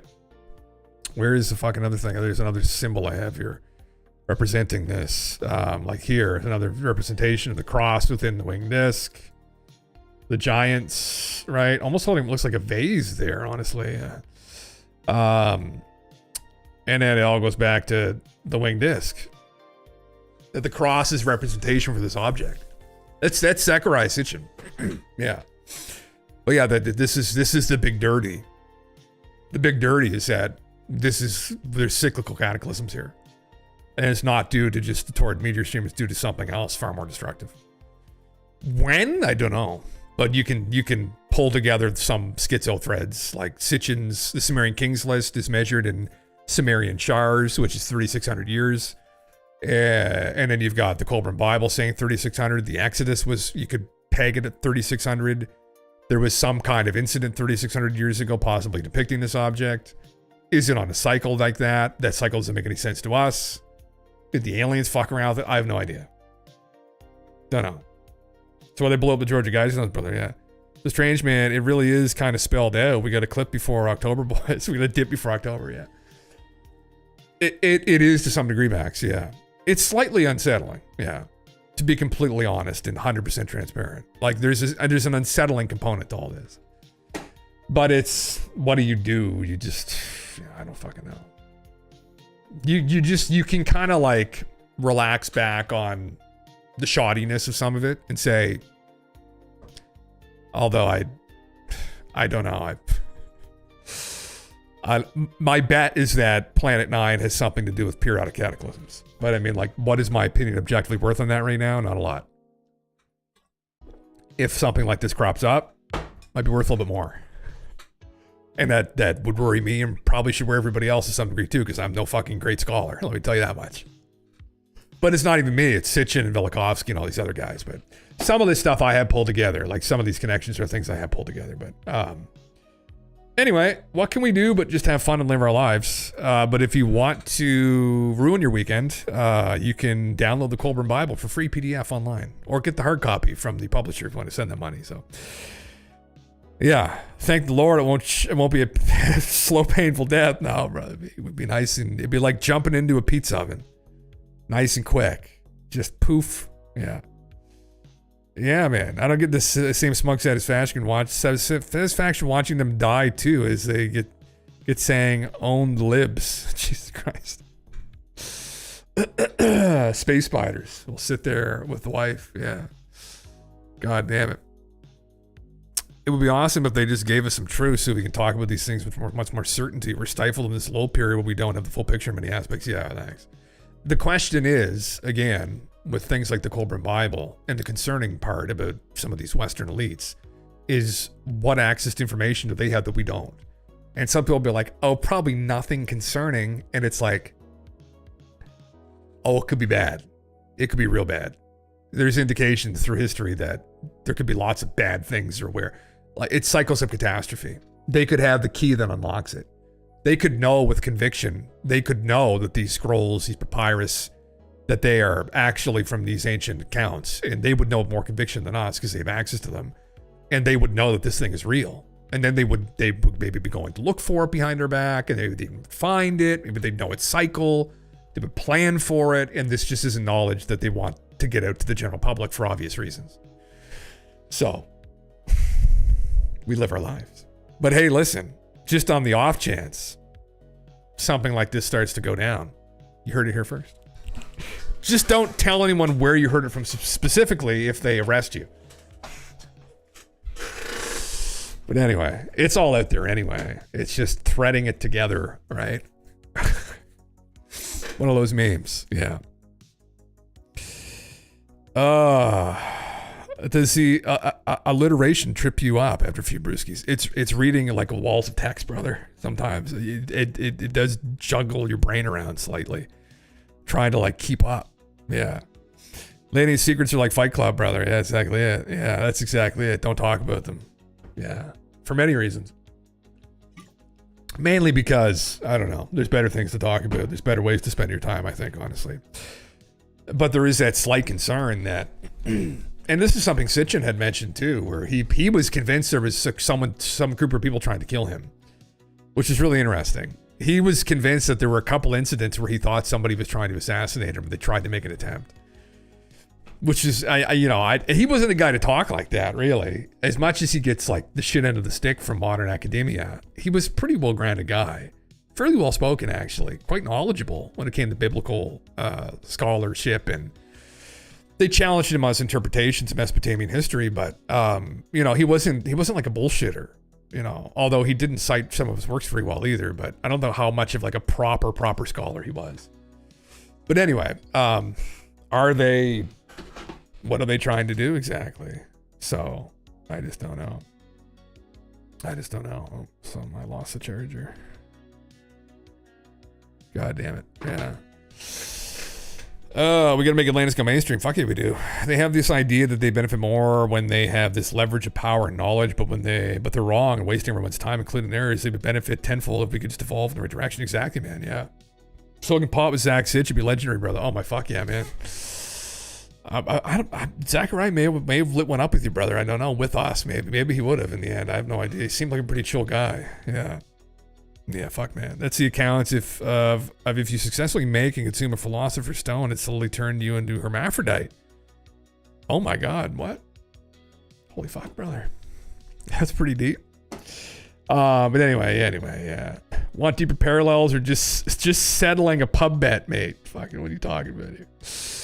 No, you saucy bitch.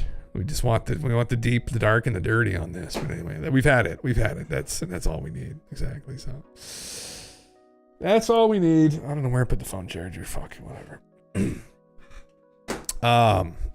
Fucking hell. Yeah. These fellas in chat trip me out every day.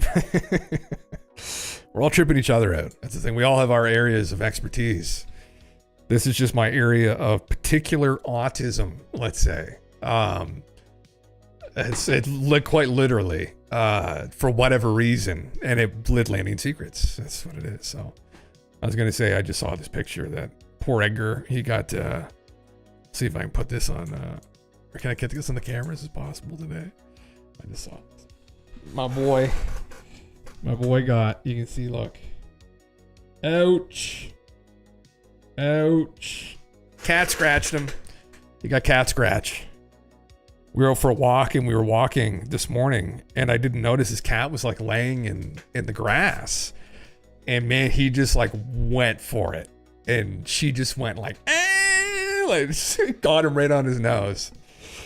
It's actually pretty deep, but he's been licking it all day. We got some polysporin on him and stuff. So yeah.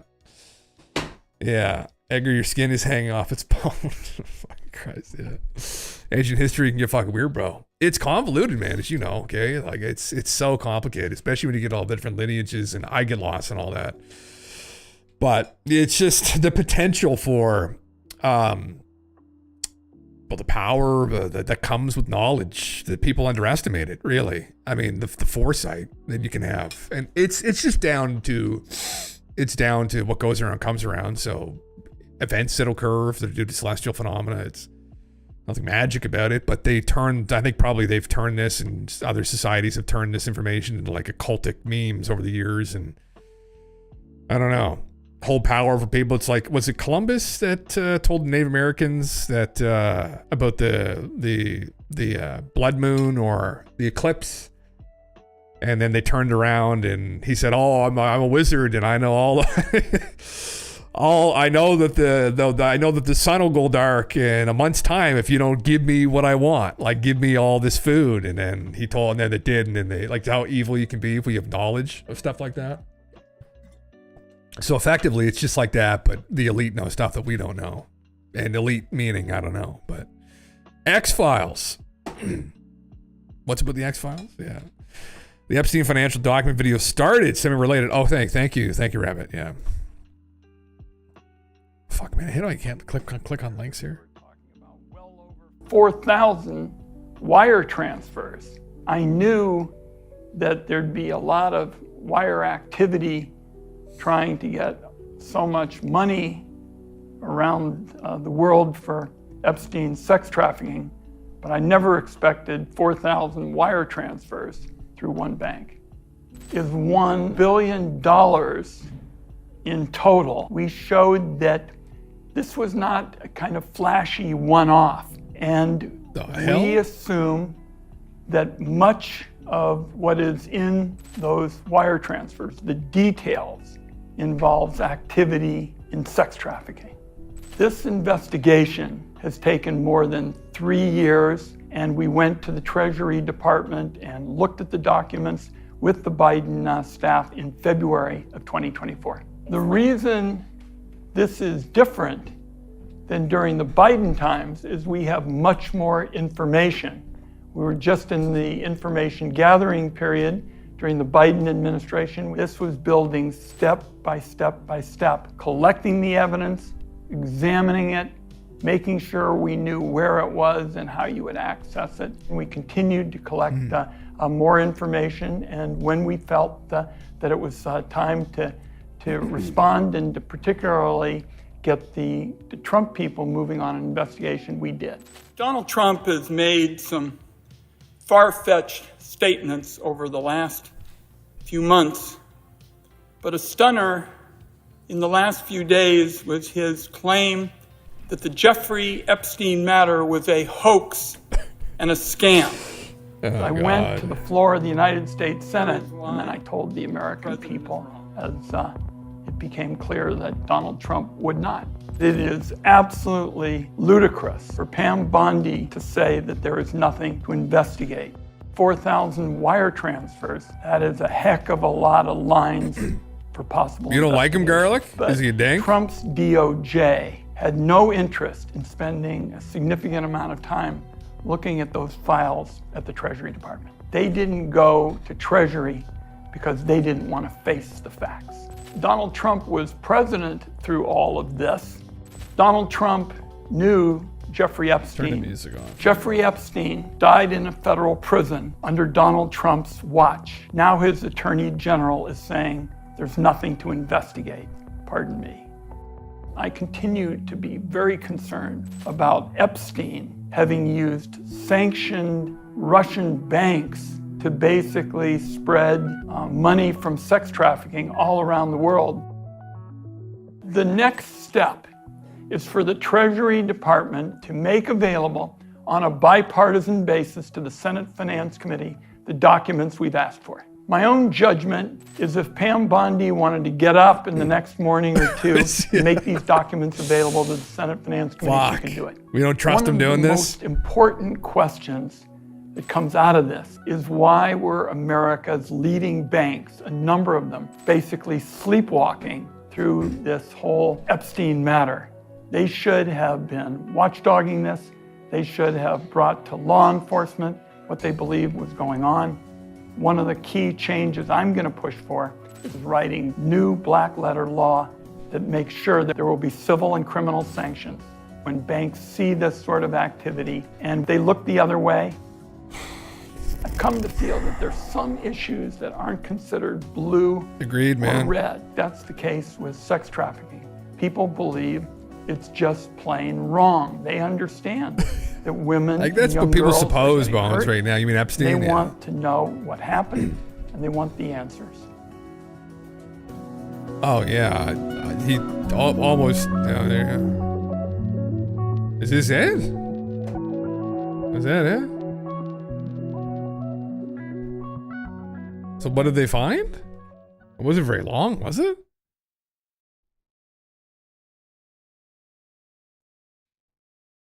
Was that literally it?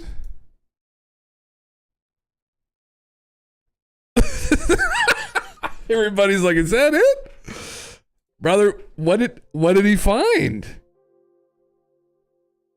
It's like 6 minutes long. Waste of time, thanks. Ron lied to us. Garlic, brother, you're on the money. This motherfucker. God damn it. What an absolute cuck. His hidden Epstein files. In February. He had a bunch of money that he was wire transferring around. He was corrupt as fuck, involved with Russian banks. Okay, yeah. Tell us something we don't know. Okay.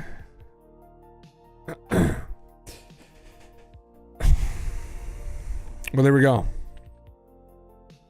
There we go. Guys, listen, we're that much closer to figuring it out. The Democrats had the Epstein files for the last 4 years, and Merrick Garland, who had them in their back pocket. Why don't they release it? Yeah, they weren't holding up when they could use it as a weapon. Yeah, they were holding on when they could use it. Yeah, they're all idiots, man. It's just back to my contention. They're all of them, literally all of them are fucking idiots. And they don't give a fuck. Yeah. That's literally it. That's fucking literally, that's unfortunately it. That's the meme right there. Just, fuck. Well, thank you for sharing that, Rabbit, just so we could watch that failure live. Yeah. This fucking guy. He's around people and banks move money, okay, and yeah, he was a criminal. He was a piece of shit. Yeah, okay, we know that. Yeah. All right. Right? Was he working with the Mossad? Like, what's going on here? Or is he just a piece of shit? Like, Trump is probably afraid if they prosecute all the guilty in Washington, D.C., it won't have anyone to steal our money. Aaron, what's up, man? That's the thing with Don. I mean, he wants to drain the swamp. It's like, brother, you have to understand, okay, when you pull the plug, if you get sucked down the drain with them, we're okay with that. Right? That's the only... You might end up being a part of the swamp a bit, right? And if you go down the drain with everybody else, we're all right with that. Right? He's not all right with that. That's the problem. Yeah. Might as well have shown bird pics. Fuck. He should have actually, yeah. Birds are fake though, brother. Right? It's some other intelligence agency. Pakistani intelligence agency, probably. Who's another enemy of America? Of the West. I don't fucking know, man. Anyway, Jesus fucking Christ. Yeah, I saw the Jesse Michaels video was about that rapper dude, I think, right? Just a conversation with him. And then I just saw the Y-Files was like some other like thing, yeah. Jim, have you covered if the ocean currents are reversing? Is that a thing or misinformation, Trizzy? Brother, I have not. I didn't hear that. Where did you hear that from? The ocean currents are reversing. We're just talking about everybody dying again, though. Maybe soon, though. Oh, Jay. I should have known. I should have known J-Mez would say something like that.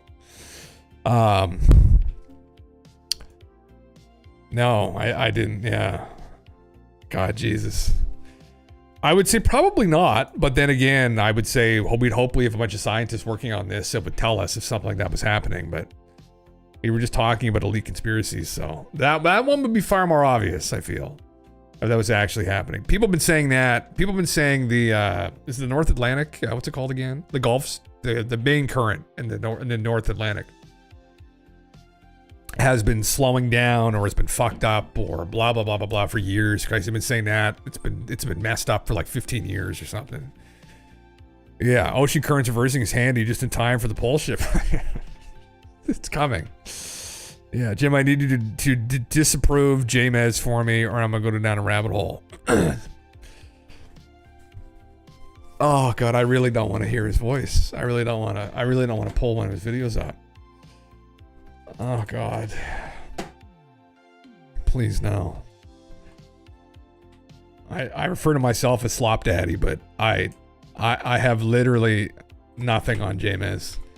The bucket that man pulls from is just at a depth that I hesitate to even think about. Like the slop quality is just so poor. None of it has been pre-chewed whatsoever. Like, man recorded something strange beneath Yellowstone. Something's crazy. Oh, okay. He doesn't release a lot of videos very frequently, does he? So there's something really weird going. Puts a lot of work into things. I shouldn't say anything, actually. Cow farts, yeah. But even if it's happening, would it be official or hidden from the public? Oh, I think we would know that. I think we would know, man, if the currents were reversing. That would be fucked, yeah. How are the rich gonna hunt mermaids if they all go down the ocean drain? Fuck. Lean into the slop. It's from recent video. He says it in the vid eventually. Yeah, this is you taking it for the team, Jim. Yeah, I guess this is it, isn't it? Yeah. He's a king of slob. You can't compete with that. Yeah, his bucket's so filthy though, Ivana. It makes me sick. This is the earthquake. Possibly hostile alien. I'm just gonna try and spare myself.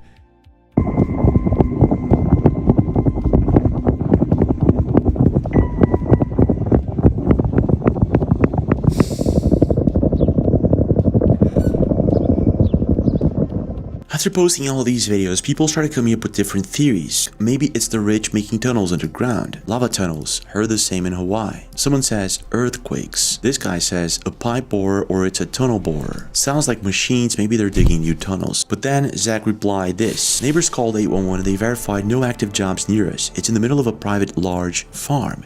So if it's not a tunnel, if it's not something digging underground, then what is it? Alright, so found this on July 17th, home of supervolcano, and nature is giving a warning sign. Look what's happening in Yellowstone right now. This was recorded by a tour guide that has been there for over 6 seasons and has never seen anything like this before. Now, I don't know if you guys know this or not, but Yellowstone is home to a supervolcano. It's actually huge, isn't it? Alright, so it's pretty big. The past week or so, flocks and flocks of animals have been leaving Yellowstone Park. Is this actually happening? Nature always gives warning signs. Yeah. And this is a warning sign. If you live in or around Yellowstone, I would heed nature's warning. Peace. Let me take a look at this. No, animals are not leaving Yellowstone Park. Online sources are saying that animals are fleeing the park. This isn't the first time such claims have been made, and just like before, they aren't true. So animals fleeing Yellowstone, possibly not true, but... Of course they're just gonna lie to us, though. My sources say that a race of lizard raccoons from the inner planet are trying to take over the upper crust and we're in their way. I'm down with that, yeah. I'm down with that, brother. Why not? Still very weird how we have Zach and Derek 6 months apart, hearing and feeling the same thing. And in January this year, Yellowstone volcanic activity was on the move. So this is one of the reasons that a lot of people started paying attention to Yellowstone. But if it's not something digging underground, Derek's and Zach's backyard, then what is going on here? So I decided to map the vibrations, and this is what I get. Almost a straight line to the earthquake that happened yesterday in Russia. First vibration happened in Kentucky, and then one in Wyoming just recently, and then a straight line, almost a straight line to the earthquake in Russia. Why does it need to now be this could be line? a coincidence, and it possibly is. But what if it's not? What if this earthquake is more than just an earthquake? You're not going to believe this, but in 1999, a Japanese woman named Ryo Tatsuki published a book saying that a major was going to happen in Japan, and guess what? It happened. That year, Japan experienced one of its worst earthquakes and ever. Jones have in common with ancient pyramids and volcanoes? Who did that? Oh no, please no. What do the alien orbs and Jones have in common with ancient pyramids and volcanoes? I'm getting gangbanged by JMAS Live. Oh my god, what is this? Oh, I was gonna use the other more offensive word, but I know Twitch is like that. Oh god. Thank you guys so much. This is done. This prophecy is fucked. It's in the garbage now because it's now August 1st in Japan. She was wrong. We need to move on. Now she's predicting this summer, July 2025, the ocean floor between the Philippines and Japan is going to erupt, causing a tsunami 3 times worse than 2011. So back in March this year, All-Star Steven posted this video explaining how Ryo Tatsuki predicted this earthquake before. one bit after. But apparently she wasn't the only one. And people who predicted this earthquake talked about other things, not just earthquakes. Oh, God, Jesus. UFO. The JMAS hype train. Oh my God, man, what is this? Not AI, in case anybody's wondering.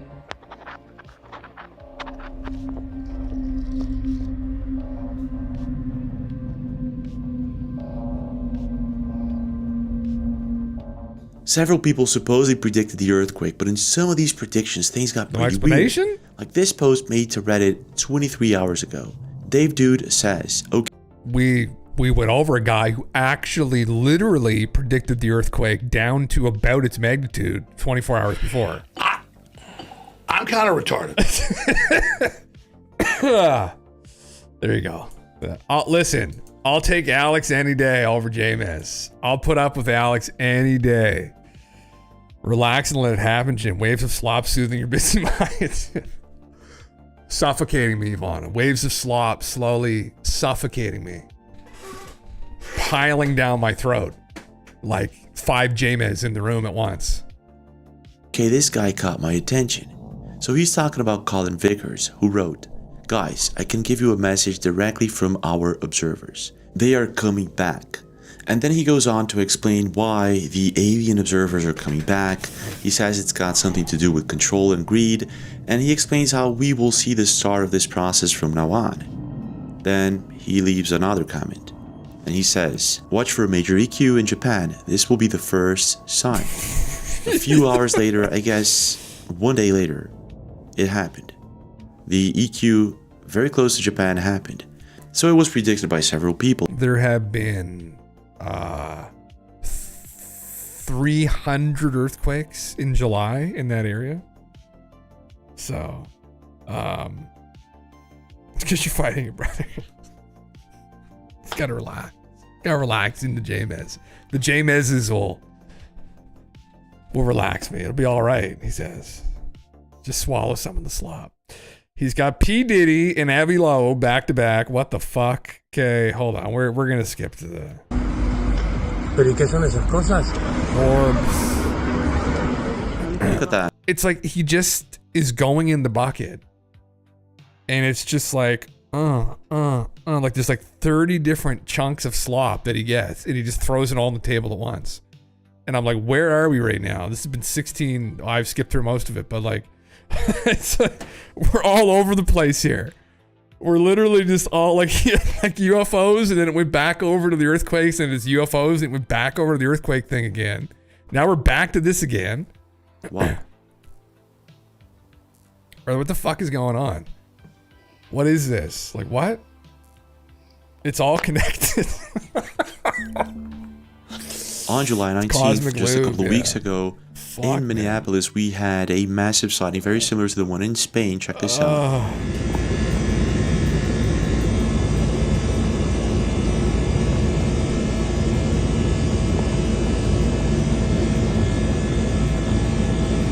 Trizzy, where does he mention it's the... pretty similar to the one in Spain. Yep. Is this the right video? But it's happening. This is a once in a several thousand year event, and it's unfolding in our lifetime. Okay, so the poles are shifting. What else is happening? Hey, so just in case nobody told you, there apparently has been a significant reversal in ocean current in the southern hemisphere of this planet. The implications are absolutely terrifying. Sources? And if you are a person who trusts scientists, which I'm one of those people. I do trust science, and I do trust the information given. Especially because it's not received the actual news coverage it should have. And it won't, I'm sure. Wait a minute, so the ocean tides in the southern hemisphere are reversing, and this could cause a climate shift? What? Well, I found this article over here. Southern ocean current reverses for the first time, signaling risk of climate system collapse. Also found the same thing posted to Reddit. However, on Reddit, people went deeper and they found out that this article was either translated poorly or it's not been submitted for peer review, which means that this is possibly not yet 100% official, which is good. So there's a bunch of coincidences when it comes to the vibrations that are happening in the United States, pointing directly towards the earthquake that was predicted by a Japanese woman in 2011. And then you got this object, 31 Atlas. Some researchers think it's an alien object. And you got the alien drones and orbs that have been flying all over the planet since November. It seems that there's something going on, no one knows what it is. It's less of his voice that bothers me and more of his mind. But that's just... This is someone's voice, Yvonne? Is this spooky ghost stuff? It's 100 times worse. Her Chill's voice. Give it a good 30 seconds. You'll beg to listen to J-Mez. Number 15. A family is being frightened by a ghostly apparition somewhere in Mexico, and this is the moment they finally see it. Some kind of like Albertan mishmash. We have a local Albertan in the chat that can maybe verify. Is this an Albertan? Se abrió. Espérate, cálmate. ¿Hay alguien ahí? The side of someone's face peers out from within the closet. I'm kind of retarded. Thank you for that again, brother. My God. $3 on Alex. I love it, though. That's fuck yeah. More of his mind would not be able to hang out with Jim. We would not be hanging out with Jim. You would unmod me. What, who J-Mez? I would not be pushed aside by your superior capacity for truth analysis while caught on nonsense. No, I'm not trying to say I'm better than J-Mez. I'm just trying to say I don't align with where his mind goes with some of the stuff. Yeah. Why is he talking like the Burger King foot lettuce guy in this video? Who is it? Yeah.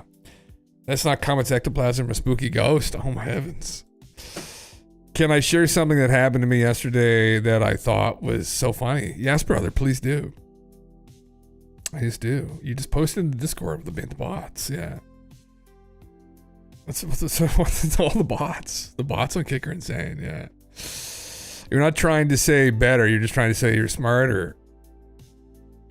No. I'm just trying to say that I don't like the way that he arranges things. The way he arranges his videos drives me. That's part of why it drives me nuts. The way he arranges his videos drives me fucking nuts. It's like all over the place. I don't know why he does that. It's not just in his video, but the other ones too. It's like, it's just, I don't know. And whatever. Listen, he's making bank. He's got almost 400,000 subscribers. I can't say anything. Look at him. Look at him killing it. Yeah. Your brain was just all over the place. Your brain's not all over the place. You're talking here all the time. No, I don't think it's anything to do with like him. I think he just kind of sloppily throws together. And listen, I just kind of sloppily throw together things too sometimes. Hence why we both have slop buckets. But I think it's just kind of sloppy sometimes the way he throws together the videos. But that's the charm. I think some people probably like it. It's fun TikToks that he throws together. I shouldn't be so serious is maybe what we're getting at here. Maybe I'm being too serious. Yeah. Like I'm expecting like, man records something strange beneath Yellowstone. Oh my God, right? It's like, let's dig really deep into this and get specific with what the fuck is going on. It's kind of like, and now we're back to like something else. And like now we're with the mermaids and it's like, yeah. Spaghetti doesn't paint the carpet red unless you drop it on it. Remix the truth, find the fact. Fuck, I don't know. His target demographic has a 14-second attention span, so he pancakes the slop. Is that what it is? Yeah. He's super consistent with uploads. Is he? Yeah, he last one he posted was 3 weeks ago. He does them like every couple weeks. I mean, he gets pretty good views on them though. I mean, financially, that's all he probably need to do. Probably makes a couple grand off these. It's enough to kind of pay the bills maybe. Who knows? So, a toxic guy in my game, I have a clip and he's just huffing and puffing into the mic trying to talk shit. Hey, nice try, Yellow. Nice try. Oh my God. Really nice fucking try. 4 kills and 6. I'm sorry, Yellow. 3 Q. What do you guys play together? Motherfucker over here out of breath talking shit. Chill, bro. Hey, what is this, Call of Duty? That's a valid question. I'm doing horrible. God damn. This motherfucker said 3 Q. Bro. Why? The boys sound like they're having a good time. It sounds like a good time. Oh, it's Counter-Strike. Okay. Oh my God. Wow. That goes back way. Yeah. The alien life force will be known as TikTok. Oh, Jesus Christ. It's Counter-Strike. Yeah. Yeah. The current popular style of videos in general, I notice, are segmented information cross-threaded to make secular points over an entire video sequence. It's kind of unnerving. Yeah, it seems to be the trend too. I've noticed that as well, man. Yeah. Yeah. Yeah. I love so much. It's pretty interesting, brother. Boys having fun. That was like the Call of Duty lobbies back in the day, but with less racial slurs and people yelling hateful things at each other all the fucking time. Oh my God, man. Fuck. That was so it just became so draining. You're like, I don't even want to go online anymore. Like SOCOM too. If anyone remembers SOCOM, the SOCOM games, it was on the PS2 or PS3. But oh my God, SOCOM 2 online. Holy shit. Like the fights and just constantly over anything. Just unbelievable. God. Is that an indicator that socially we're becoming debased, or is it a thought control experiment? I don't know. Yeah, I don't know what does it represent, man. Yeah. Yeah. The narrative makes no sense when you skip Jim.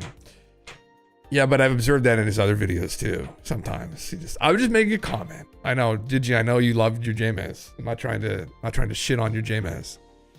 I just, as you know, there's just something about the way it's constructed, to be a nicer way of putting it. I'm not trying to say I'm better than JMS. JMS is clearly more successful than myself. I'm just trying to say that something about JMS makes me want to slap my head off the corner of this desk as hard as I can. And I can't quite put my finger on what that is exactly. It's a nicer way of saying it. Yeah. But that's just the way that it is. Yeah. Too much slop to not skip. SOCOM was one of the first console games to include voice chat. Yeah, it was one of the first like properly online games, remember? Yeah. Yeah. I'm trying to get you on our level of JS. I know you are. Yeah, I think the mermaid one may have been like the fucking nail in the bucket, maybe for me. I don't know. Yeah, you haven't leaned in enough yet. Maybe a bong rip. Fuck, maybe that's what I need. Yeah, maybe they'll do it. Yeah. Wasn't Mortal Kombat with SOCOM? I don't know how to word it. No, SOCOM was on PS2. Was it? Did you? PS2? Yeah, because the PS3 had native online support. It's a PS2. Yeah. One of my favorite SOCOM 2 shitsters was glitching the full auto Glock to shoot RPG rockets. PS2, yeah.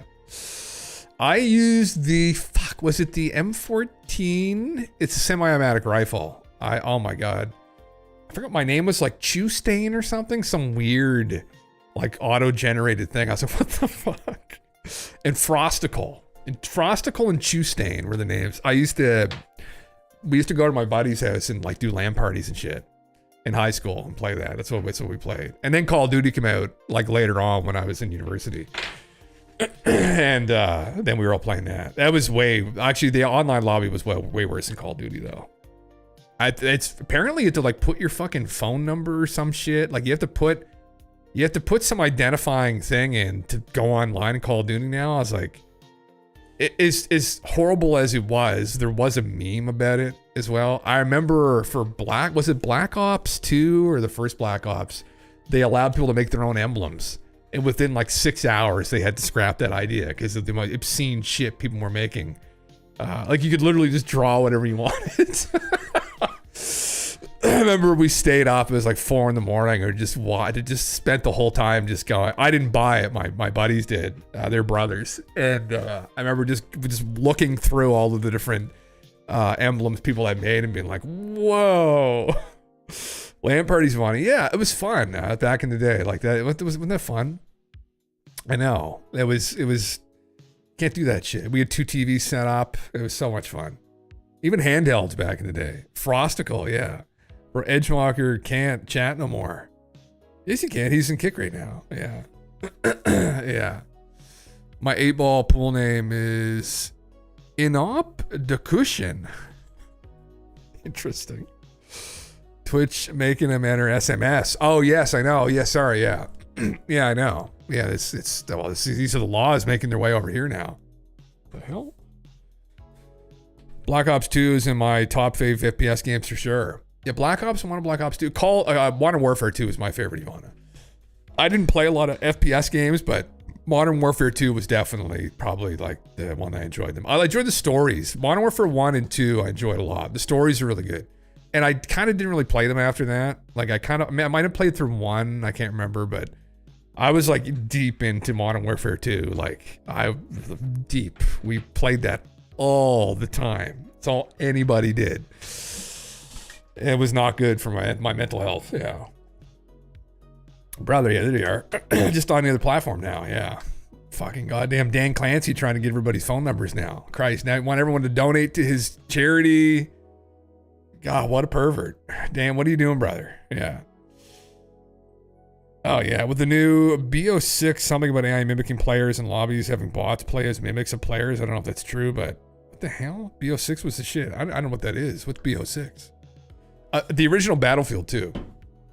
The original Battlefield was an incredible game on the computer. What was it called? Battlefield? Maybe it's just Battlefield. Oh, it was so like the huge wars you could get into. Like you could actually just go get your sniper and just go in the middle of nowhere and create. Oh, Black Ops 2. Okay, is that what it stands for? Okay. Okay. Is Black Ops 6? Holy shit. My partner bought one of the recent Call of Duties. I played that a little bit, but she plays it. She was playing it with some of her friends and they were having fun for a little while playing that. And anyway, I could just hear them like hear her screaming. She used to love Halo too. She was a big Halo player. She loved Halo. She loved playing Halo.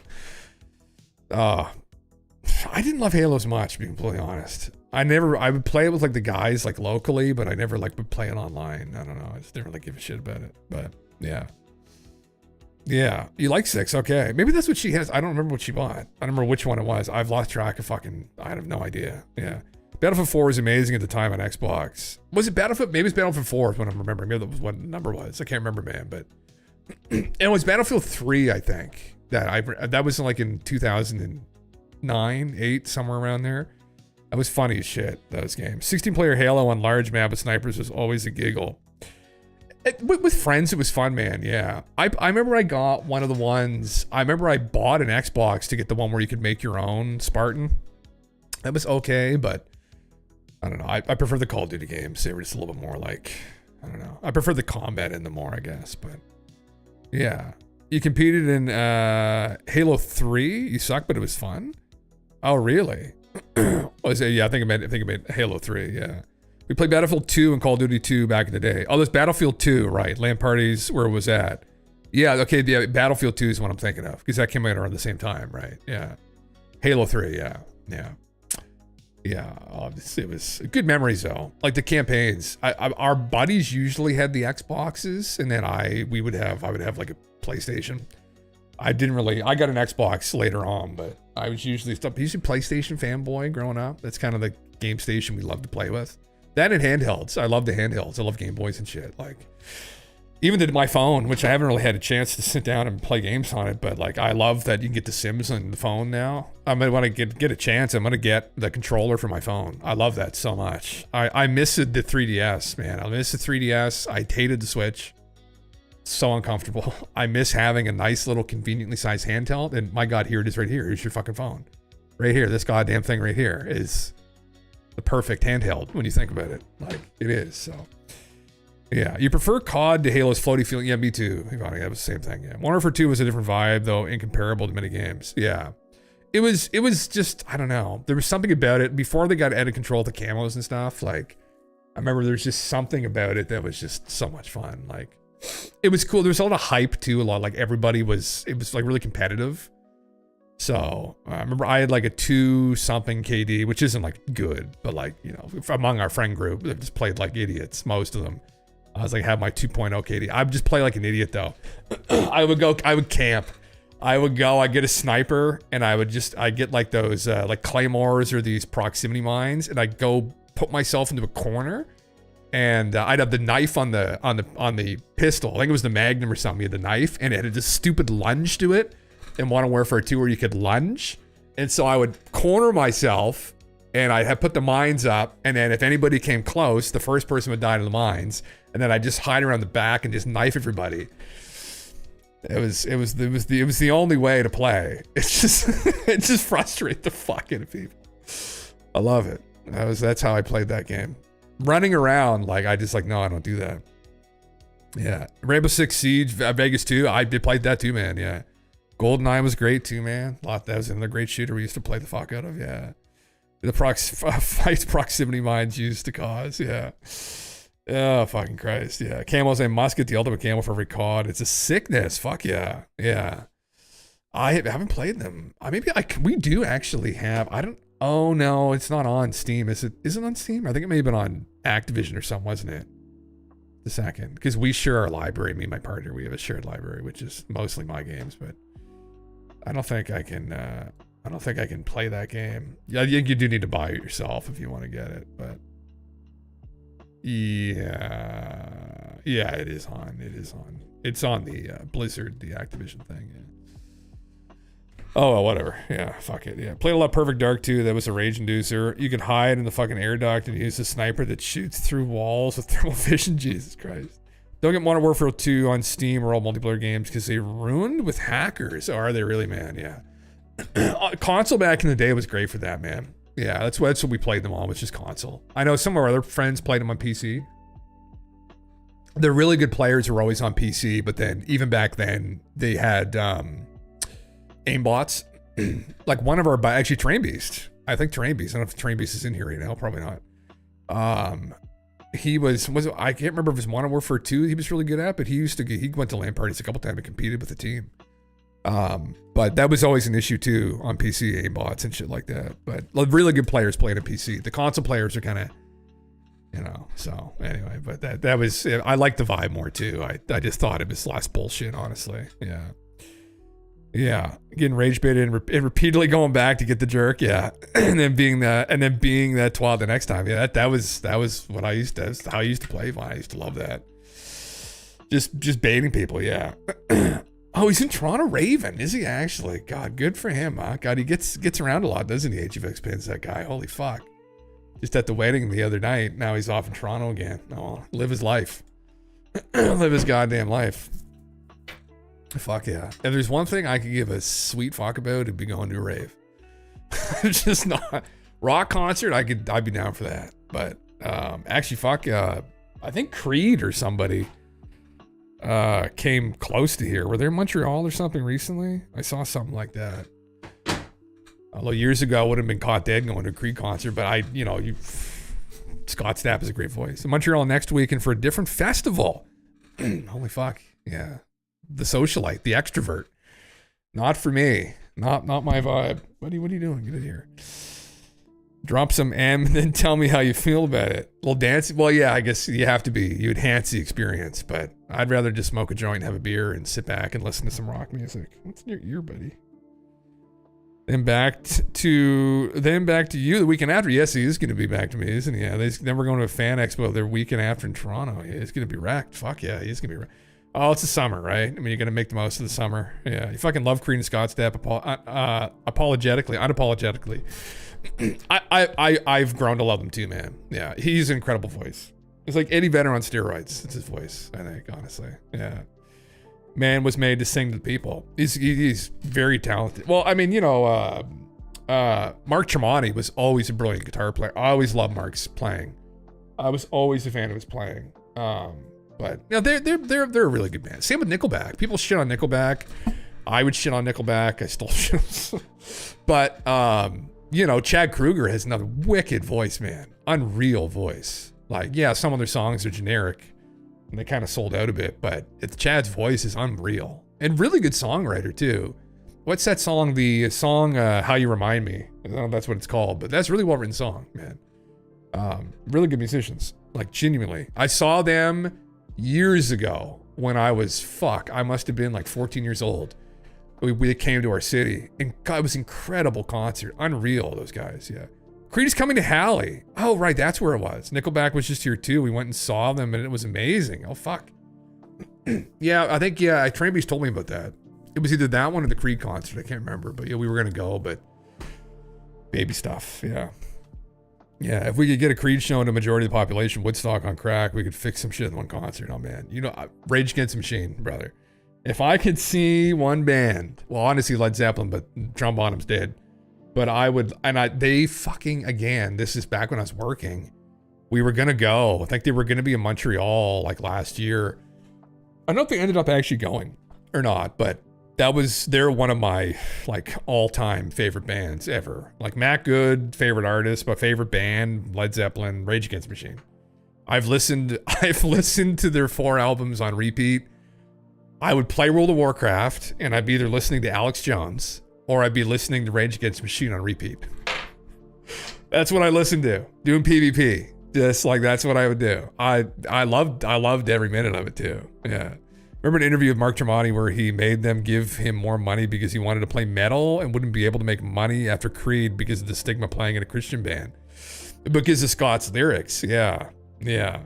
First ever concert I was at when I was in 2019 and Juice WRLD was at the Coca-Cola Coliseum. I had a blast. Never been to an actual other type of genre concert. Okay. I mean, rock concerts are great. I'm a musician, so I love hearing like that kind of music at that scale. It's always really energizing, but Snoop Dogg had come around here twice. I can't recall. I think I did go to a rap concert one. I can't fucking remember though. I feel like I was at some kind of rap concert, but I've forgotten it. So that tells you how impressionable it was. But yeah, it took me a while to find an Amazon. Like, here you go, Jim, get yourself one of these for mobile gaming. Oh, is this a hand things? Oh yeah, man. Yeah, I am, man. Yeah, there's another one that you can get that's similar to it. Yeah. Oh, that looks pretty sick too. Yeah, the Backbone. The Backbone's like one of the really good ones. Yeah, this is what I'm literally gonna get. It's a Backbone. Yeah, I'm gonna get this at some point.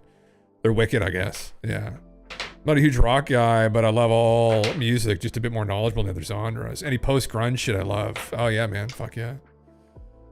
Yeah, well, I was kind of the same way, man. I didn't get into like the older. I mean, I grew up playing all kinds of different like musical genres and guitar, but I didn't get into Led Zeppelin until I was 25, till my buddy died. And I just started putting on there. I got a vinyl of In Through the Outdoor of Led Zeppelin. And I just got a vinyl player and I just put it on and I was just like, fuck. And I just got all their vinyls and listened to all of it. I avoided them for the last 15 years of my life playing instruments, and they were my therapy, honestly. And I fell in love with them ever since. Robert Plant and Jimmy, and very kind of like Celtic and Tolkien inspired. And I kind of knew that, but I don't know. I just, ever since then, I clicked with them. Yeah. Okay. Thank you, Ivana. God bless. Yeah. Night. See you later. Yeah. You find Zeppelin hard going on the ears. Do you really, man? Yeah. I've heard people say that about Robert's voice. Yeah. Jimmy too. Some people listen to his guitar playing. They don't like his playing, but I can get that. I don't know. There's something about them. I just clicked with me. I don't know what it was. It's just that they're that time. And yeah, I love their second album a lot. Really love their second album a lot. I love In Through the Outdoor is really good too. Presence is my favorite album that they, of theirs, because Achilles' Last Stand, even T for One is the song I love too. I actually played it on stream here one day. T for One, I love it. I love that song. It's beautiful. Yeah. I don't know if you've ever heard. You've probably listened through their whole album, their whole catalog, Aaron. But I started listening to their more eccentric stuff that I got a hold of at like used record stores, and really loved it. I really loved it a lot. It was very different. Yeah. Yeah, but really, really good shit. I love the start to T to One, or T for One. I always love that. I'm gonna get flagged for fucking whatever, but they can go fuck themselves.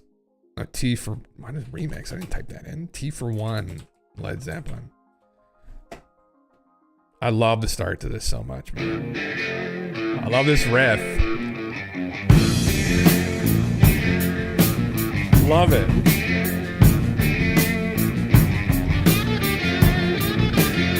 Kind of a weird time. Fuck yeah. Love it. He was high as fuck when he wrote that, man. That's when Jimmy was strung out on heroin. God damn. Yeah.